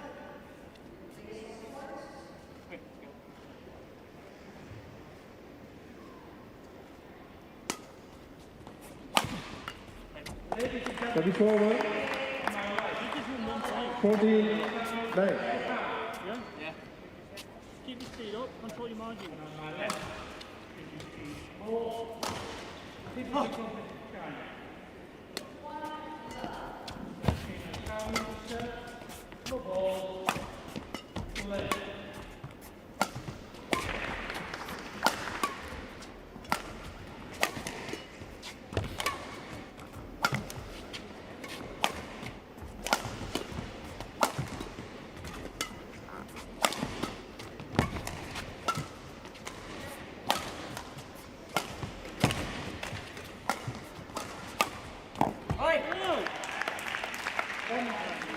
Bethel finds a way past. This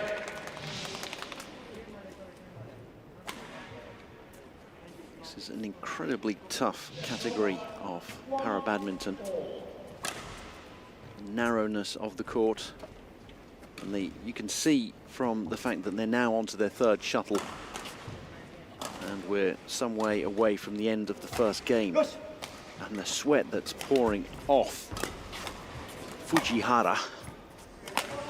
That shows that it's really a game of attrition.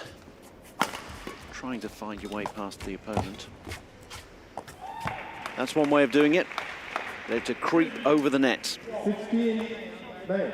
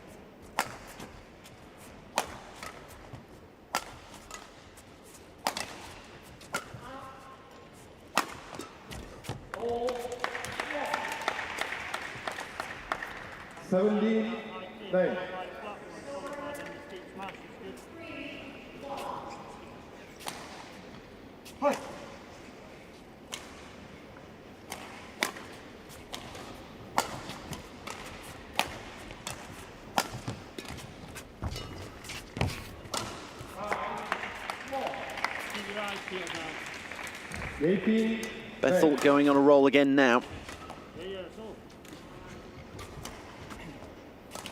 Fujihara a little bit out of sorts, trying to motivate himself here, G himself up.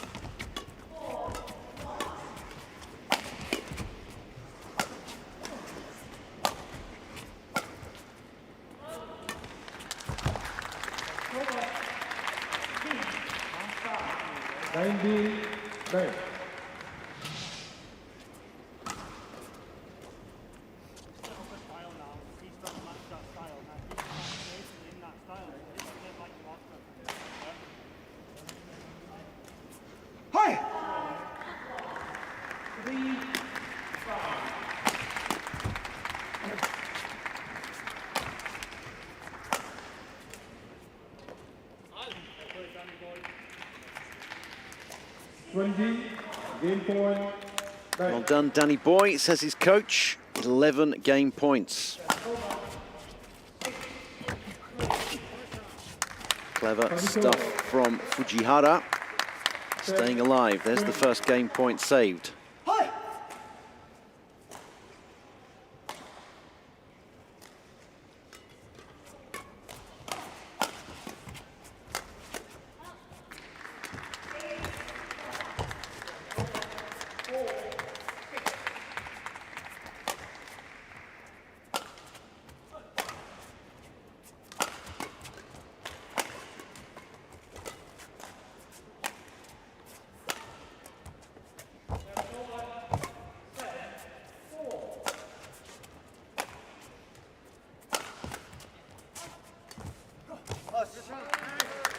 Beautiful drop shot. Fujihara not giving up this one without a fight. He lost 20 of 25 points after taking a 4-0 lead. Got 2 in a row here. 9 game points though against him.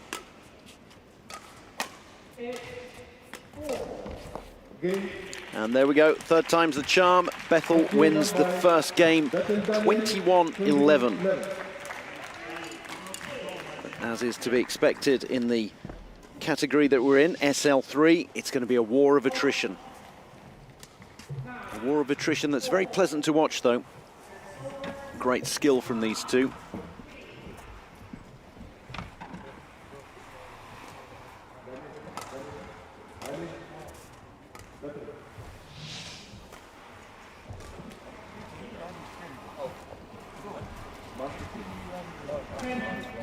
Sorry, I thought you were telling me to put his last one.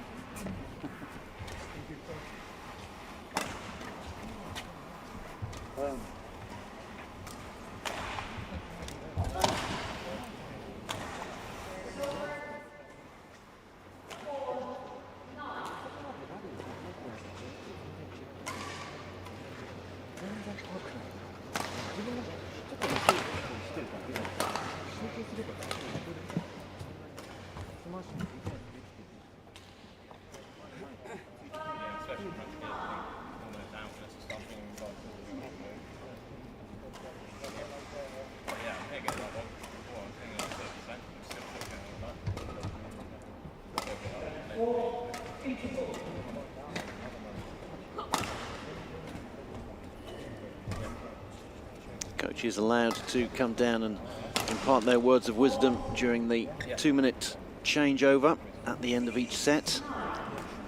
Court 1, 20 seconds. Court 1, 20 seconds. 20-second warning. So Fujihara pops that leg straight back on.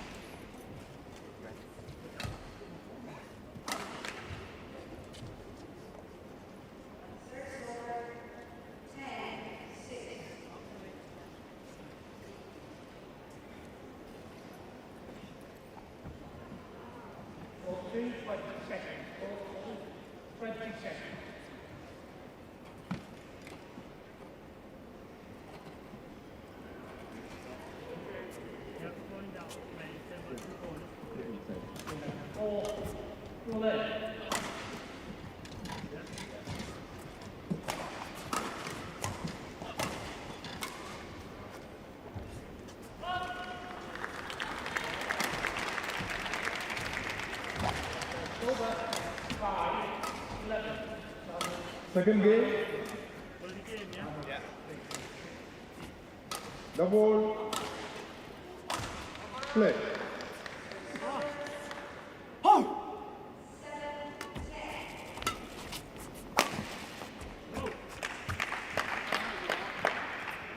One down.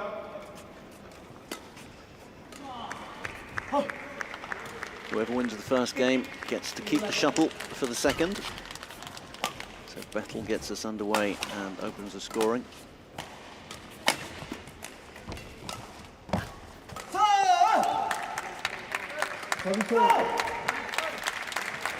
One all.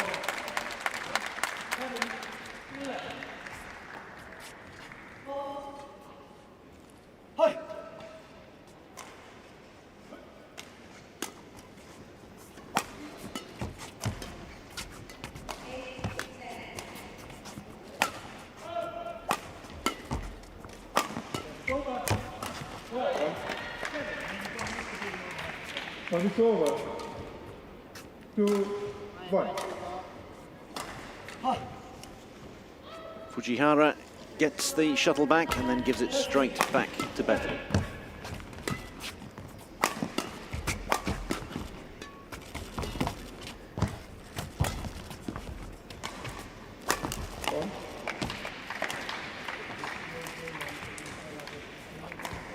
Three, 1.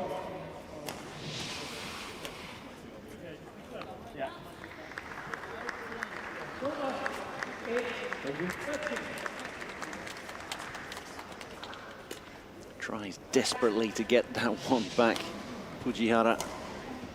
Left.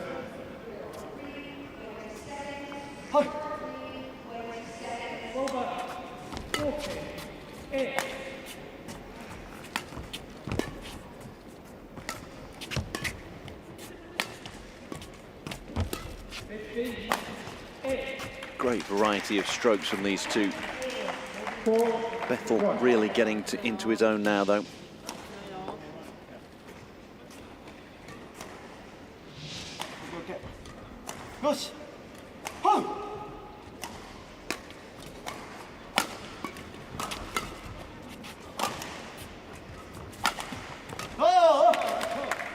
Service over. 2, 4.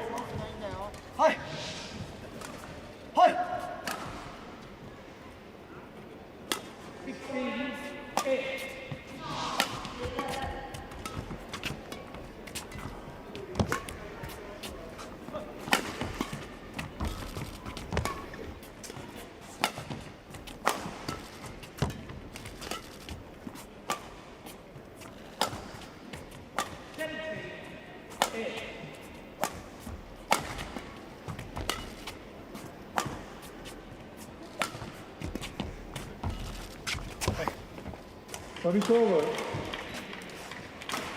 5-2.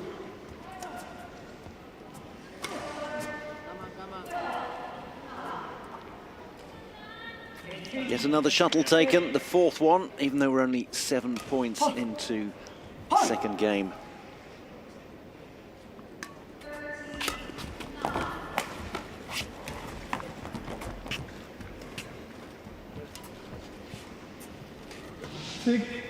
Two. 19-8.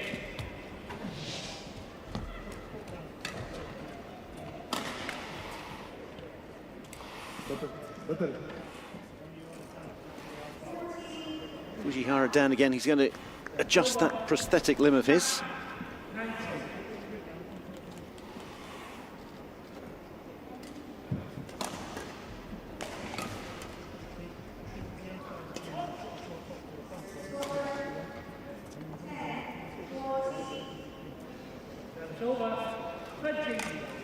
He removed it during the break in sets and then popped it back on rather quickly when the 20-second warning came. Perhaps it came back on a little bit too quickly.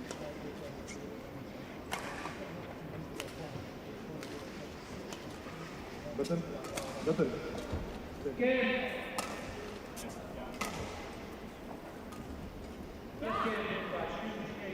More 21-9.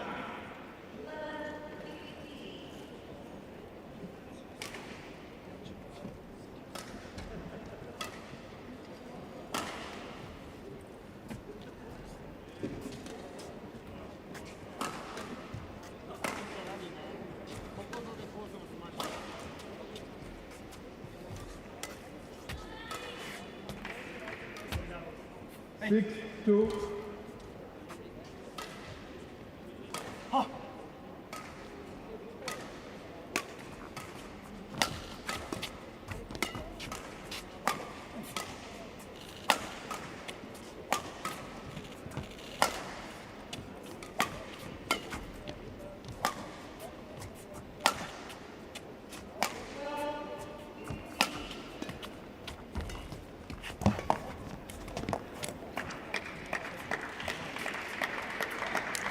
Seven, 2.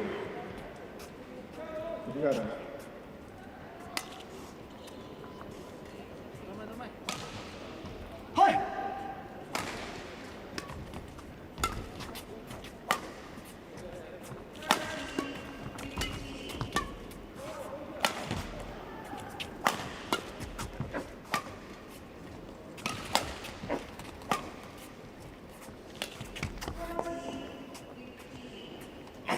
It all seems to be getting away from the Japanese player at the moment.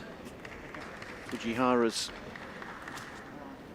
not moving around well. It's his second match of the session. Seems to have lost his range. 2.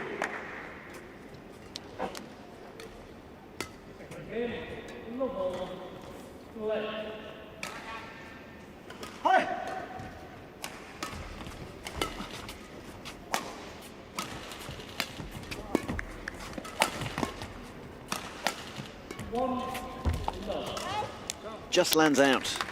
Maybe that's the change of luck that Fujihara needs. 3-9.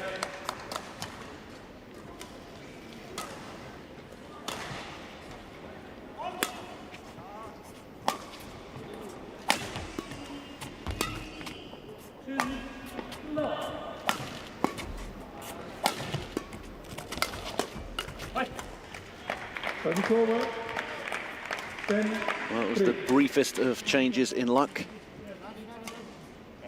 Shuttle is back on Bettel's racket, the number 2 seed, and he's looking to take us to the break with an 11-3 lead. 3-love.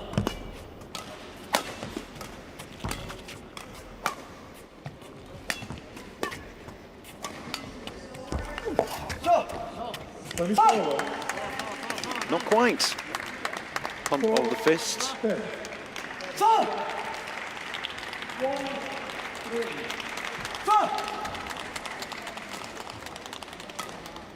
Fujihara battling.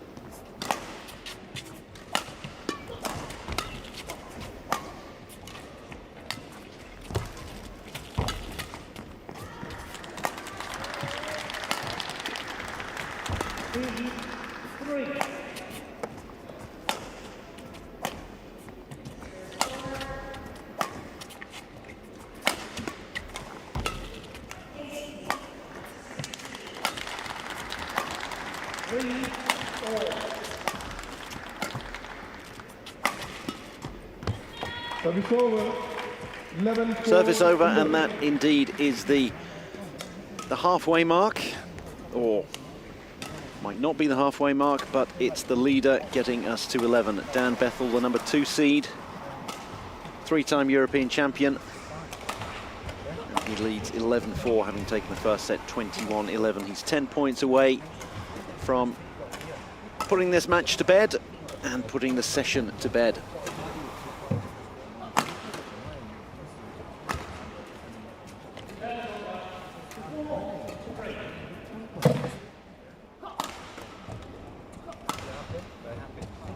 Court 1, 20 seconds. Court 1, 20 seconds.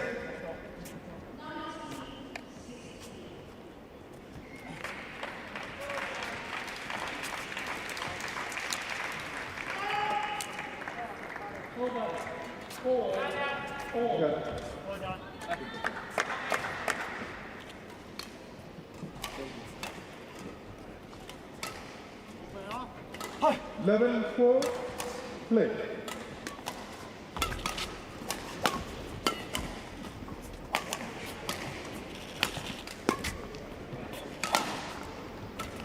It's over.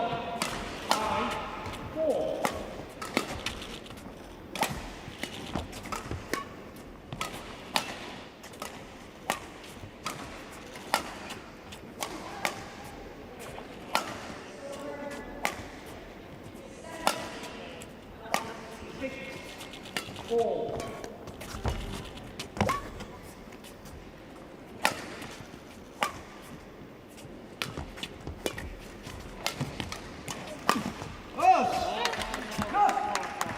Service over.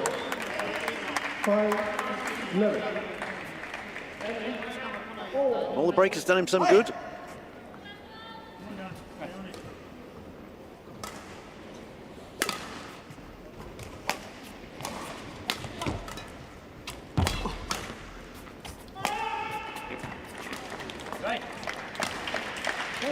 Service over.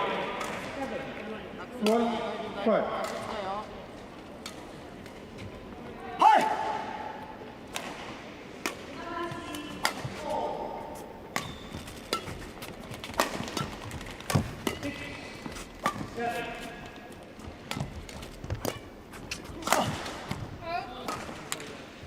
The effort that these players are putting in, 13, 5. every point having to be earned almost twice over. Goes with the territory here because there's just half the usual territory. When you've got good players, it's difficult to get past your opponent.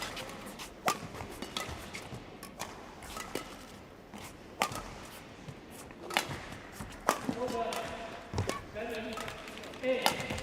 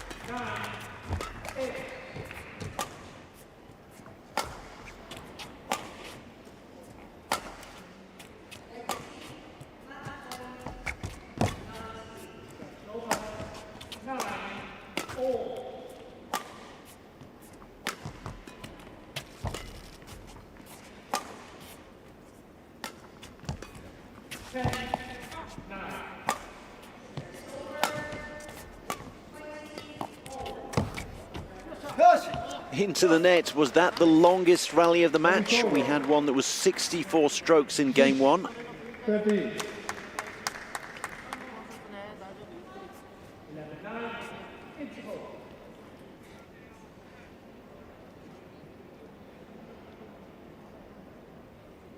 Average length of rally is 22 strokes. It's probably going to go up once the scoring system takes that last one into account.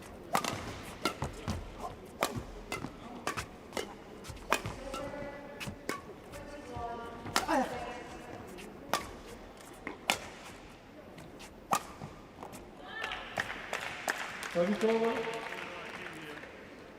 14-6. 73 strokes it was, 96 seconds long.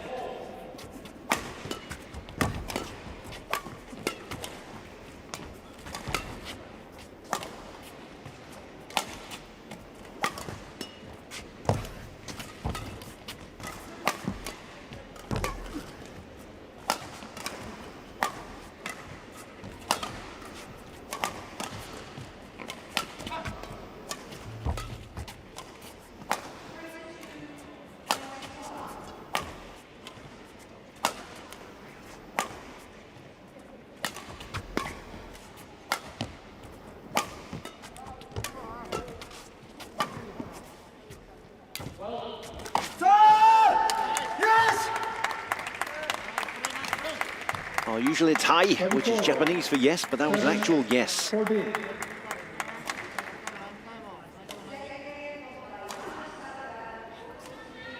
Definitely not giving up without a fight. Getting the big fella to stretch down and come up just short.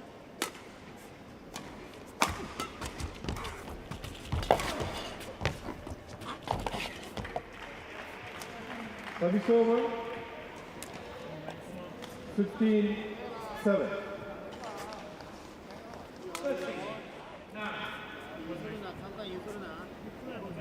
Left. Hi.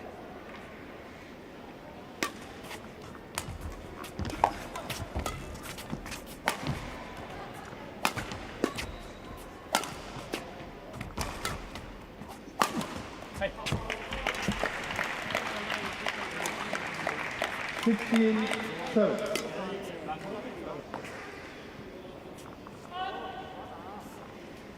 Hi. 14-9.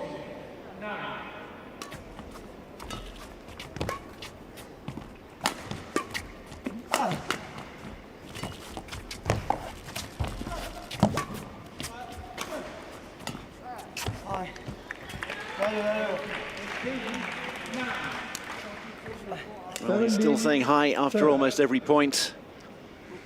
But it's sounding, there are a lot fewer decibels in that high.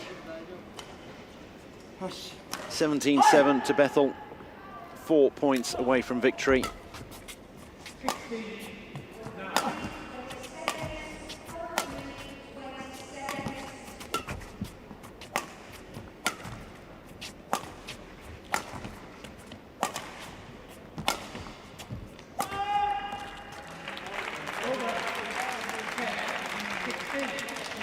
18-7.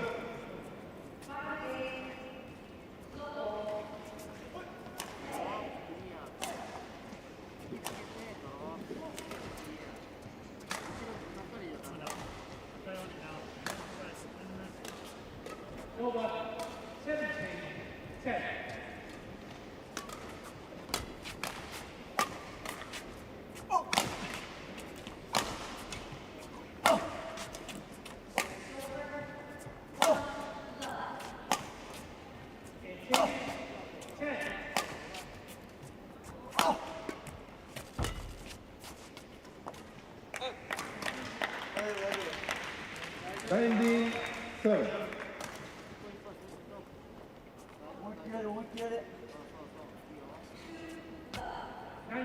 Match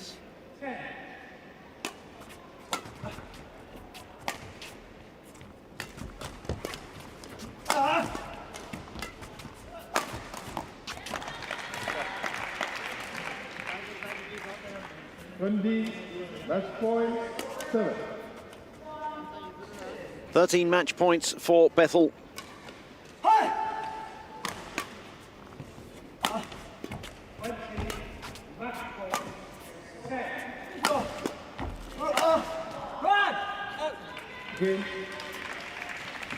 And there we have it, 21-7 to the number 2 seed. A war of attrition. 22-minute first set, 22-minute second set. Bethel wins it 21-11, 21-7.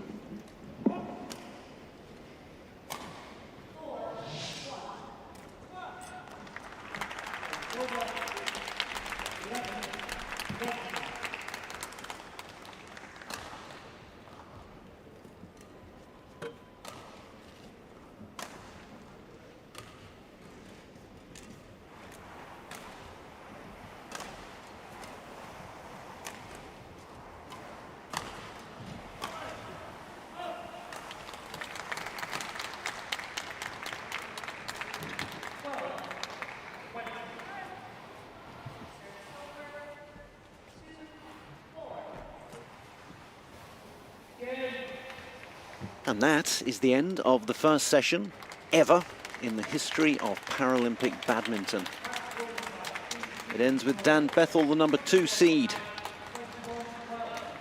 in Group B of the men's singles SL3, winning in straight sets. Now, both of them will be back tomorrow in singles and doubles action.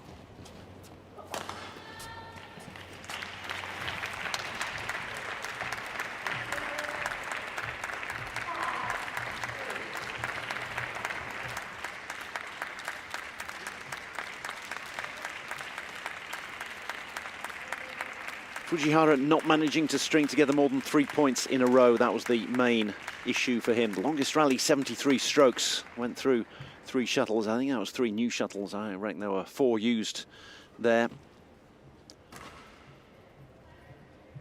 Bethel, who dominated, but I think the statistics, 21-11, 21-7, don't really do justice to Fujihara. It was a tight one, as you can see, 73 stroke rallies in there. Difficult on the half court to get past your opponent when your opponent is either agile and clever like Fujihara, or agile, clever, and with a big wingspan like Dan Bethel, and that is why Bethel managed to take the win in straight sets. They have Ukun Rukayendi in their group as well, who will be a tough opponent, the Indonesian. So that promises to be a good couple of contests between Rukayendi and Bethel, and Rukayendi and Fujihara. Group play on the second day on the schedule, and then we will have the knockout rounds. Group stages will end on the third day and then go into the quarterfinals, quarters and semis. In fact, all the semi-finals on the 4th day, and then the bronze medal and gold medal matches on the 5th day. So plenty of badminton for you to watch. Those of you who've been waiting desperately for badminton to make its Paralympic bow, well, it's done it. Remember the date, the 1st of September 2021, the day that badminton was welcomed to the Paralympic Games for the first time.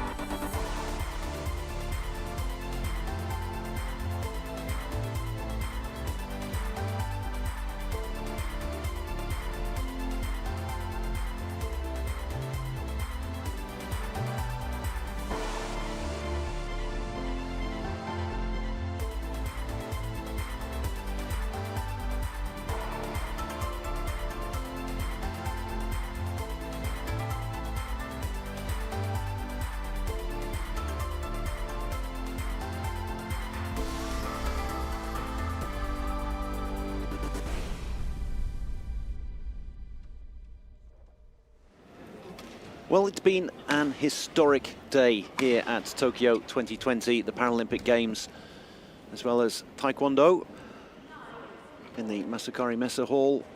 Badminton made its first ever appearance, and how wonderful it was to see. We had group matches in all of the various categories, all of the different impairment categories that we have.